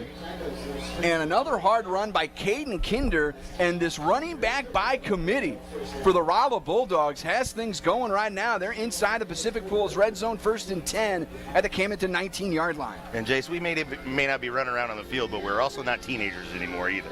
Absolutely right. We got to carry all this equipment up those stairs, Luke. That is no easy task. And our broadcasting gear. Here's a handoff, and the Lakers do a great job this time of watching the handoff, and another late flag, top deck penalty flies in at the end. And for a game that was so clean in the first half, not a ton of penalties. Here, in the later part of the first half, and now here in the early parts of the second half, the laundry's been flying. Unsportsmanlike against the Lakers. Somebody diving on the pile there or something to that effect. Officials relaying the message to the sideline to kind of let the coaching staff know what happened there. Am I dreaming, or did it feel like the first quarter there were very few penalties, but they have ramped up and then some ever since? Yeah, absolutely. We commented on how clean a game it was early on, and then the tide turned a little bit. Do want to let everybody know, check out our social media, 93.5 Rocks the Lake on Facebook, Sammy at Camdenton on Facebook, our own Sammy Stava monitoring that account. It's brought to you by Lake West Excavating, and check out all of their work at the Lake West Excavating Facebook page. And I think Sammy's going to have that our picture with Jeff. It was great to have Jeff Shore up, Luke, during halftime. That was so much fun. Yeah, we could have gone another 20 minutes having conversation with him. For us, doing this together for 14 years and kind of growing with Jeff as he grew into his role, we got to call his entire career as a head coach. Pretty neat deal. And like I said, he was another one of those guys I looked up to all my life. One of my greatest memories was holding his blocks during track meets here, here at this stadium, at this track. He was a sprinter, pretty fast guy in his day, and I would hold his blocks, and I was so proud to do it. We're inside the Surdike Yamaha 2-minute warning. 2nd down and short for the Bulldogs. Split backs behind the quarterback. Easton Smith wants to toss it right, trying to turn the corner inside the 5. Another flag. It's a touchdown as it stands right now for De La Garza, but I think it's coming back. Top deck penalty on the field. Yeah, definitely a hold there on the edge. Yeah, the posture of everybody, Rolla moving backwards here, so Chase is on top of it. Move it back and take the Bulldogs out of scoring range. Now suddenly outside the Pacific Pools red zone. Nose of the football on the 20. Just outside, yeah. 2nd down and a long 10. Easton Smith. Ball came out. Quarterback kept it and then lost the football. And the Lakers are going to have the ball. Coming away with the football, it's an Oak Star Bank play to bank on was that right side of the defensive line. Did a great job of making sure Smith didn't give up the ball and then bring him down. You know, you talk about a running offense, you say it's a low-risk offense. But when it's an offense like this where the quarterback is asked to make so many ball fakes and other ball-handling maneuvers back there in the backfield, that's just more opportunities for things like that to happen. Miscommunication between quarterback and running back. Am I going to keep it? Am I going to take it? Am I going to leave it? And that time the Lakers will get the football and get to start their drive. They got 80 yards to go to put points on the board. Colin Stamper with the recovery on that Oak Star bank play to bank on. Lakers get out there in a hurry and snap that ball off, get it to Blake Ford, and he picks up a good chunk of yardage on that first down. Lakers are going to try to see what they can get with less than a minute and a half before the fourth quarter here. I think they're trying to put the pressure on Rolla and really use this tempo here in this last part of the third quarter. Cade fires in the flat and turning it upfield for a big gainer. This could go all the way to the 40, to the 30, to the 20, to the 15, 10, 5. It is a long touchdown for Braden Shepard, and the Lakers have opened this thing up at the J.O.D. And there are no flags on the field. And boom go the fireworks at Jaws of Death Stadium as Braden Shepard leaves everyone behind and puts 6 on the board, and the Lakers up 34-14 against the Rolla Bulldogs. And the short screen, all Shepard had to do, he had about one level to break, and then he was open field. And he looked back a couple times, and I was like, oh, just keep running, don't look back. But he was just making sure he didn't need to make a move there at the end of that play. What an addition to this Laker offense, number 88, Braden Shepard. PAT on the way for Willard DeMott. Good snap, good hold. The kick is a little short, but it clears the crossbar. It's good. And wouldn't you know it, another penalty flag, another top deck penalty flag. So let's keep it here. I think that they'll enforce that on the kickoff probably. It looks like it will. It's going to go against Rolla, so we will step aside. Your Smith & Gustafson Law Firm score, Camdenton 35, Rolla 14. It's Laker football powered by Polylift Boat Lifts, 93.5 rocks the lake. High Brothers Lumber and Millwork is proud to be a locally owned business, supporting our local communities and employing local people. For lumber, hardware, plumbing, electrical, floor covering, kitchen cabinets, Valspar paint, and an extensive selection of windows and doors, stop by and let High Brothers help you. Meet the professional team at High Brothers Lumber and Millwork, South Highway 5, Camdenton. They have all the bases covered. High Brothers Lumber and Millwork is proud to support high school baseball teams and broadcasts.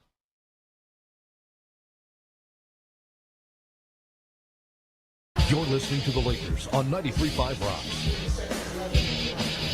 Minute 3 to go here in this third quarter. Camdenton up 35-14, and guys, we start to feel a little better about this lead. It's now 21 points.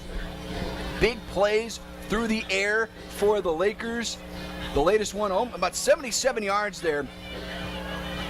Cade Durnan to Braden Shepard to make this a 21-point Camdenton advantage. Yeah, it wasn't like it was a 50-yard pass, 30-yard pass, whatever. Short pass, and Braden Shepard did the rest with his legs, pulling away from the Rolla defense, put 6 on the board. 5 touchdowns for the Lakers. And really, you know what, guys?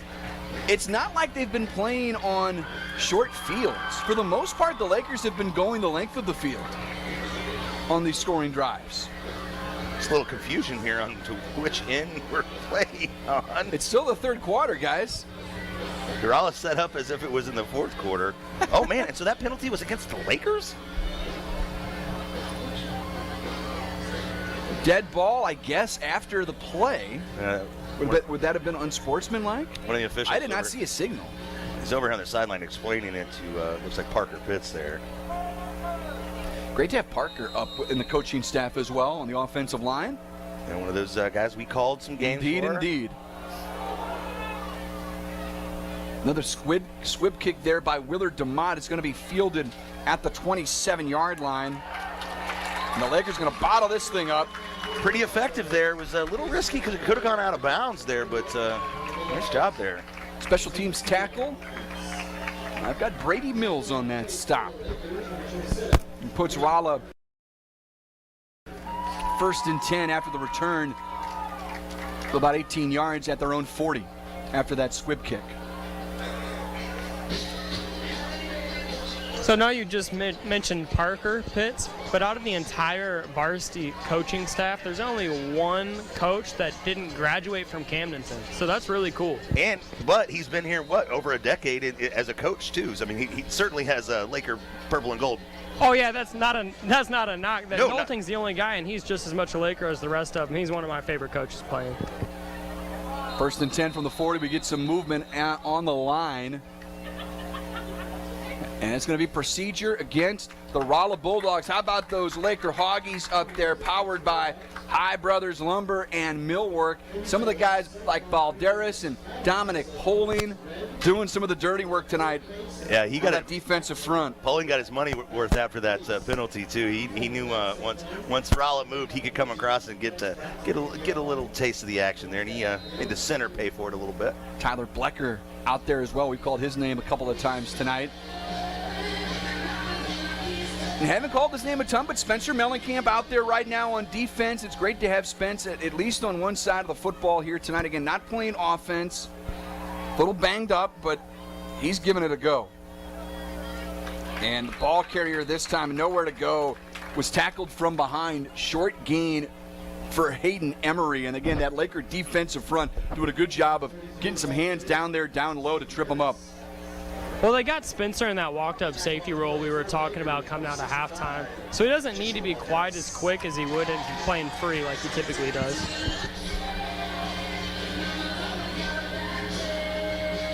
Second down and 14, ball at the 36-yard line. Tight formation here by the Bulldogs. And again, no urgency for Rolla right now. They're down by 21.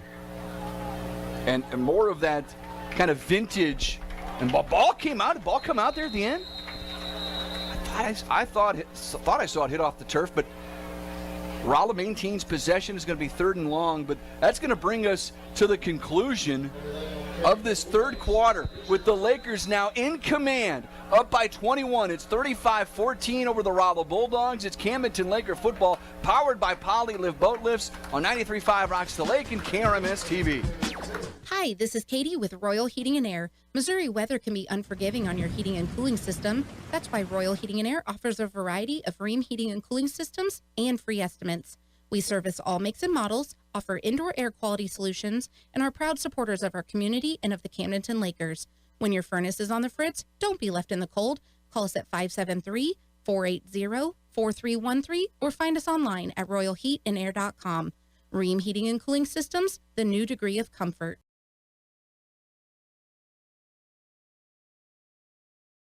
573-317-0464 for Kenny Carroll Excavating. We bleed purple. Do you? It's Laker football on 93.5 Rocks. Fourth quarter about ready to commence. Camdenton up on Rolla by a score of 35-14. Let's make a visit inside the BG Tree Service Score Center. That's where Sammy Stava is standing by with this update. Sammy. Yes, Brennan, going on right now. Things are going down to the wire in week 1. In fact, we already have a final as Nixa beats Webb City by the final score of 14-7. Meanwhile, Glendale has taken a 29-22 lead over Waynesville late in the third. Locally, Jeff City is up 33-3 over Osage late in the fourth. From the BG Tree Service Score Center, I'm Sammy Stava. Back to you guys for the fourth. Thank you, Sammy. Very good. Maybe a bit of an upset there. Nix has been good, but they knock off Webb City. John Roderick, their longtime head coach, retiring at the end of last year. There's a true changing of the guard in many locations, Luke.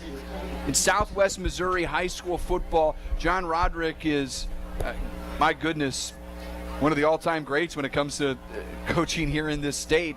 And Webb City with a loss there week 1. We don't say that very often. Yeah, Nixa has a great team. Sure do. Jackson Cantwell is a beast from what I understand, just throwing dudes around. And yeah, I guess when your father's an Olympian, that tends to happen. But Jason was talking about the longtime Lakers and the guys with purple and gold run through their veins. Got a message from our good friend Michael Siegel, listening out of state, I'm assuming, tonight, but I'm sure he'll be here in the JOD at some point this year. But he's got other plans on his. The nuptials are coming up here soon. I'm looking forward to the wedding later on this fall. And we've got a procedure against the Bulldogs, who are going to have to punt this football away, and they're going to give themselves a little less room to do it. Steve Harris handling those punting duties. High snap. One of his better kicks tonight, a really good kick. He's going to hit at the 34 and roll inside the 35 down to the 34-yard line. Very nice punt, inside the 25-yard line after the roll. That's going to be 1st and 10. Lakers up by 21. It's 35-14 here in the fourth quarter. Camdenton with the ball. Yeah, looking forward to, as you mentioned, the nuptials coming up. Getting my dancing shoes ready for the reception. I could put on some moves at a wedding reception. You might be able to. I'm looking forward to that. Quiet side quick shop change of possession, might I add, just off Highway 54 west of Camdenton on State Road AA next to the Roach Post Office. The great little store that has it all. And a little high snap there for Durnan. He's able to corral it, but again, it just throws off the timing a little bit on those runs. And those runs, you're trying to get to the line of scrimmage in a hurry, get behind some blocks and get going. But when you have to kind of hesitate like that, it takes the momentum out of the legs of the running back. Out across the 25. 2nd and 8. Purple Tide 5 wide. Cade looks left, now right. Now throws down the numbers, and it's caught going up to bring it in is Edson. It's another butcher shop first down, and that's going to be our Anna Marie Hopkins Smarter Move Real Estate Group, powered by Ozark Realty. Smarter Move of the game. Call Anna Marie at 573-544-3587. Another first down pass and catch. Durnan to Edson. And here's a pump fake by Cade, eluding a tackler, directing traffic downfield, dumps it short. Nice awareness there by Cade and Edson for a short gain and avoiding the sack. Yeah, you get the smarter move play there, and I think it's always a smart move to throw to your 6'3", 375-pound senior receiver who's got some wheels on him. Feel like everybody in this receiving corps has made plays tonight. Doesn't it feel that way? Yeah, and that's bad news for the Ozark Conference, because you never know. You got to pick your poison. Forward motions into the backfield and spins out of a tackle, a short gain, and that kind of goes to your, going into the lab tonight, Luke. You talk about the equilibrium and balance, but also balance in the receiving room where everybody is making plays, and that's without Spencer out there tonight on offense. Yeah, and if you have a number one cornerback, who are you going to put him on? Going into the season, I think you put him on number 3, but so many other guys have made plays here. Looking forward to those final Econo-Lift boat lift stats here tonight, because the Lakers have spread the wealth, but here's a rare drop by Edson as it went through the wickets.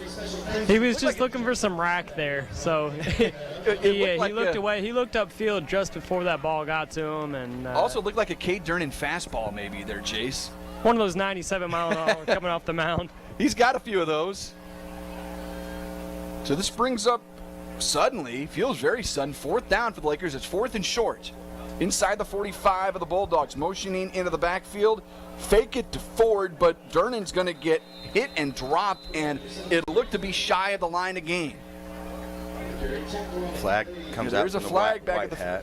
At the 48 in the Laker offensive backfield. Legal shift. Yeah. Penalty declined, and Rolla's got the football back as they've got just a little glimmer of hope here. So I love that motion into the power and the outside power into the jet sweep.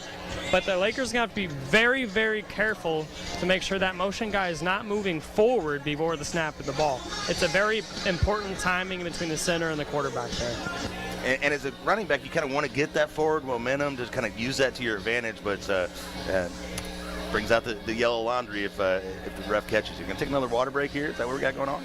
the water break on KRMS Osage Beach.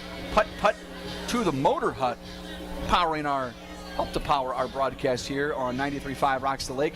KRMS TV is taking a look at some of those pictures on the LOZ app, folks. And if you go to some of our social media there, and that's powered by Lake West Excavating, they'll give you some of the directions. Sammy will give you the directions to the LOZ app, and that's really cool because just a couple of taps there on the app, Luke, and you're into our TV broadcast. Yeah, it's an awesome app. We're glad to be partners with them through the Viper Communications Group. You can catch all of our radio stations on there, as well as KRMS TV.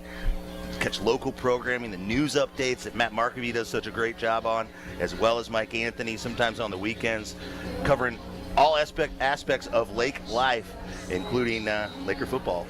Also got to watch a guy's tailgate show tonight on KRMS TV 32.11. I believe that's going to precede our pregame show most weeks. Looking forward to that. Smith hands it off on the option up the middle.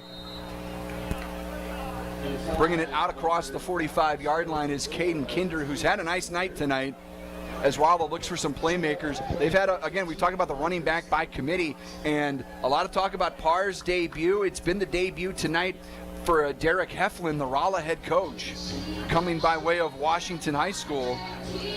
He's a Rolla graduate, though, so he's back home. I know he's excited about that and excited to see what he can do with his alma mater. And again, this is a district game. Who knows, guys? We may see Rolla again in a couple of months. And something tells me they're going to be a little better than they are tonight. They certainly improved last season, and with the amount of underclassmen they're playing tonight, they can only get better. And I should say, this game's not over yet. That's a toss right to Colton Petersmith, who turns the corner and picks up a first down inside the 45-yard line. Petersmith, another sophomore, being called upon here in the week 1 for the Bulldogs. And some of these names we're saying tonight that are sophomores, they're going to be seniors, and they're going to be back in the JOD week 1 their senior year. And if the score holds up here, they're going to remember the last time they were here. They may have to come back in the districts or something in the meantime, but they're going to remember this game. And not looking too far ahead when I'm looking 2 years down the road, but when new program, we've seen it time and time again in the conference and across the state. New coach starts playing those underclassmen, you're building for a year down the line. No doubt about it. However, the JOD has for a long time now been one of the hardest high school venues in the state of Missouri to come into and win. So do you think that might affect the psyche of those guys coming back their senior year? That might have a negative effect on them, going, oh man, that game was so hard, that crowd was rocking. It might hurt them more than help them. Yeah, it's true. It just kind of depends on the character of the kid and the coaching they receive. But you're right, Jace. There's been a number of games going back a long time that were won well before the kickoff even started, just based on the atmosphere here at the JOD. I didn't see the flag tack on 15 yards, and another top deck penalty flag flies in. And you start to get to a point here where, again, the heat and humidity, where you're going to make more mental mistakes because the heat affects you physically, but then that starts to trickle down mentally a little bit for these guys, and we're probably seeing more penalties than we would in a normal weather situation week. Yeah, you start to get lazy, so your fundamentals start to lack. You start to you get that sweat in your eye, you get distracted by that, your gear's all sweaty, it's coming down out of your helmet, and the ball's slick, and there's so many more things to think about. Instead of the fundamentals and following the rules, and that's just kind of the way that rolls sometimes. Well, that time the ball, there was a hold against Rolla, so that backs him up. I think it was a chop block. The chop block backed him up 15. So 15 for 15.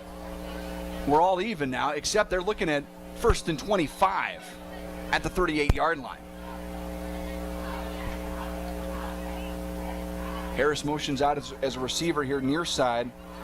And Easton Smith rolls out to his left, trying to throw downfield. He does, and he connects with Harris inside the 35-yard line. Knocked out of bounds there. Mellencamp was there, and also finding his way over to the sideline was Cedarwall. It's some of that penalty yardage back, but not a ton. It's still behind the chains here. Really cool hidden facet about tonight's game. With the way our defense is structured with all these rotational players, you get into your second and third guys. Those guys are younger, so week 1 through week 6, you might see them struggle, but come week 7, 8, 9, those guys are going to be solid and really getting their fundamentals down. And Lakers putting that, again, that extra attacker in the box here on play action, trying to exploit that as Smith throws underneath and didn't quite have his equilibrium on his side and couldn't connect with his intended receiver. It's going to bring up 3rd down and very long here for the Bulldogs.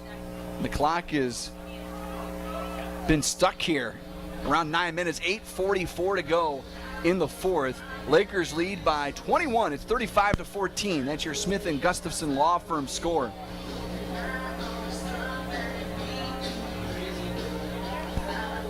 Tell you what I love about this early schedule. Lakers, this is just the start. We had the Jamboree at home last week. We've got 2 more home games before the Lakers play their first road game of the year at Parkview. It's that unbalanced line as Smith wants to throw deep middle into a crowded of Lakers and unable to bring in the football, but a whole host of Lakers there, including Deontay Hare. He was all over that football. Yeah, got some hands on it, had an opportunity. A couple Lakers are in the area, but here we are. Rolla staring down a 4th and forever. But in this part of the field, ball spotted at the 32. Rolla looks like they will try and go for it here on 4th and 20. Smith, 3-step drop. Fires far sideline, has a man who goes up. Can't make the catch. I think he would have been shy of the line to gain anyway. It's a quiet side, quick shot, change of possession. Give it back to the Lakers with 8:30 to go in the ball game. Camdenton up 21. Yeah, had he actually made that catch, it would have effectively been a punt and pinned the Lakers inside the 20-yard line. Instead, they're going to take over 1st and 10 from the 32 here. A little bit more breathing room. 8 minutes, 30 seconds left in this ball game. Lakers merely need to run out the clock without letting Rolla put 3 scores on the board. But I have a feeling that Nolting and Pitts and the rest of the boys are going to put some more points on the board. Well, we need to score one more time because my pregame prediction was 42-14 Camdenton. So, well, we're closing in on it, Jason. We're going to see the Lakers run out of more of a power set here, out of a pistol, but the H-back featured here as well. Is this will give them a chance to maybe start to salt the clock away a little bit. Yeah, and it's a good chance to work on that power running game, that work on that balance that we've been looking for. Also put some more stuff on tape for those Ozark Conference foes coming up. You got some big games down the line for the Lakers, and you want to put some of that stuff on tape and let folks know, hey, we're not just the Purple Tide 5 wide anymore. We're multifaceted here. We heard from Jace there a second ago. Lensmart Optical and HMI Fireplace sponsoring Jace's Eugene Levy eyebrows as we get a big gainer here from Mitchell Seeks. He might go all the way to the 20, 15, 10, 5. It's a Laker touchdown as Mitchell Seeks takes it to the house. How about the afterburners on number 1 there, fellas? And boom go the fireworks as Mitchell Seeks had his own rocket behind him. Just shot out of a cannon, burst through the line of scrimmage. Rolla had committed so many people to stop that there was nobody to catch him downfield. Don't look now, that aforementioned score of 42-14 is about to become a reality. Lakers have had some big plays, some big chunk plays. They're not afraid for the short yardage plays as well. A lot of different variables here for this Laker attack. It's been impressive tonight. The PAT is good. Your Smith and Gustafson Law Firm is Camdenton 42. Rolla 14. It's Laker football powered by Hollywood Boat Lifts. 93.5 rocks the lake and KRMS TV. Drift away with the Driftwood Spa and Salon at Margaritaville. Start with some basic facial skin treatments to a variety of body massage treatments, or choose from 8 different spa packages to discover the perfect combination of services to relax, rejuvenate, and refresh your mind, body, and spirit. Call for an appointment, 573-348-3535. Hi, this is Shelley from the Driftwood Spa and Salon at Margaritaville. We are located in the Driftwood building next to the indoor pool, and our new salon is directly across the street. Come drift away with us.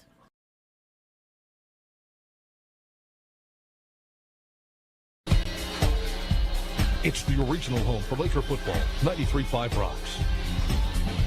Inside the Kenny Carroll Excavating broadcast booth,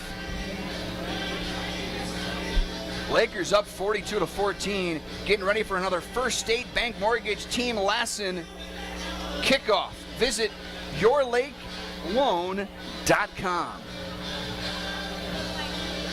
So Jace, 42-14, looking good, man. Looking like you might be able to hit that on the head here tonight. We will see. Can these second and third string defensive guys hold on to that score? Here's another squib kick by Willard DeMott, and the whistle's going to blow the play dead. I'm not sure why. Did he fair catch it? Well, the official, I think he might have accidentally blew his whistle to wind the clock. That was really weird. But the ball, it looks to be downed at the 20-yard line. That was strange. Lakers up 42-14. Go ahead, Jace. Well, the offense is going to continue to work in that pistol set more and more. They're going to get better every week because they're still practicing it during the week. So they're going to feel like they can integrate it more and more. And when you get to week 6, 7, 8, and you're able to do just as much pistol as you are purple tide, we're going to see a really cool, really balanced offense because they can throw out of that set too. We just haven't seen it at all. Well, defensively, they've had some leaks at times. Our Mid-City Lumber game plan was remember the Lebanon game. And more specifically, remember that regular season Lebanon game last year. But the Laker offense has made it to where defensively, Luke, it gave this defense much more of a safety net tonight. Well, when you're playing a rushing offense, you're playing the wishbone, wing tee, any of that, you're going to see 7 or 8 different variations of those sets, and you're only going to see about 6 different plays. So once you get over their alignment, goofing you up on defense, you just do the same assignment football, and as the game went on, our guys got better and better and just did their job. And got to say, guys, see, a lot of the starters are still out there on defense for the Lakers. Here's a pitch running out to the right and getting bottled up. There's nothing doing there for Caden Kinder. And the Willard DeMott among those Lakers getting there to bring him down.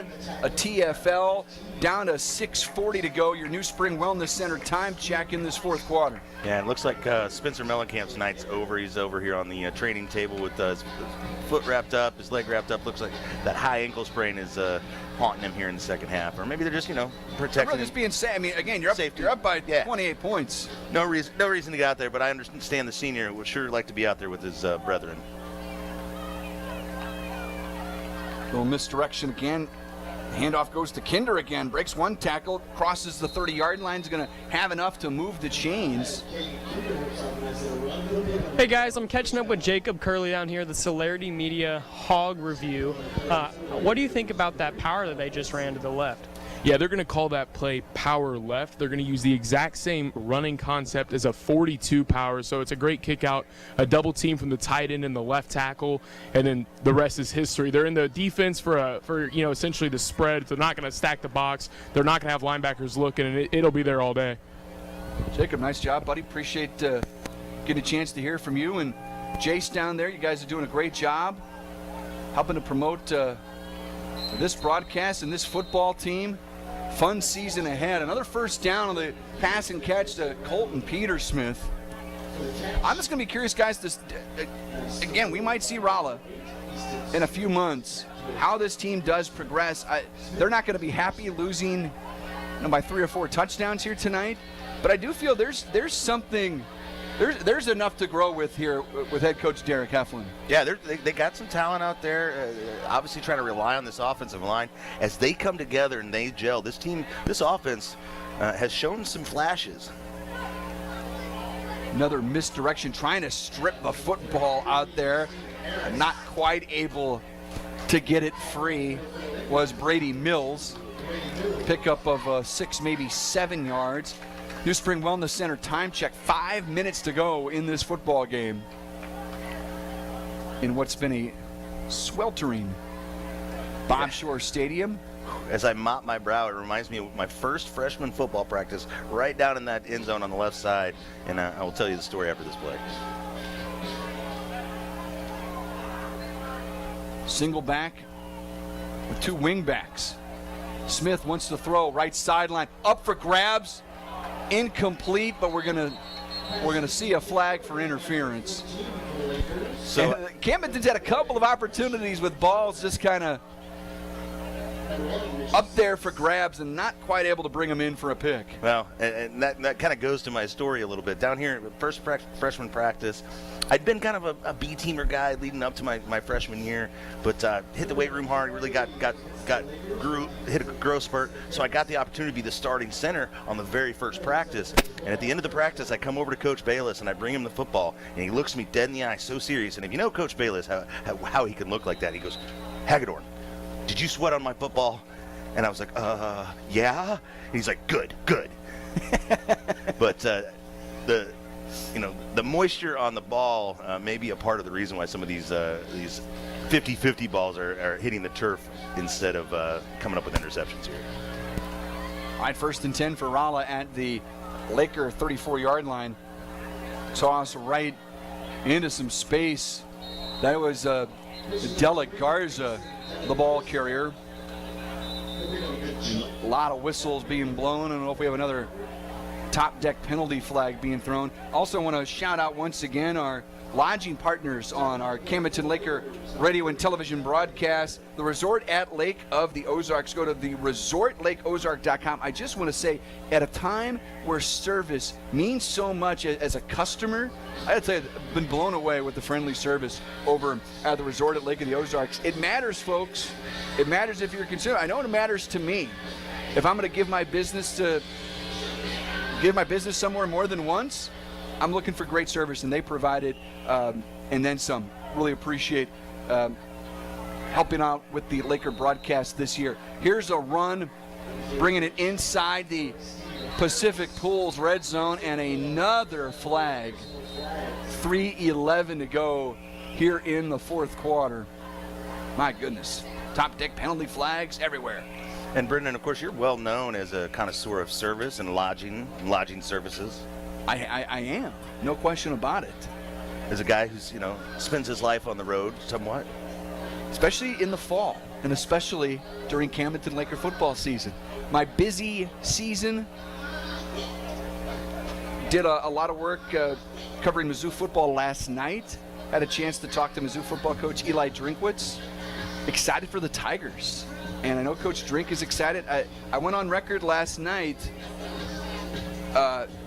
Be skeptical if you must. 9-3, my prediction for the Missouri Tigers in 2023.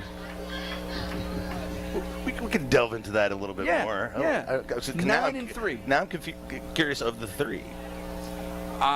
Georgia, LSU, okay, and who's my third loss? Kentucky, at Kentucky. They got Tim Couch back? Kentucky's pretty good. Kentucky is a good team. But that's a good pull there on 1990s Tim Couch. Former number 1 overall draft pick, I believe. I believe the offensive coordinator at the time was... I don't know. Mike Leach, I believe. It was Mike Leach, yes. It was the Pirate. Good call. Unfortunately, we lost Mike Leach last year. What a great personality in the world of football. And what an impact he made on offensive. Oh, my God. Offensive football. This is Mike Leach football. We see it everywhere. We're seeing it right now. Not so much by the Rolla Bulldogs, although they do convert another pass for a first down. near the Pacific Pools red zone. 3 minutes to go in this football game. Clock is stopped as they move the chains at 3:01. Right on the door, right on the line of the Pacific Pools red zone. 42-14 Lakers. That clock starts back up again. Got a little conversation going on there between Jeff Shore and the sideline official there. I love seeing Jeff down there. I mean, Jeff's basically got his game day attire on, which he still had his hat with the athletic tape cross on the bill. He's only missing the headset right now. I didn't check and see if he's wearing his purple belt or not. He is not wearing his purple belt. I was just about to tell you. That's the only thing he's missing tonight is his khakis and his purple belt. I don't know if you've noticed, Jace, I still wear my purple belt. It's the same one I wore as a player in the 90s down there. I wear it every Friday night. I lost it one year right at the beginning of the season, and I panicked. But now I have a special place for it to stay over the winter, so I know where to find it in the fall. Ball marked at the 16-yard line inside the Pacific Pools red zone as we hit the Surdike Yamaha 2-minute warning. Misdirection ball goes to De La Garza. He's got some room inside the 10. Pinballing off tacklers inside the 5. It's going to set up goal to go for the Rolla Bulldogs with 1:52 to go in the ball game. Inside the Pacific Pools red zone.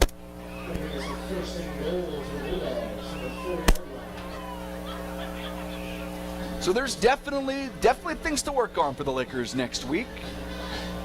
Defense will be a point of emphasis. Look forward to hearing Jace talk to Parr about it coming up here in a few minutes in our Ellerman Roofing, a division of Kimes Corp, postgame show. Clock's ticking away on this Rolla Bulldogs. Toss right, De La Garza cut it back left at the goal line. Touchdown, Rolla.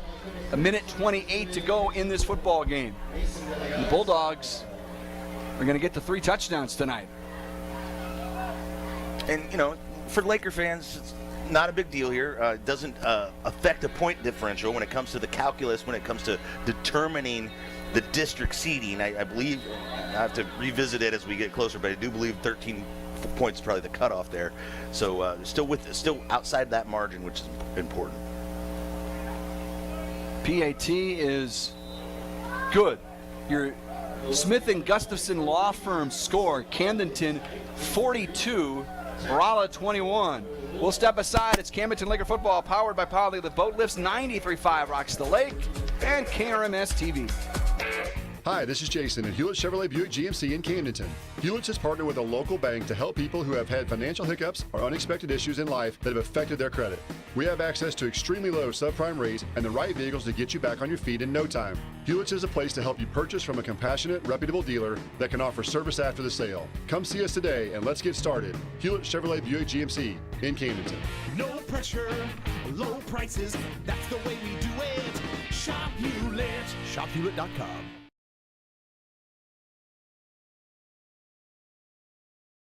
You're listening to the Lakers on 93.5 Rocks. Coming up, our First State Bank Mortgage Team last in kickoff. Lakers up 42-21. Look, I understand there are some folks out there that doubt my Mizzou over Kansas State prediction. Yeah, a little controversy here going on there. Jeff Mellencamp says you're crazy. He says they ain't beating Kansas State. Game is at Mizzou. I'll just say that. Game is at Mizzou.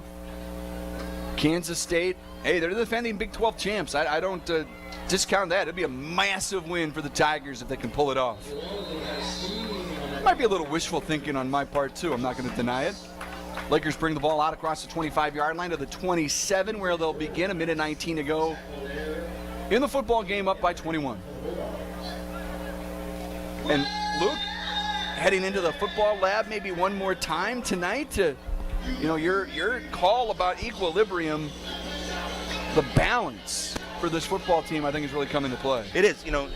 We're so used to, like I said, for years we were used to run only. Then for years it was pass only. Then last year, with Bear Shore as the quarterback, he was running the ball, but it was out of that quarterback position.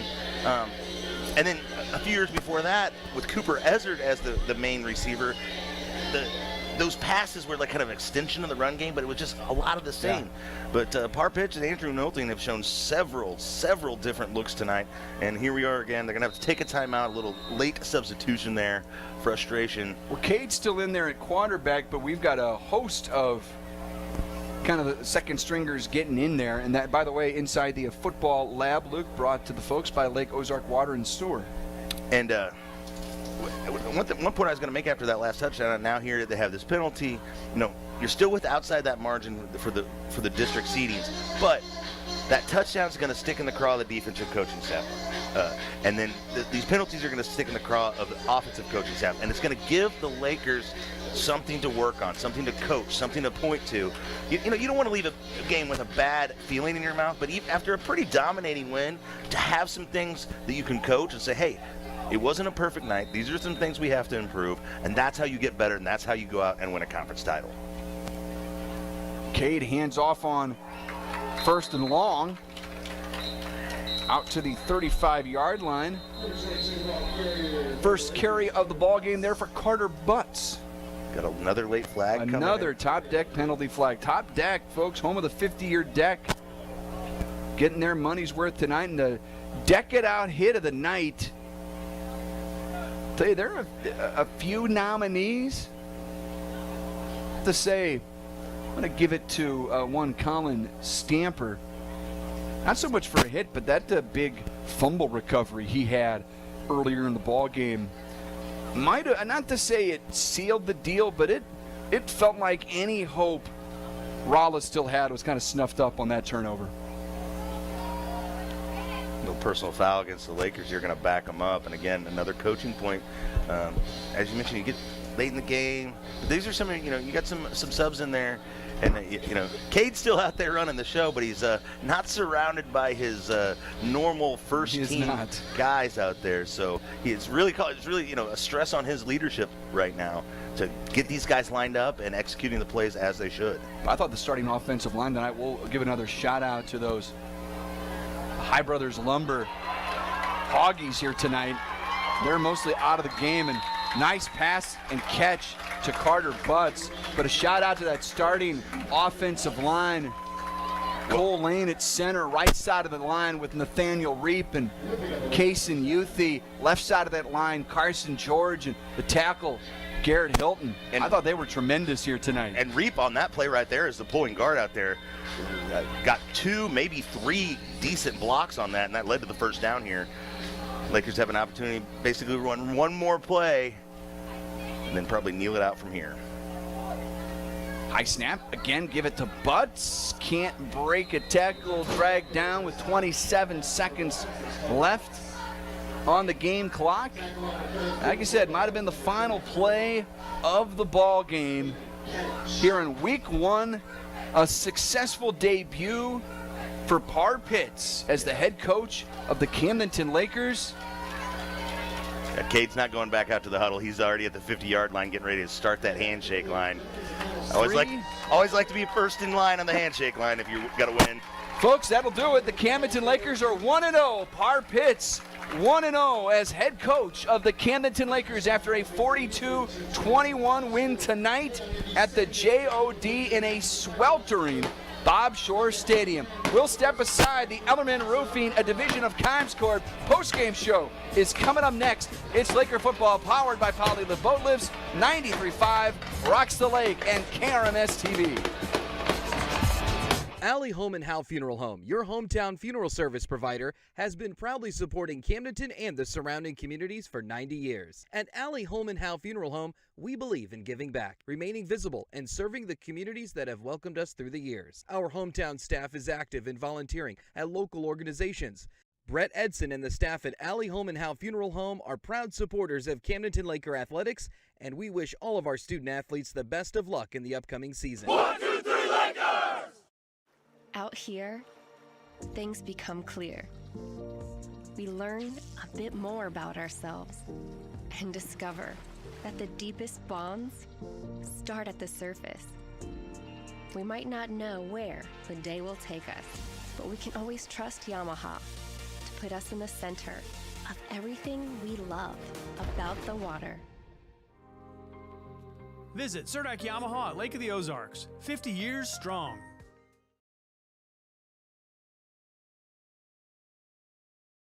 The Camdenton Lakers. Welcome back. With school in full swing, busy schedules can make dinner time challenging. Hi, this is Chris at the Butcher Shop. Come see us for easy and healthy dinner a successful options. night. With roast for the slow cooker and lots of ready-made sides. We're here to help make your dinner time less hectic and more enjoyable. We also offer the highest quality lunch meats, perfect for those school lunches. Give us a call at 573-346-6665. We are located behind Central Bank in Camdenton or online at butchershopathelake.com. Lake West Excavating is ready to help you with your demolition and excavating projects. Waterline, state-certified septic installations, land clearing, driveways, foundations, footings, and grading is just some of what they do. Owner Jacob Baker will personally oversee your project and offer hands-on supervision. Residential or commercial, Lake West Excavating has the experience and equipment to get your job done right and on time. Visit Lake West Excavating on Facebook and call 573-789-9553.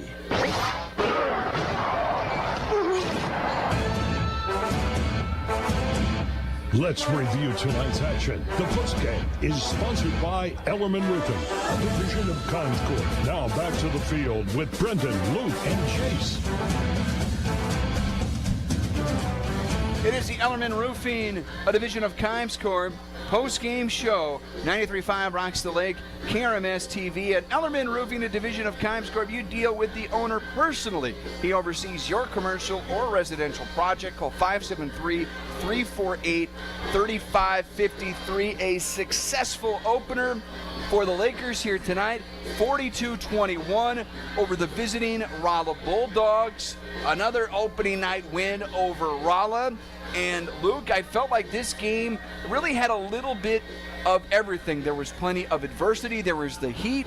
There were some penalties.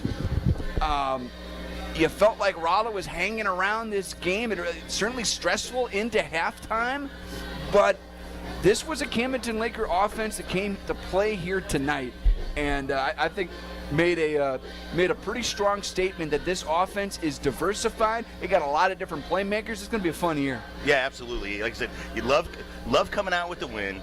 Love getting to kind of stretch your legs offensively, kind of work your way through several different formations, several different receivers getting the ball, several different running backs making plays. It was a real good night for this Lakers squad, but at the same time, it wasn't perfect. There are things to improve upon, and I think this Laker team will understand that because kind of how the game ended, game started out a little iffy. Lakers did really good in the middle, and then kind of finished a little iffy. So the coaching staff has many things to go back on the film to review, kind of emphasize, make things better, because the competition is only going to get tougher next week with Kickapoo coming to town. No doubt about it. Next week will be very tough. I think a Kickapoo team some might have as one of the favorites in the Ozark Conference. I think we're going to have a lot of favorites once again this year. A lot of teams battling for that top spot here in the Ozark Conference. We're going to get to our Stover Carpet and Drapery plays of the game here as well. And we'll get down to Jace here in just a couple of moments. Some big plays here tonight, Luke. I think our Poly Live Boat Live player spotlight, Cade Durnan, I thought really stepped up from the moment go here tonight. Yeah, I think the Jamboree was a good night for him. He got some experience last year. He was able to, make some plays on the varsity level, but anytime he made those plays, it wasn't really a high pressure situation. It was oftentimes in mop-up duty or other situations like that, because last year's team really had two quarterbacks in Bear Shore and Cam Durnan. So Cade, when he got out there, it wasn't necessarily against the number one defenses. It wasn't necessarily high pressure situations. Last week at the Jamboree, of course, it's a simulated situation. It's not high pressure at all, but it's your first time being the guy. But tonight was the first chance when they're really keeping score. It's a conference game, district implications, and I think he performed well, both with his arms and, he made some plays with his legs, which coming into the season, we knew that was going to be a little bit different with the shift in quarterback, because for Bear Shore last season, his ability to run the football was such an integral part of the game. Not so much with Cade, but he did make some plays on the running game. He did make some plays in the running game here tonight, and I like the fact that we saw I think the running game is going to be a very important aspect of this offensive attack, and we knew that Blake Ford was capable. We saw him in various roles a season ago, Luke, but I think seeing him motion into the backfield a little bit more, he's got opportunities, and I think he's got the capabilities of putting up big numbers throughout the year, obviously on the ground, but you can certainly use him in the passing game as well. Yeah, he's and again, he's one of those guys coming back with experience last year, starting experience last year, and he had experience in crunch time from time to time. So those are, those lessons you learned, you can bring into tonight, and he certainly put it on display out here in front of the crowd at the JOD. Let's go down to Jace. Jace will be standing by here with Coach Parr Pitts in just a moment. Of course, Jace, his updates brought to you by LensMart Optical and HMI Fireplace Shop. As we hope to be getting down to Jason and Coach Parr Pitts here in just a moment. There he comes.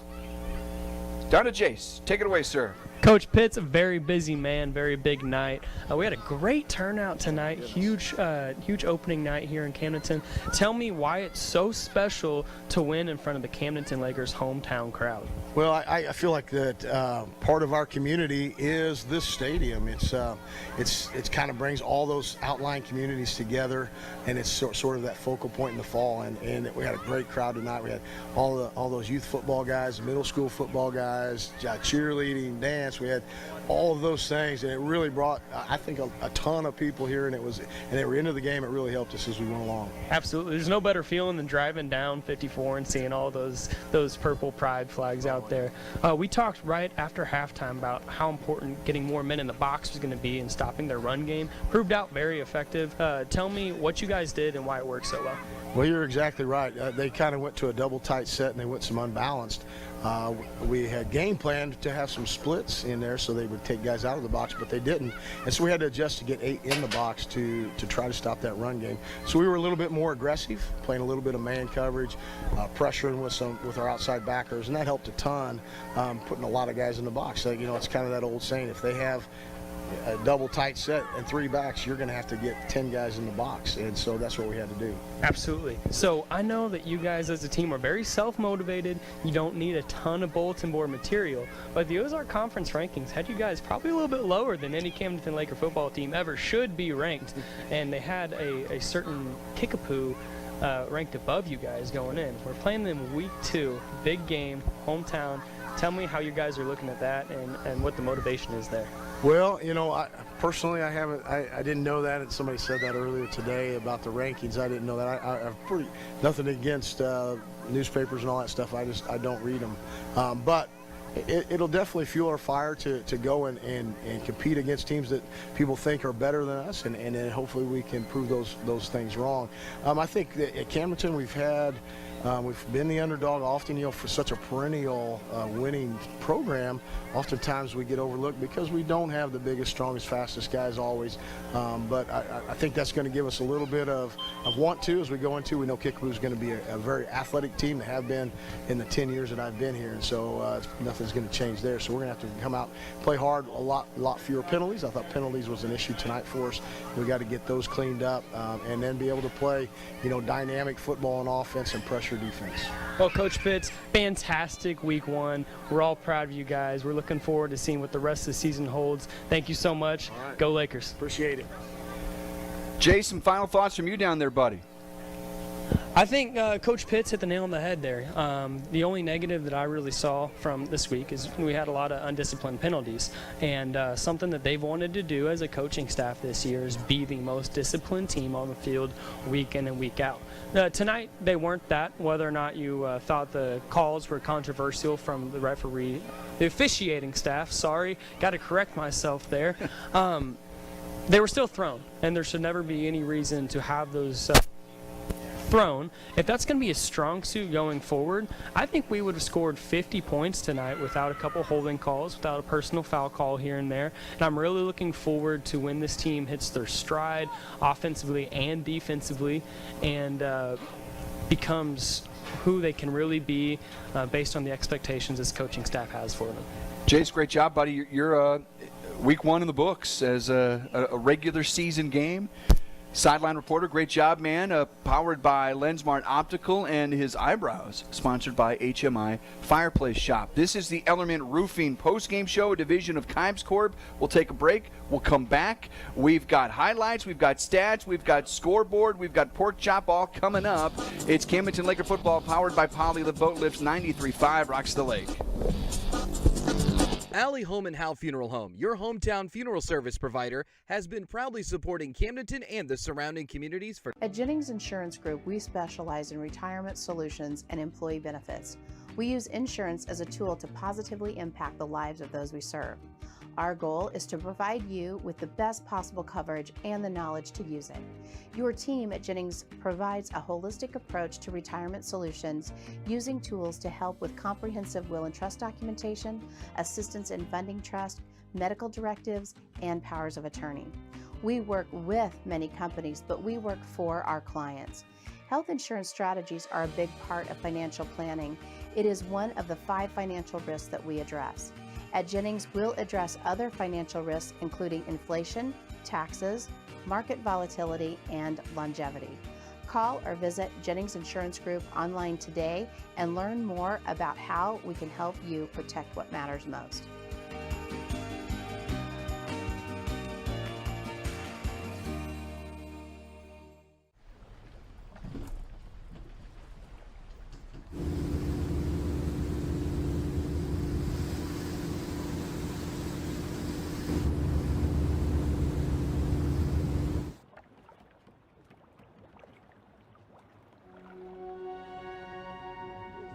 From total joint replacement to the times that matter most, our commitment runs deep. Being a successful Laker athlete takes hard work, discipline, and teamwork, much like our work here at Polylift Boat Lifts. If you envision your team being the best, you will be the best. The effort you put into building your team and working together as one unit always pays off. And remember, Lakers, who's got it better than us? Congratulations to all the Laker athletes from all of us at Polylift Boat Lifts. We don't just build boat lifts, we build poly lifts.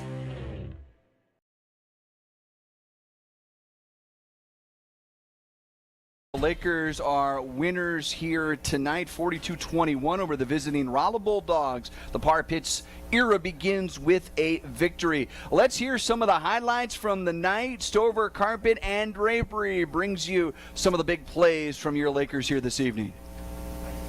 A line drive kick is fielded at the 4-yard line by the Bulldogs, angling out to the left sideline and bolting down the left sideline for an opening kickoff is Colton Petersmith.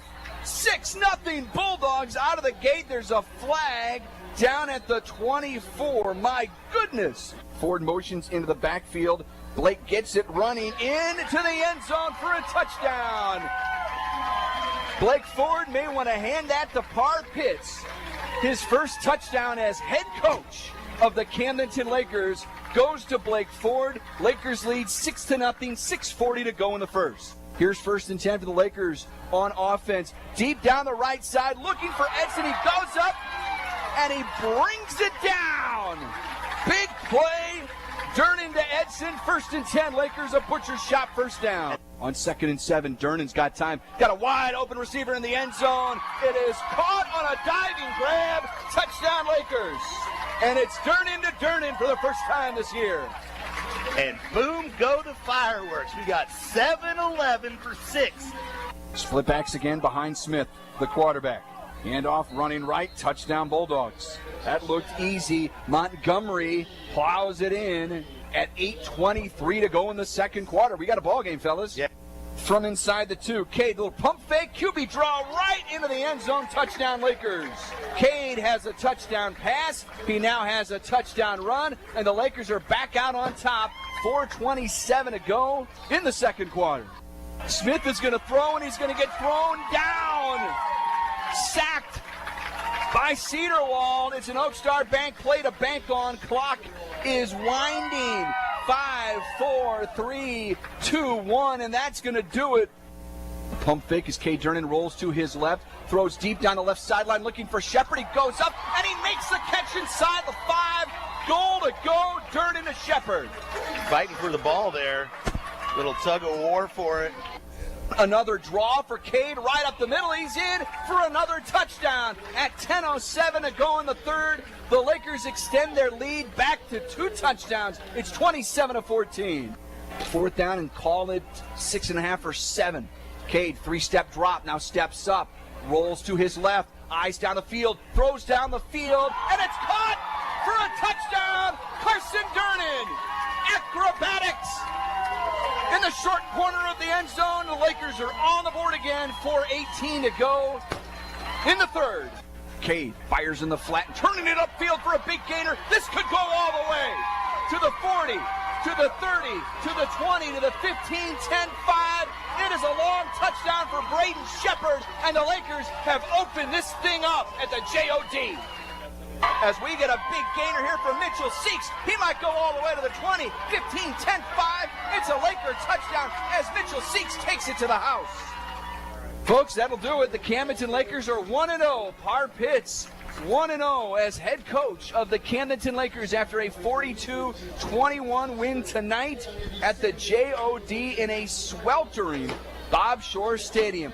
Those are your Stover Carpet and Drapery Laker highlights. Family-owned business located on Highway 54 in Camdenton, 573-346-2208. The Ellerman Roofing postgame show, a division of Kimes Corp. More coming up after a 42-21 Laker win. 93.5 Rocks the Lake and KRMS TV. The law office of Mark A. Webb was founded out of necessity. It was clear when he started that the old ways weren't cutting it, and there was a need for modern solutions to modern problems. Simply put, established methods of law office management were wasting time and money. So he set out to bring his approach to the 21st century. Every effort's been made to incorporate technology into practice, helping make your experience modern and comfortable. That's the office of Mark A. Webb. If you have a residential or commercial new construction project, remember Ireland Construction. They handle remodels, construct steel buildings, and provide a variety of other services. Ireland Construction strives to meet and exceed the needs of their customers in a timely manner within your budget. Visit their Facebook page to view some awesome pictures. If you're thinking about a construction project, contact the best at the lake. Russell, Ireland. Ireland Construction, 573-434-0786. Hi, this is Katie with Royal Heating and Air. Missouri weather can be unforgiving on your heating and cooling system. That's why Royal Heating and Air offers a variety of Rheem heating and cooling systems and free estimates. We service all makes and models, offer indoor air quality solutions, and are proud supporters of our community and of the Camdenton Lakers. When your furnace is on the fritz, don't be left in the cold. Call us at 573-480-4313 or find us online at royalheatandair.com.